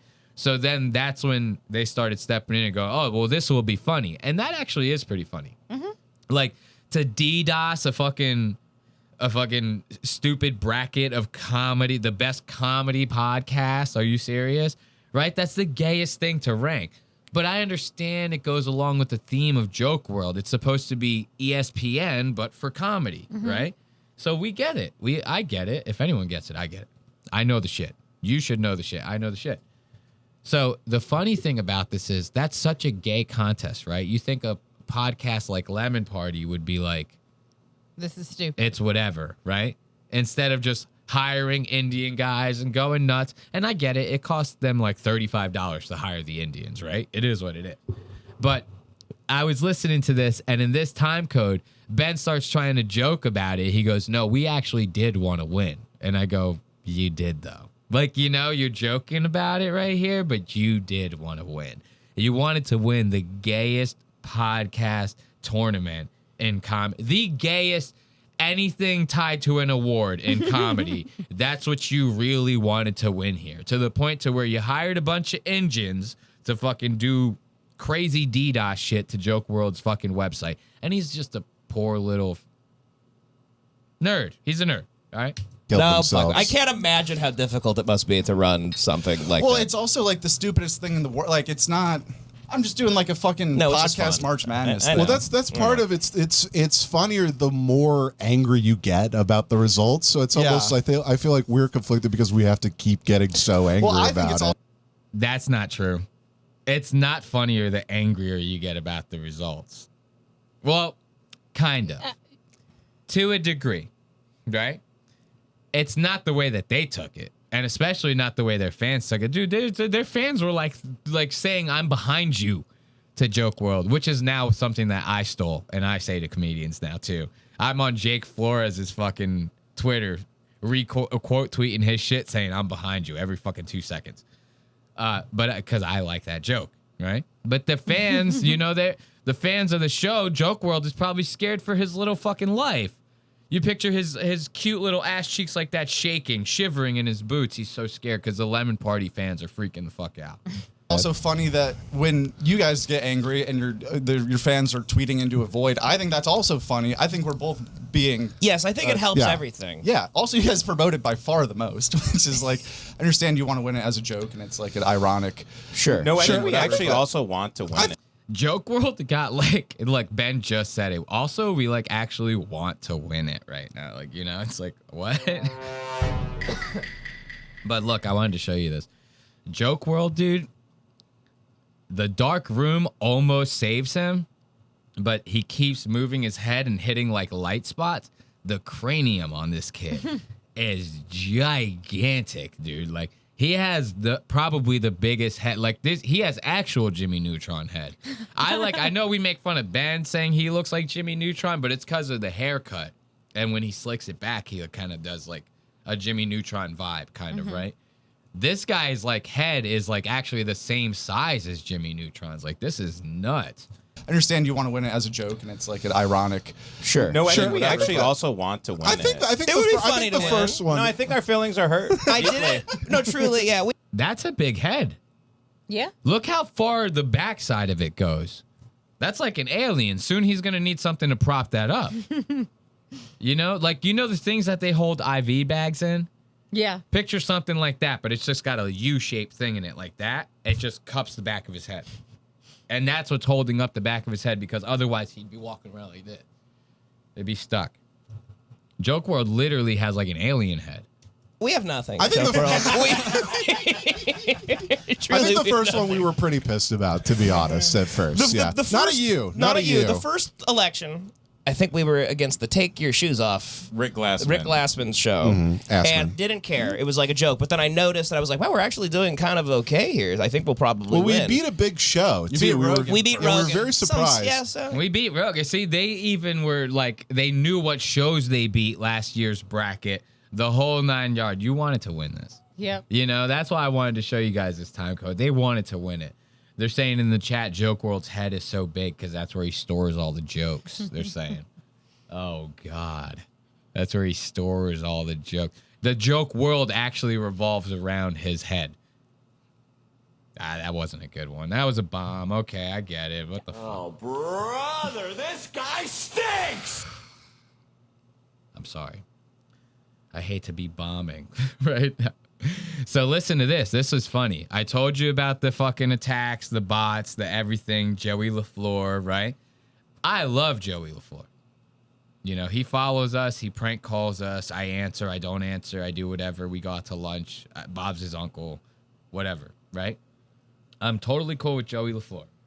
I will never not be cool with Joey LaFleur. Unless he's not cool with me, then I'm not cool with Joey LaFleur. Joke World does not like Joey LaFleur. It's very apparent in this time code that he doesn't like Joey LaFleur, and it's pretty obviously because of all the shit that he did with the Indians attacking his whole little cute contest and shit. getting his asshole all puckered up and tight over it. Listen to this. This is very funny. The way he says it. Yeah. Also, again, before this, I was doing like Instacart, and now I'm watching. I mean, this is a fair. No, I completely understand. I completely understand. No, I was saying this is one of the only podcasts I still feel the main point of it is to say the funniest thing possible at whatever moment. Like, you guys are just all doing jokes, and that's why I'm here in the first place, is because you were doing the bracket thing as a joke. I completely understood the whole time. I was offended when you said you don't think I understand jokes. I understand. When did I say that I wasn't? I know. Devin, on the joke? I was fucking around. Apologize. Well, that's okay. Hold on. He owes me right after that. He owes me an apology though, because I think I said that on a show that you won't name or ever give any respect. Joke World, ISIS hate watch. Joke World refuses to give Hate Watch respect, bro. And the reasoning for it is very funny. He's like, well, none of you guys are comedians, right? And this is the funny thing about his thought process on that is Lemon Party actually consists of two guys that stopped doing stand-up comedy and will not do stand-up comedy anymore. And then Ben, who is a guy that says he's not a comedian, but is doing everything within his power to make himself a comedian, right? Right. So technically, 3 non-comedians in that podcast, right?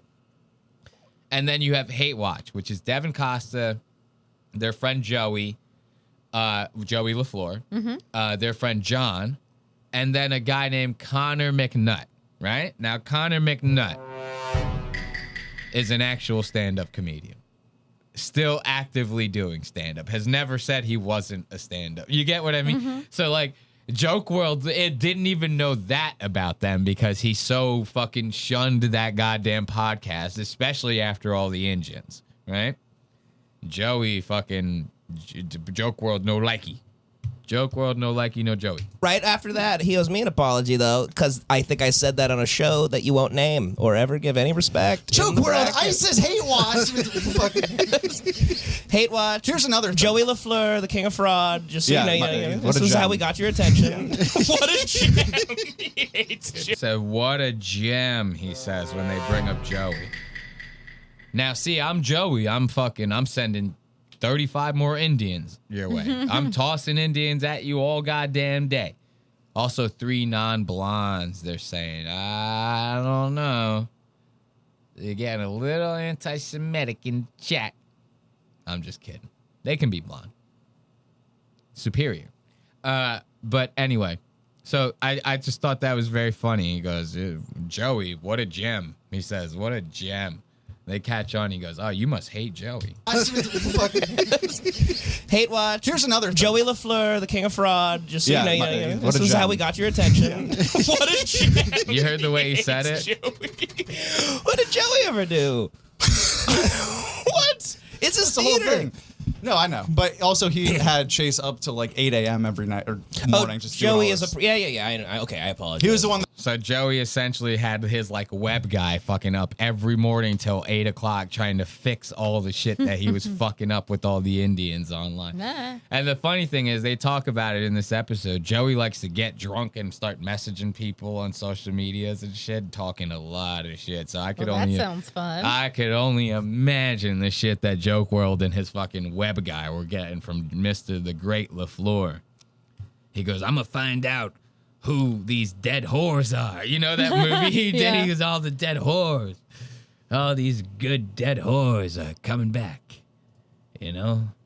Now listen to this. What's a good one? Joke World kind of calling the boys out. I kind of like this one a little bit. This is about them being comedians. You guys are gonna think this is insane, but I don't indulge in content that I don't like. Well, So it's hard that for seems me to- almost impossible. Totally biased. I get. I don't think so. I don't know. That's why bias. people probably say that I'm biased or whatever. First of all, I don't. That's bias. Yeah. Your whole show your whole channel is promoting comedy podcasts, right? And you only watch things that you like. So that means anything you don't like won't get the promotion that your shit now. And Joke World's a big thing. They're literally about to have a Joke World festival.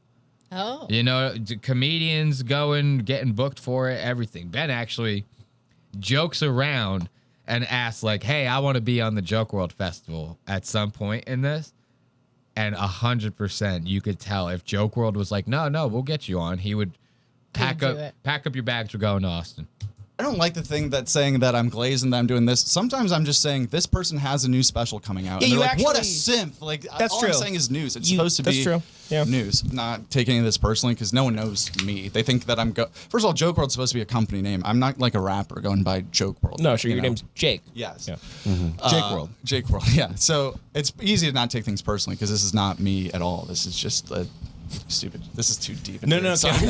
So you have the festival coming up in Fort Myers. I'd love to. St. Pete. St. Pete. I'd love to do it. I don't know if you have space. That's fine if you don't. Now, joking tone, yes? That's fishing right there. Yeah. That's fishing if I've ever fucking seen it. You know? If you ask me, Ben's the finest fisherman of this side of LA. Because that was some fishing. You know? Now, Joke World turns around and goes, we got room for you on the festival. Ben goes, thank God.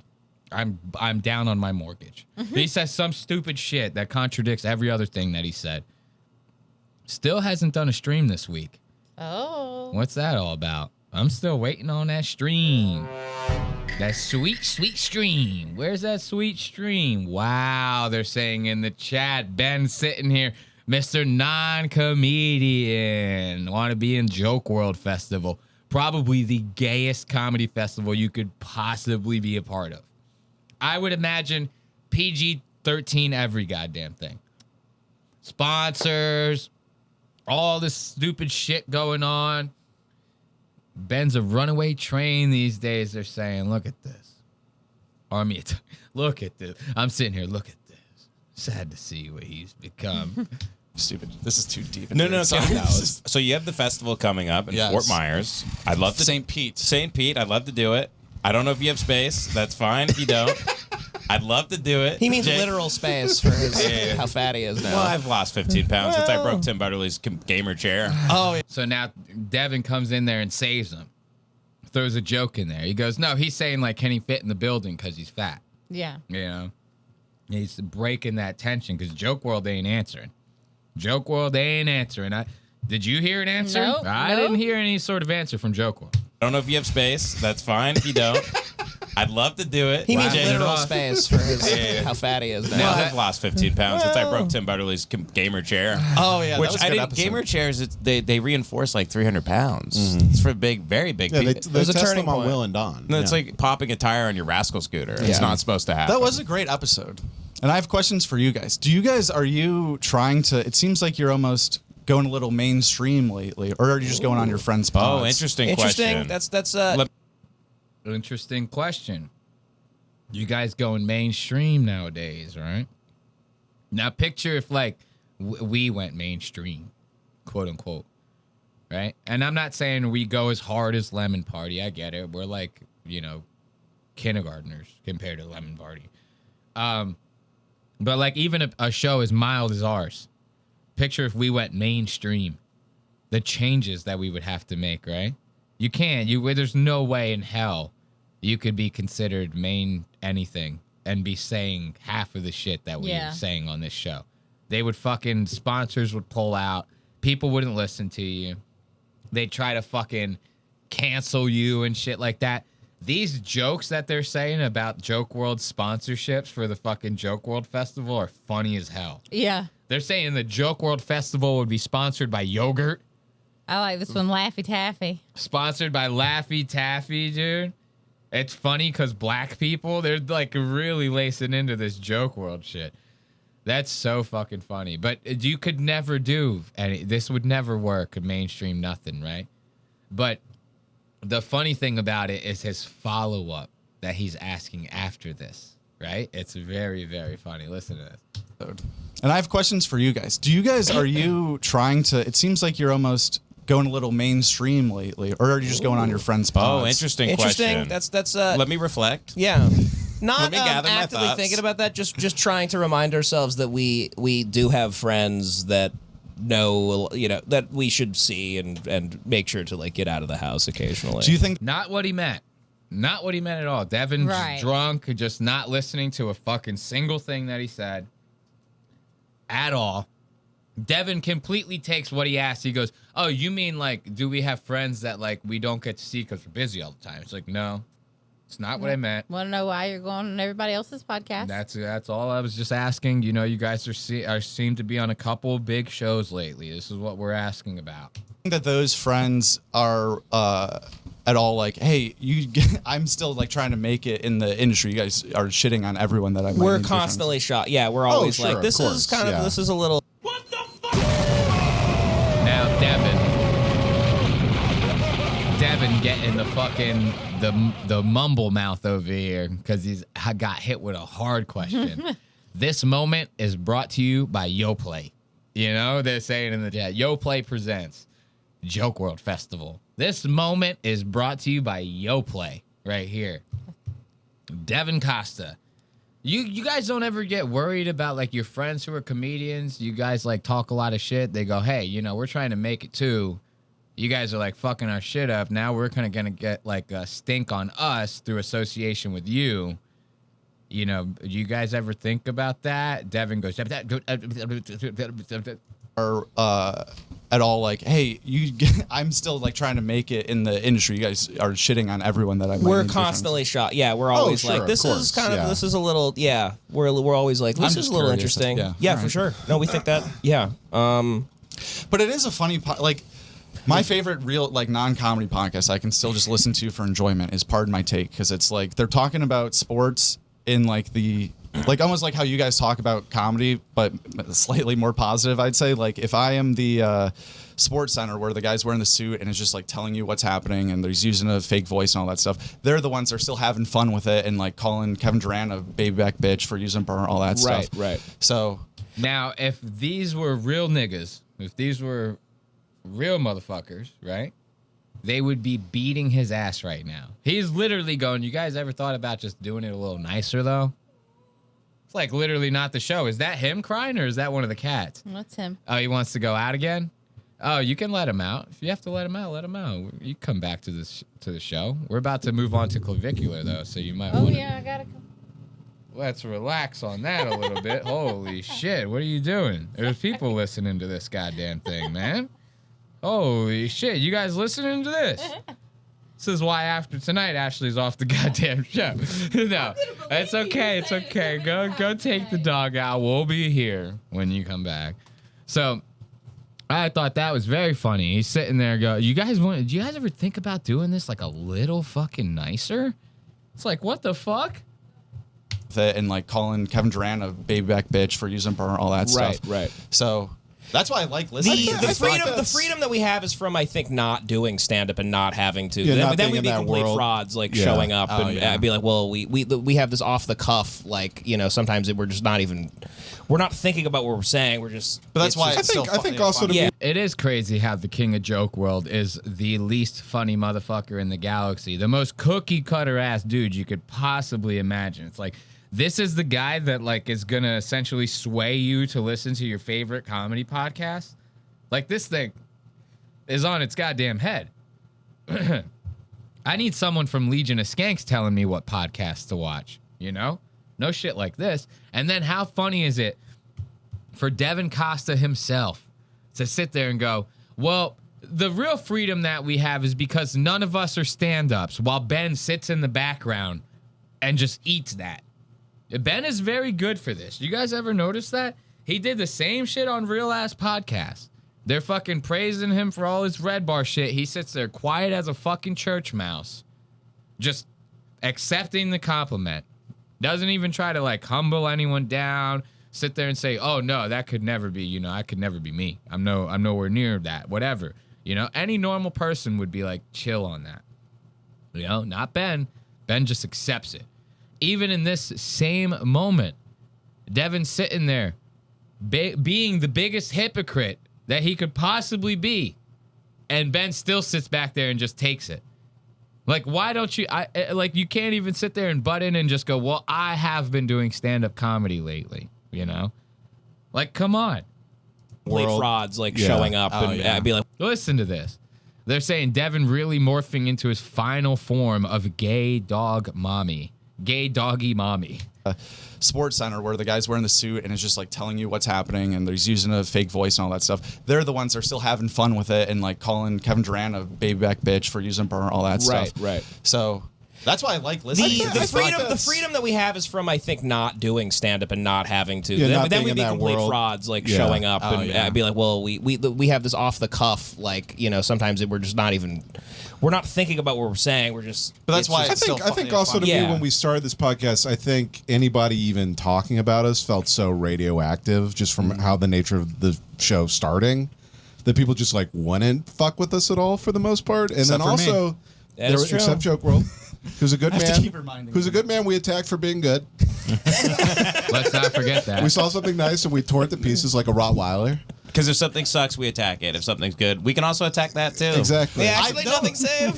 Nothing. But I think also I hold that same sentiment. I'm attacking you whether you're my best friend Jeff Dye or whether you're fucking Ben Lemon from Lemon Party. So let's give it up for the boys of Lemon Party over here. Some fine hypocrisy. Let's say hello to, there's someone new in the chat. This is a Big Germ, our new friend, Big Germ, you know. Be sure to check out the Discord link we have in the bio. I'm seeing some of you guys I see also activate or, you know, engaging in stuff in the Discord. I'm kind of like spacing out a little bit here. We've been going for like 4.5 hours, man. We still got one more segment left. Ashley's coming back for the clavicular segment. Hit us with that. Hit us with that, Ashley. Hey, Ashley. All right, this is our last segment of the night, okay? This is going to be our clavicular segment. Now, we love clavicular around here. I don't know if anybody else is familiar with clavicular and his fine work. We talked about him a little earlier. We saw Letty fucking get completely demolished by him. Move that mic, please, because that you can hear the AC way worse when you have it moved over there. But yeah, so Letty was, you know, got turned down by him. He said, what did he say to her? He goes, I know I told you were hot when we were like over there in the dark, but I think it might have been the lighting. Yeah. He goes, now that I see you in the light, he grabs her by her shoulders. He goes, now that I see you in the light, Not so much. he goes, I don't know about that. I don't know about that. So, dude, Clav at the porn star party, they're saying, dude. If he did a porn star party fucking live stream, I know what we're watching tonight. I'll tell you that right now. Seeing Clav with a bunch of hoes? I'd like seeing Clav with a bunch of hoes. So let's get into this. This isn't just any clavicular coverage, right? We're gonna get like a twofer here, maybe even a threefer, you know? Because this is not just clavicular. It's clavicular, Logan Paul, and Mike Malak on this week's episode of Impulsion. I love me some Impulsion. Ladies and gentlemen. We're going to start out with the fucking intro. Let's listen to this. Clavicular on Impulsive with Mike Malak and Logan Paul. I mean, that's like too sweet. You know how like when you eat a cake and it's too rich, you go, that's too much of a good thing. That's kind of what this is to me. I go, this is way too good. I was pretty excited about it. Yeah, there was 100% chance that I was watching this 3 times. You get what I mean? Because something funny was bound to happen. This is not always a gotcha segment, you know? Like there were gotcha to fucking Lemon Party, right? Sometimes the segment is just for us to laugh. Literally just to watch something and fucking laugh, you know? So this is exactly what we're here for. Clavicular, Logan Paul, and Mike Malak. And yes, to Magnus Galactus, we do have a Discord. It is linked in our bio. I encourage everyone to join. We have a lot of good stuff in there. Make sure you check out the Comedian Tweets channel. That's where we have all the Jamokes tweets all in one place on the Discord. Scraped all their tweets. We got them all in one feed. And if you want to add to them, we have a suggestions channel as well. So be sure to check out the Discord if you are not aware or if you're new to the show. But let's get into this clavicular with Logan Paul. Even the intro is fucking funny as hell. Listen to this. So, Sorry for the song. Some guy is illegally claiming our song, even though we made it. Isn't that fucking hilarious as shit? When I was listening to that, I was like, what is going on here? You know, I'm always doing something in the yard. Mhm. I'm planting plants. I'm ripping weeds. I'm never doing yard work. It's a joke. But dude, the fucking intro song. Sorry for the song. Anytime we come here. I was like, what the fuck is happening here? It's saying sorry for the song. Someone's illegally claiming it, even though we made it. Mm-hmm. That is hilarious. I gotta hear that again. All right, I'm up. I'm gonna say No, we can't give. We might have to just skip the song. I don't want to give into the fucking. Listen one more time to that song. That is so fucking funny. Sorry for the song. So. Sorry for the song. Some guy is illegally claiming our song, even though we made it. I thought that was hilarious. That picture. Are these intentionally placed, or could I drink? You can drink one. Yeah, go for it.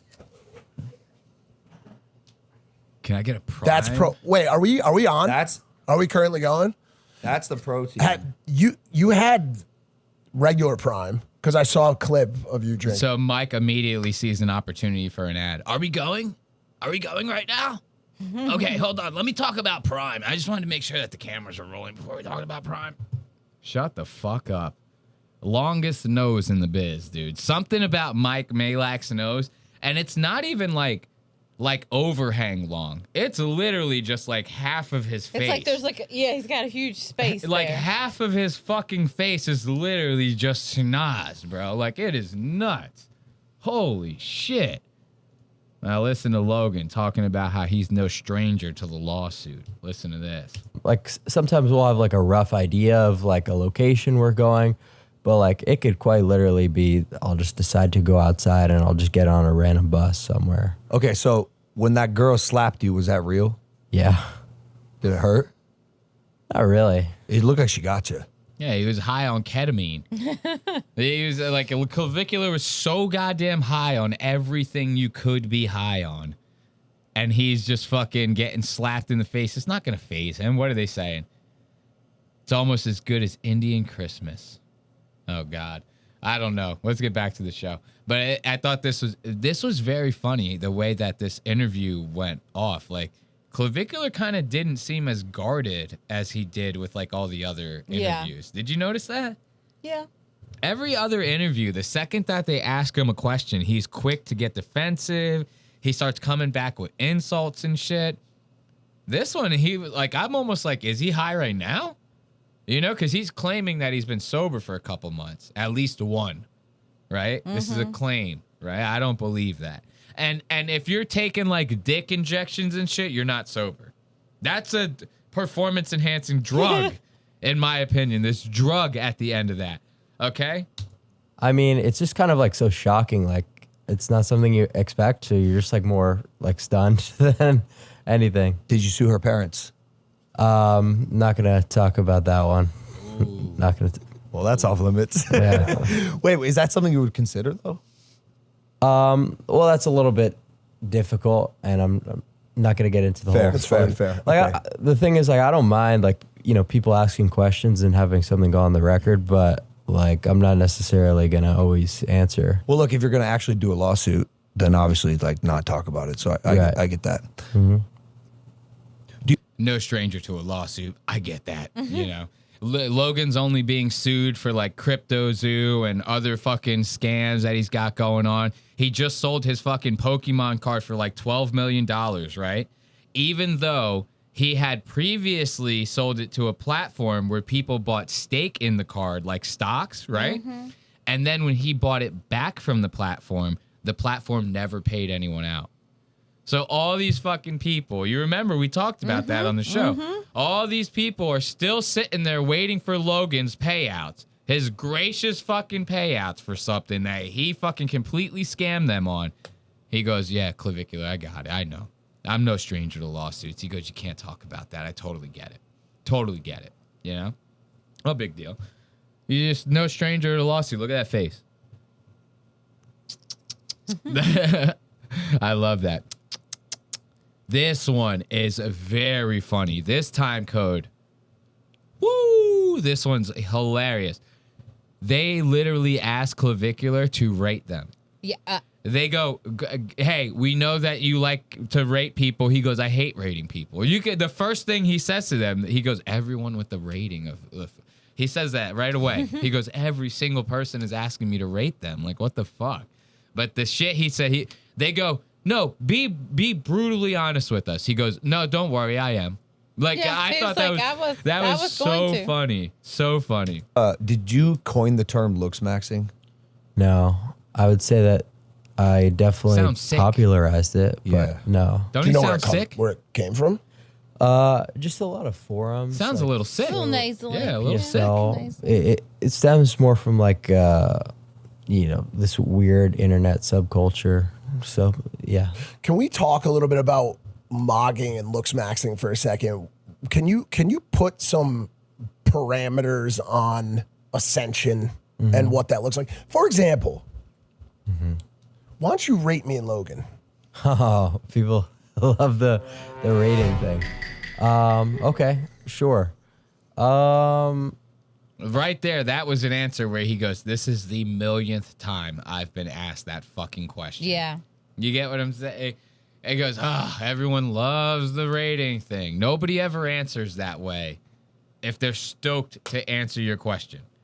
You've asked him, like novice journalist question 1. You know, the first one, every journalist, could you rate me? We want to make it funny. Even though this is 60 minutes, we still want to make it like kind of lighthearted. Could you rate us? They're like 75. Could you rate us? Don't be biased, dude. No, I won't be biased. You don't have to worry about that. He did OD a month ago. They're asking in the chat. Yeah. Didn't he OD a month ago? Yeah, he did OD like a month ago, and he's claiming to be sober ever since. He sounds either high as shit or sick right But here. let's hope sick. I hope sick as well. I would say that I'd probably rate you maybe a 3.75 out of 10. 3.75 out of 10. Look at Logan's face. He goes, yo, I can't believe I still have this motherfucker on the show, man. This guy fucking sucks. Look at Mike getting a 3.5 out of 10 is rough. And we know at least 2 of those points, maybe even 3 of those points are all no's. So, like, that's a really, really rough score, dude. Holy shit. Let's listen to that one more. Look at Logan's face. Logan goes, yo, you about to lace into my fucking boy like that, bro? About that. I would say that I'd probably rate you maybe a 3.75. 3.75. Long pause. Very long pause, right? Out of 10? Out of 10. He goes, let's not forget that part. He goes, this is not a 3.75 out of 5. He's like, I'm not giving you that. That'd be a way higher score than I need to give you. He goes, this is on a scale of 1 to 10. And right now you're ranking in the lower 40 percentile, okay? So fuck off. That was 3.75 out of 10. Only thing that would have made it worse is if he goes out of 100. You know, he goes, it's a 3.75, long pause, out of 100. Then we're really in trouble. Yeah. Can you tell us why? So, yeah, mostly because his interpupillary distance. So, like, how close that his eyes are. And also His the longer mid face. Longer mid face, he said. What he meant to say was longer nose. Oh, man. Look at Mike's face right now. This guy. You might as well shoot him in the heart. You just know where there's nothing left of the guy. He's fucking just got massacred. He goes, why? He goes, don't worry, I'm going to tell you why. I'm going to tell you exactly why. Mostly because his interpupillary distance. So, like, says how close that interpupillary distance? Clavicular says interpupillary distance. You better get with the goddamn program. Okay. Holy Jesus shit. gonna kill me. That's so fucking funny, bro. He said interpupillary distance. He's trying to sound so fucking smart when he says all this shit. Just say his eyes are too close together, man. Please. Please. Because his interpupillary distance, so like how close set his eyes are, and also the longer mid face would be the main. Yo, everyone in the studio can't hold it. No way. Everyone in the studio can't hold it. He does have a long face. Wait, can I? He has a long face. For sure. Can I ask you a question? Yeah. 3.75 is great. Mike has a face that he looks like somebody went into Photoshop and only stretched the middle of his face just slightly to try to like fuck with you to go, do you notice the difference in this picture? And they hand it to you to see if you'll notice, right? They only stretch it like a little bit and that's it.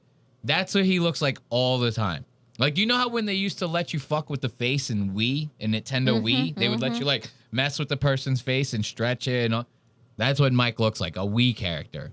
He looks like you're making a Nintendo Mii. That is pretty funny. He looks like a Nintendo Mii character of himself. Boom, boom, boom, boom, boom, boom. For sure. Can I ask you a question? Yeah. 3.75 is great. So that's rough. That's a rough. Where does 3.7? Where does the rating start and stop? Is the rating strictly face related? He goes, it starts at 0, and for you, it ends at 3.75. Do you what? I don't understand. What don't you get about this? It's not what. There's no curve on the scale, bro. You're low on it, man. Mike trying to figure. He goes, well, we could quantify this differently, can't we? No, we can't. Sorry. So, where does the rating start and stop? Is the rating strictly face related? Yeah, I mean, but you could, add parameters or, make clarifications. Like, if you're rating someone's like total SMV, their sexual market value, that would include a lot of other metrics like. Okay, what's my SMV? Oh, the Mike's like, I have had sex with a porn star. I have had sex with a porn star before. So let's not forget that part. And the porn star that he was dating at the time is a nasty one. Like the kind that like does like piss, shit, vomit type shit, like all that kind of stuff. He was dating a really, really bad one. Logan used to make fun of him for it all the time. Ooh. Value, that would include a lot of other metrics like. Okay, what's my SMV? Let's hear it. Would be a lot higher, right? Because you're famous, wealthy, thought it was tall. gonna be bad. So that's something that would be more favorable to you. What do you think Mike's sexual market value is? Extremely high percentile, top percentile SMV, right? And that's really the number that I would say matters the most. Is your SMV more than anything. And I agree with you, and I'm happy you said that because that was going to be kind of my question. Yeah, his ego definitely. He goes, I agree with you, and I'm happy you said that because otherwise my goose would be cooked. My goose would be completely cooked. I'd be fucking done for. He goes, but there is a saving grace. It's my wallet. Thank God. He goes, thank God for my wallet. He took a little bit of a dive, but No, the that's not SMV true. got it back Hey, up. listen. Never was trying to be in GQ. Okay, I like to make people laugh. I like to make people feel good. I like to bring energy to a room. Okay, I fall back on the fact that I'm. Guys, Ashley literally just smacked her forehead like this was a fucking TV sitcom. I'm not even kidding. The second he goes, I bring energy to a room, Ashley goes like this. I swear to fucking God, I don't know if you could hear that in the fucking mic. Like this was a episode of Even Stevens. Ashley goes just like that. As soon as he goes, I bring energy into the room, Ashley's dying. Bro, it definitely took a little bit of a dive, but No, the that's not SMV true. got it back Hey, up. listen. Never was trying to be in GQ. Okay, I like to make people laugh. I like to make people feel good. I like to bring energy to a room. Okay, I fall back on the fact that I'm 6'3" quite often. I think height is an incredibly important, it's very important part of the equation. But I'm happy that you said that because I think it gives other 3.75s like myself, Yeah, you ugly. the ability to understand their power. Power. Well, What's the power? Where's this come? What were you gonna say? Clavicular putting that chapstick on. Did I miss that? He put on He's chapstick? got like a Carmex thing, and he squeezes it onto his finger and goes, "Why wouldn't he just?" He didn't even do the actual lip. What a bitch! Oh, what was that? No, don't do that. Never that. No, that's not maxing anything. Ooh, let's see that from the start. I missed that one. Good call. Fives like myself. Okay. The ability to understand their power. I don't like that. No. I do not like that. He's even kind of like eating He's it. gumming it. Wait, what the fuck? He's gumming the fucking chapstick. Holy shit. This is why you have to no more dog breaks. We need you here. You're not off the show. You're on the show. You're back on. You're back on the show. I didn't catch that. Why did he do that? Like, really, why did he do that? That was weird. Why did he gum it after the... Dude, that is the strangest part to me. Hold up here. Ability to understand. Okay, we start with the tiny lips. The tiniest lips. I don't like that. I do not like that. Making your lips tiny like that as a grown-ass man... This is where I start. He's not a grown ass man. He's 20. That's fine. Soon he'll be 21, and then there's really no excuses. I will get 100%. Yeah, pause. They say in the chat. They're going pause. Hold up, hold up, because you cannot be making tiny lip like this. This is. I go Andrew Tate. I see a tiny lip like this. I go. You can't do that. You can't do that, man. And I would let it slide, but then you took the chapstick and you rubbed it all over your gums in your mouth. Come on, man. The ability to understand their Look at this. Don't forget to gum it. Yep, get in there. That was a quick one, too. He didn't look, and then he looks at the camera. He goes, did they see me? We saw you. Did they see me? We saw you, Braden. We all saw you, Braden. All 15 of us. We saw you. We caught you. That's very fucking funny. It was a quick one, too. He went like he gagged on it. Understand one more their power. Well, the key bit of nuance there is that, the face There you go. and your looks are going to be the most important thing for getting a super high SMV. Hold up. So what you've had to accomplish. Hold up. My browser's not up to date, guys. Sorry. I'm going to have to tell it to remind me later. To transcend the rating of 3.75 and be in that top percentile SMV wise was become like multi-million follower on social media pages and like extreme amounts of wealth. So that's not something that the average 3.75 guy is ever going to be able to accomplish. So Let me cut you off for 1 second. He can maybe attest to it, but certainly my family and friends from back home can. Mike's been pulling very beautiful women for since I was a kid, dude. It's almost Like, it's almost like the things you just mentioned for him didn't matter. They helped, certainly helped, and put me in rooms with different types. But It's because he's a con man and he surrounded himself with fucking dumb, vulnerable women. In my opinion. I mean, he talks about his whole life. He was a drug addict and everything, like pretty much up until he met Logan, right? So as a drug addict growing up, you would be surrounded by a lot of stupid, vulnerable, addicted women. Yeah. I would imagine it'd be kind of easy to sleep with them, especially if you're the plug. You know, it's like that's every time he brags a point like this, I go, dude, it's so easy to connect the dots to go like, well, that wasn't done with great moral upstand. Like, you know, I don't know. Just to hearing that, I go, yeah, you've got a lot of pussy. Those, like half of those girls probably killed themselves by now. You know, I have no idea. And the reason why I bring this up is because it's been one of the places where I always wanted to counter you a little bit. In the priority factor in an SMV, I think might be humor, dude. I think, and we could talk about it, but I think an ability to make a girl laugh and have a good time and feel comfortable in a social scenario, in a social setting. Now, I'm not saying that if you're, but clearly for me, being a 3.75, it was able to help me overcome that issue, right? Right. So what's your counter to that? Like, why do ugly funny guys get the best pussy? I wouldn't really say ugly funny guys get the most pussy. I would say that charisma is certainly a very important thing. Okay. And having it is going to help you a lot. But at the end of the day, you know, these one-off anecdotes you always hear all the time, like, oh, my buddy, he's bald and fat and he makes a lot of jokes, but he gets laid all the time.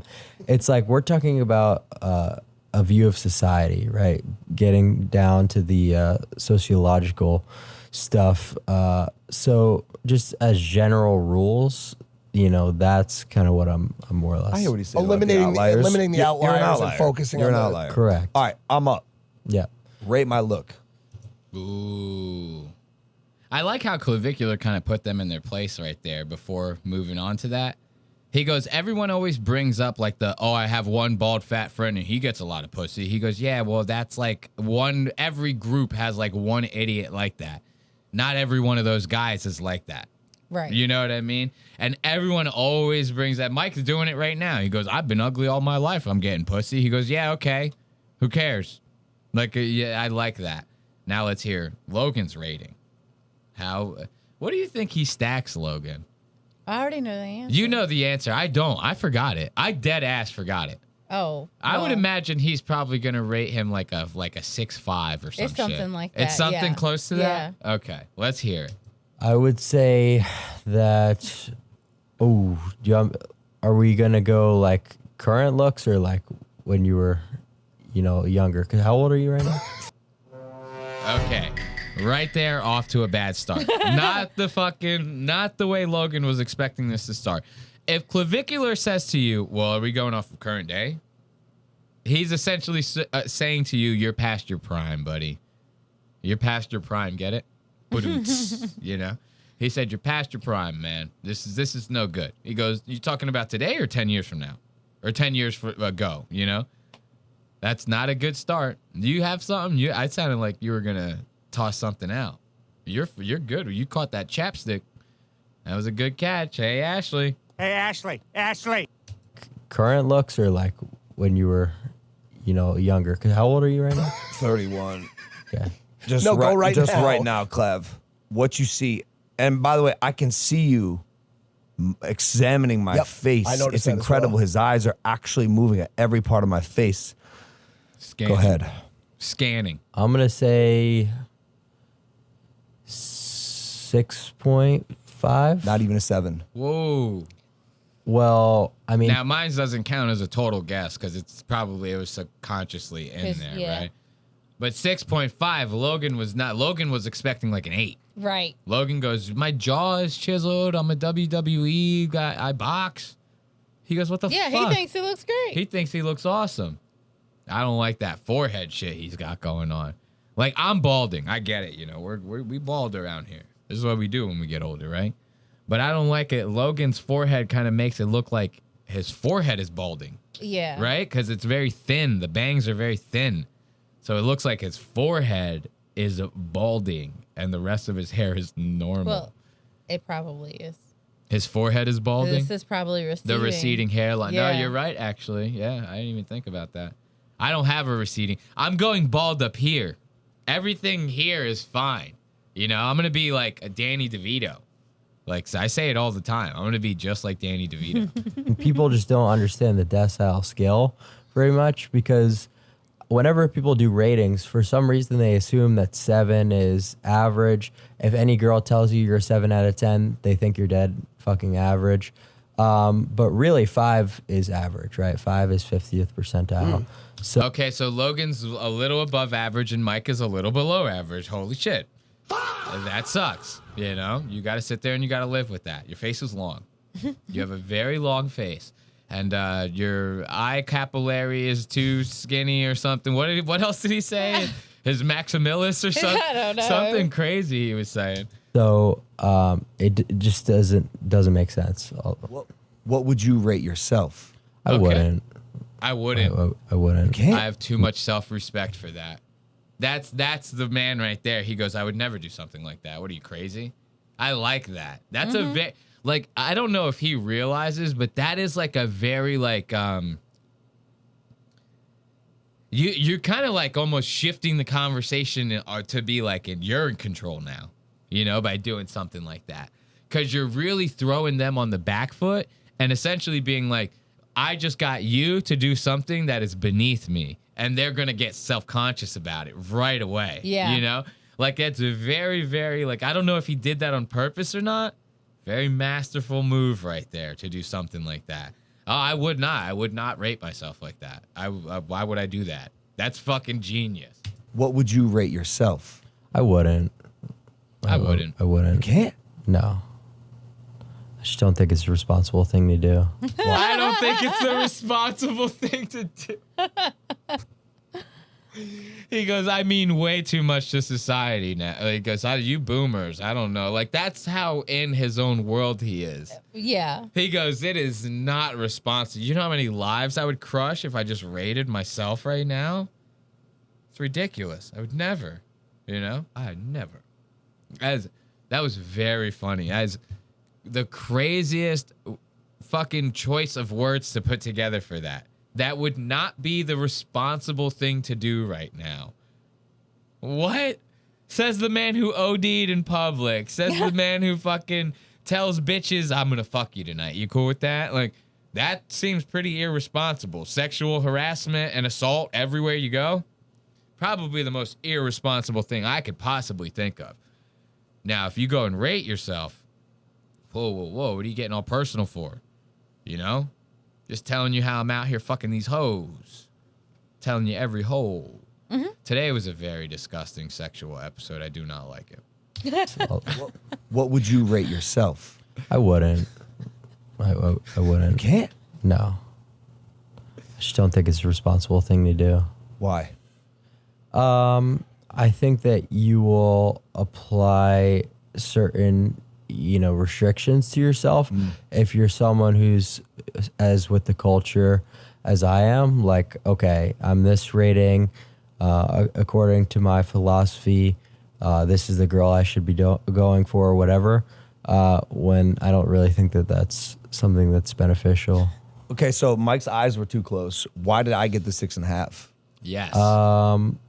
He probably has incurable STDs, they say. I don't doubt it. You know, they were talking about in this episode, Clavicular has a poly market right now, a poly market bet with like $80 million in the betting pool. Don't they talk about it on this? They talked about it. We just didn't time code it. He has a poly market bet right now with like $80 million in the fucking prize pool on if he will get a girl pregnant this year. That's it. Just yes, no. You got 50-50 shot to win some money. 80 million in the prize. That means you know how many people are betting on that? Like, I mean, this is the culture. This is I don't have no poly markets about me getting pregnant. Shit. You know? I like how he puts that, though. He goes, well, you guys, I'm not going to rate myself because I'm not putting myself in a box. He goes, you guys are putting yourselves in a box by doing that. You kind of like almost subconsciously setting limitations for yourself by even asking to be rated. Now you're gonna kind of either try to live up to that number or past it. It's gonna be a factor in your life now. You know? Yeah. He goes, I would never do something like that. It's very irresponsible. Now, I don't know if he's just trying to sound smart or if that actually is the smartest fucking thing I've ever heard anyone say. That was like a very like mature way. I think he stumbled into that. I don't think that was on purpose. I think he stumbled into that. That was like the most mature answer he could possibly give in that moment. And I do not think it was on purpose. Not even in the slightest. So now let's hear why Logan gets a 6.5. Why did you get a better score, or why did you not get a It higher just seems. score? I'll be honest with you. It just seems a little low. I thought I was at least a 7 for sure. See, like for sure, I would have said personally when people ask me what I think I am on a scale of 1 to 10, I say 11. He goes, anytime anyone asks me on a scale of 1 to 10, I say 11. This one goes to 11. 8.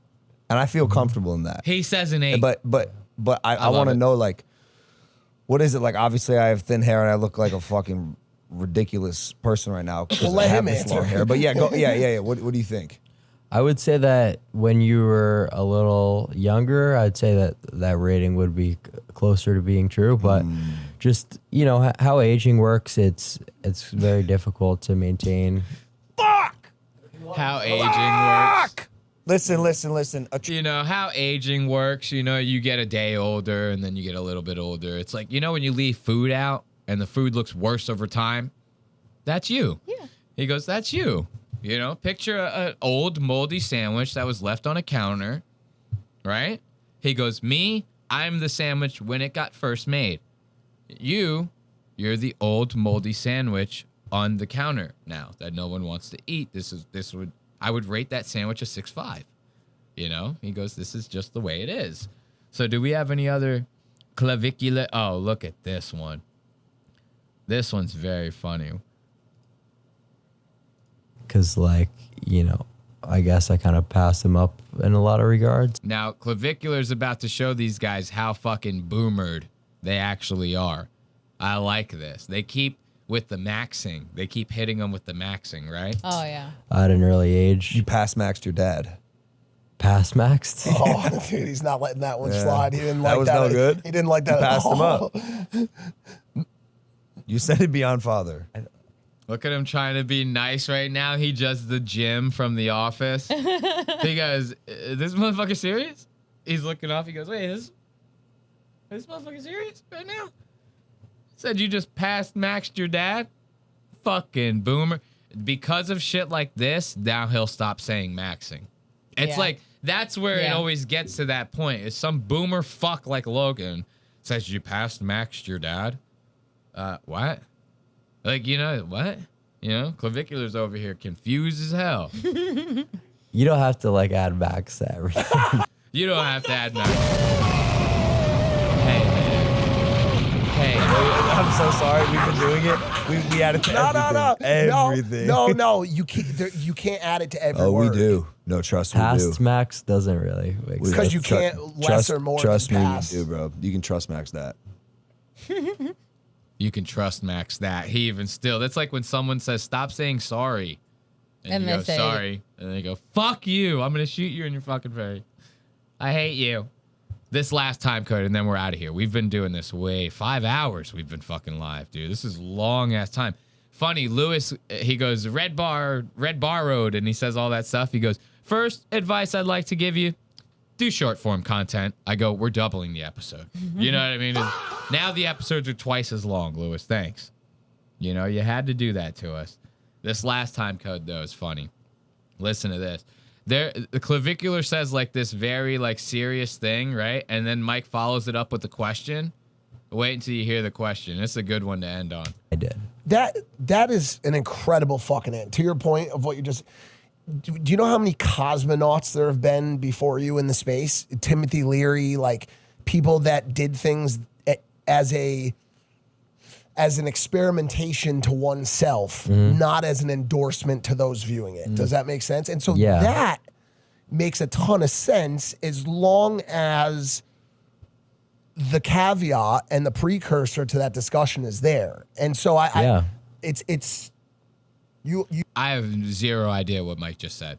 Like I have I could not even he just put together like the longest words he could. Big words. And just was like, this might land. That is Mike's favorite. He loves big words. I seriously could not put together a single fucking thing that just came out of his fucking mouth. And then the question he dares to follow this up with. Listen to this. You definitely are a very smart person. Let me ask you a question. Do you have any, like, are you on like the spectrum? Are you retarded? He goes, hey man, you retarded? I just figured I'd ask you. I love that. They say Lewis brought me here. Hey, look, Lewis is our best friend, all right? Like, we give it up for Lewis. Okay?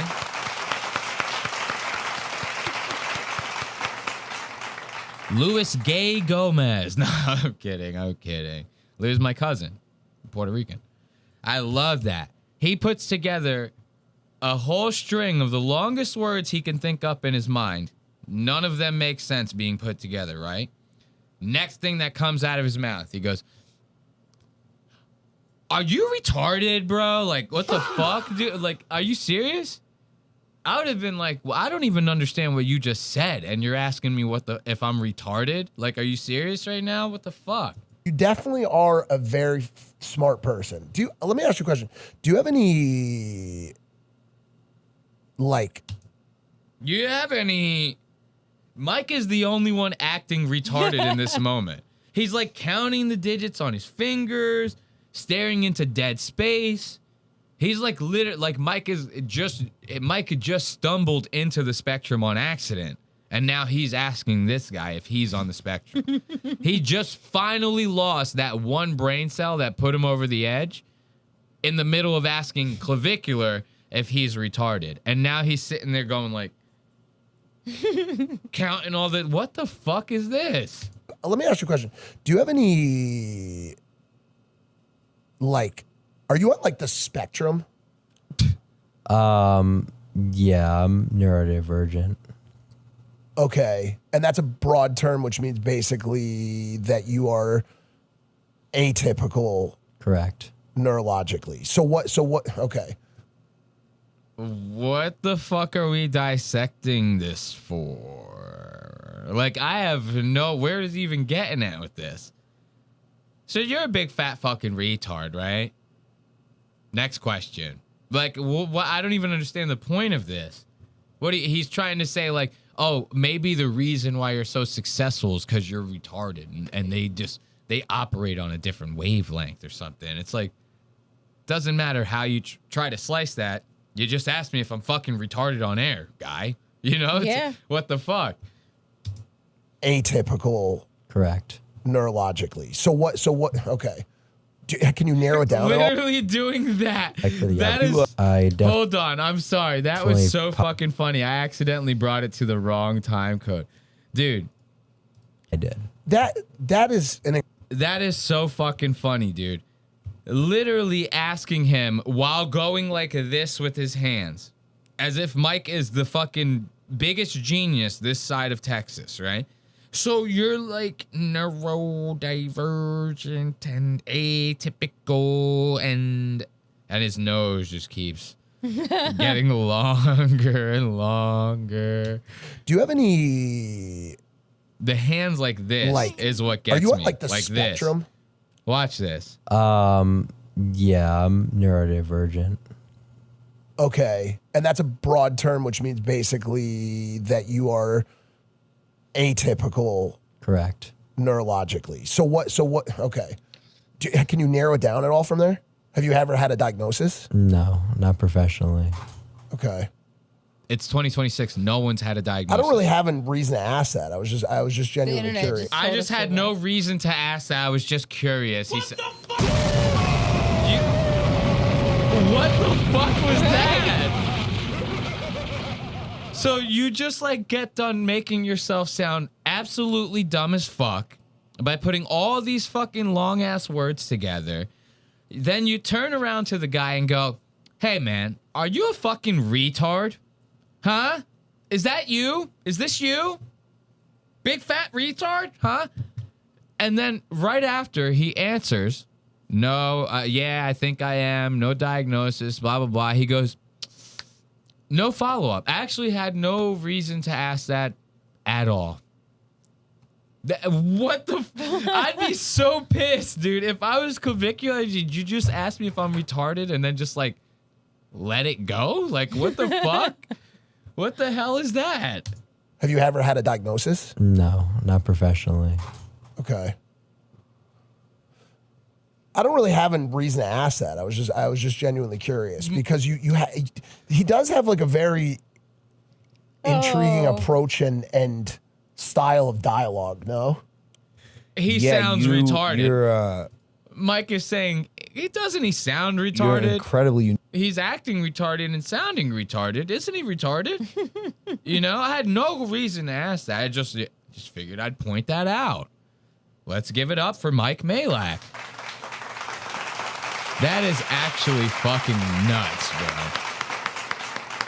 To do something like that, to just bust that out in the middle of the goddamn interview. I love Mike. He is funny. He's funny in like a stupid ass. For a fucking idiot scammer, it's like you cannot help but laugh at the dumb shit that he does and comes out of his mouth. It's actually nuts, man.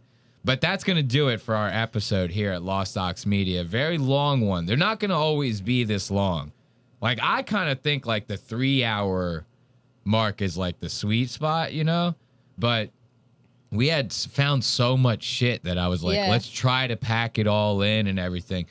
Next time we'll thin it out a little. I kind of, not that I don't love hanging out with everyone. This was just as awesome of a show as last week was. Like, I love how the chat, even if it's fucking 20 of us, 15 of us, whatever the situation may be, I just like having everyone in here talking shit, you know, getting involved and stuff like that.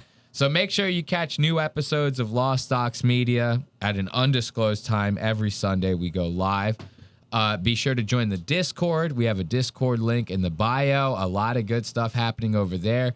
And then, of course, we have merch, and you can support the show by heading over to lostox.media. That's lost, AUX.media. So we're going to get some music going. Come on, baby, let's go get that. Until next time, I bid you all adieu, and I bid you farewell. See ya.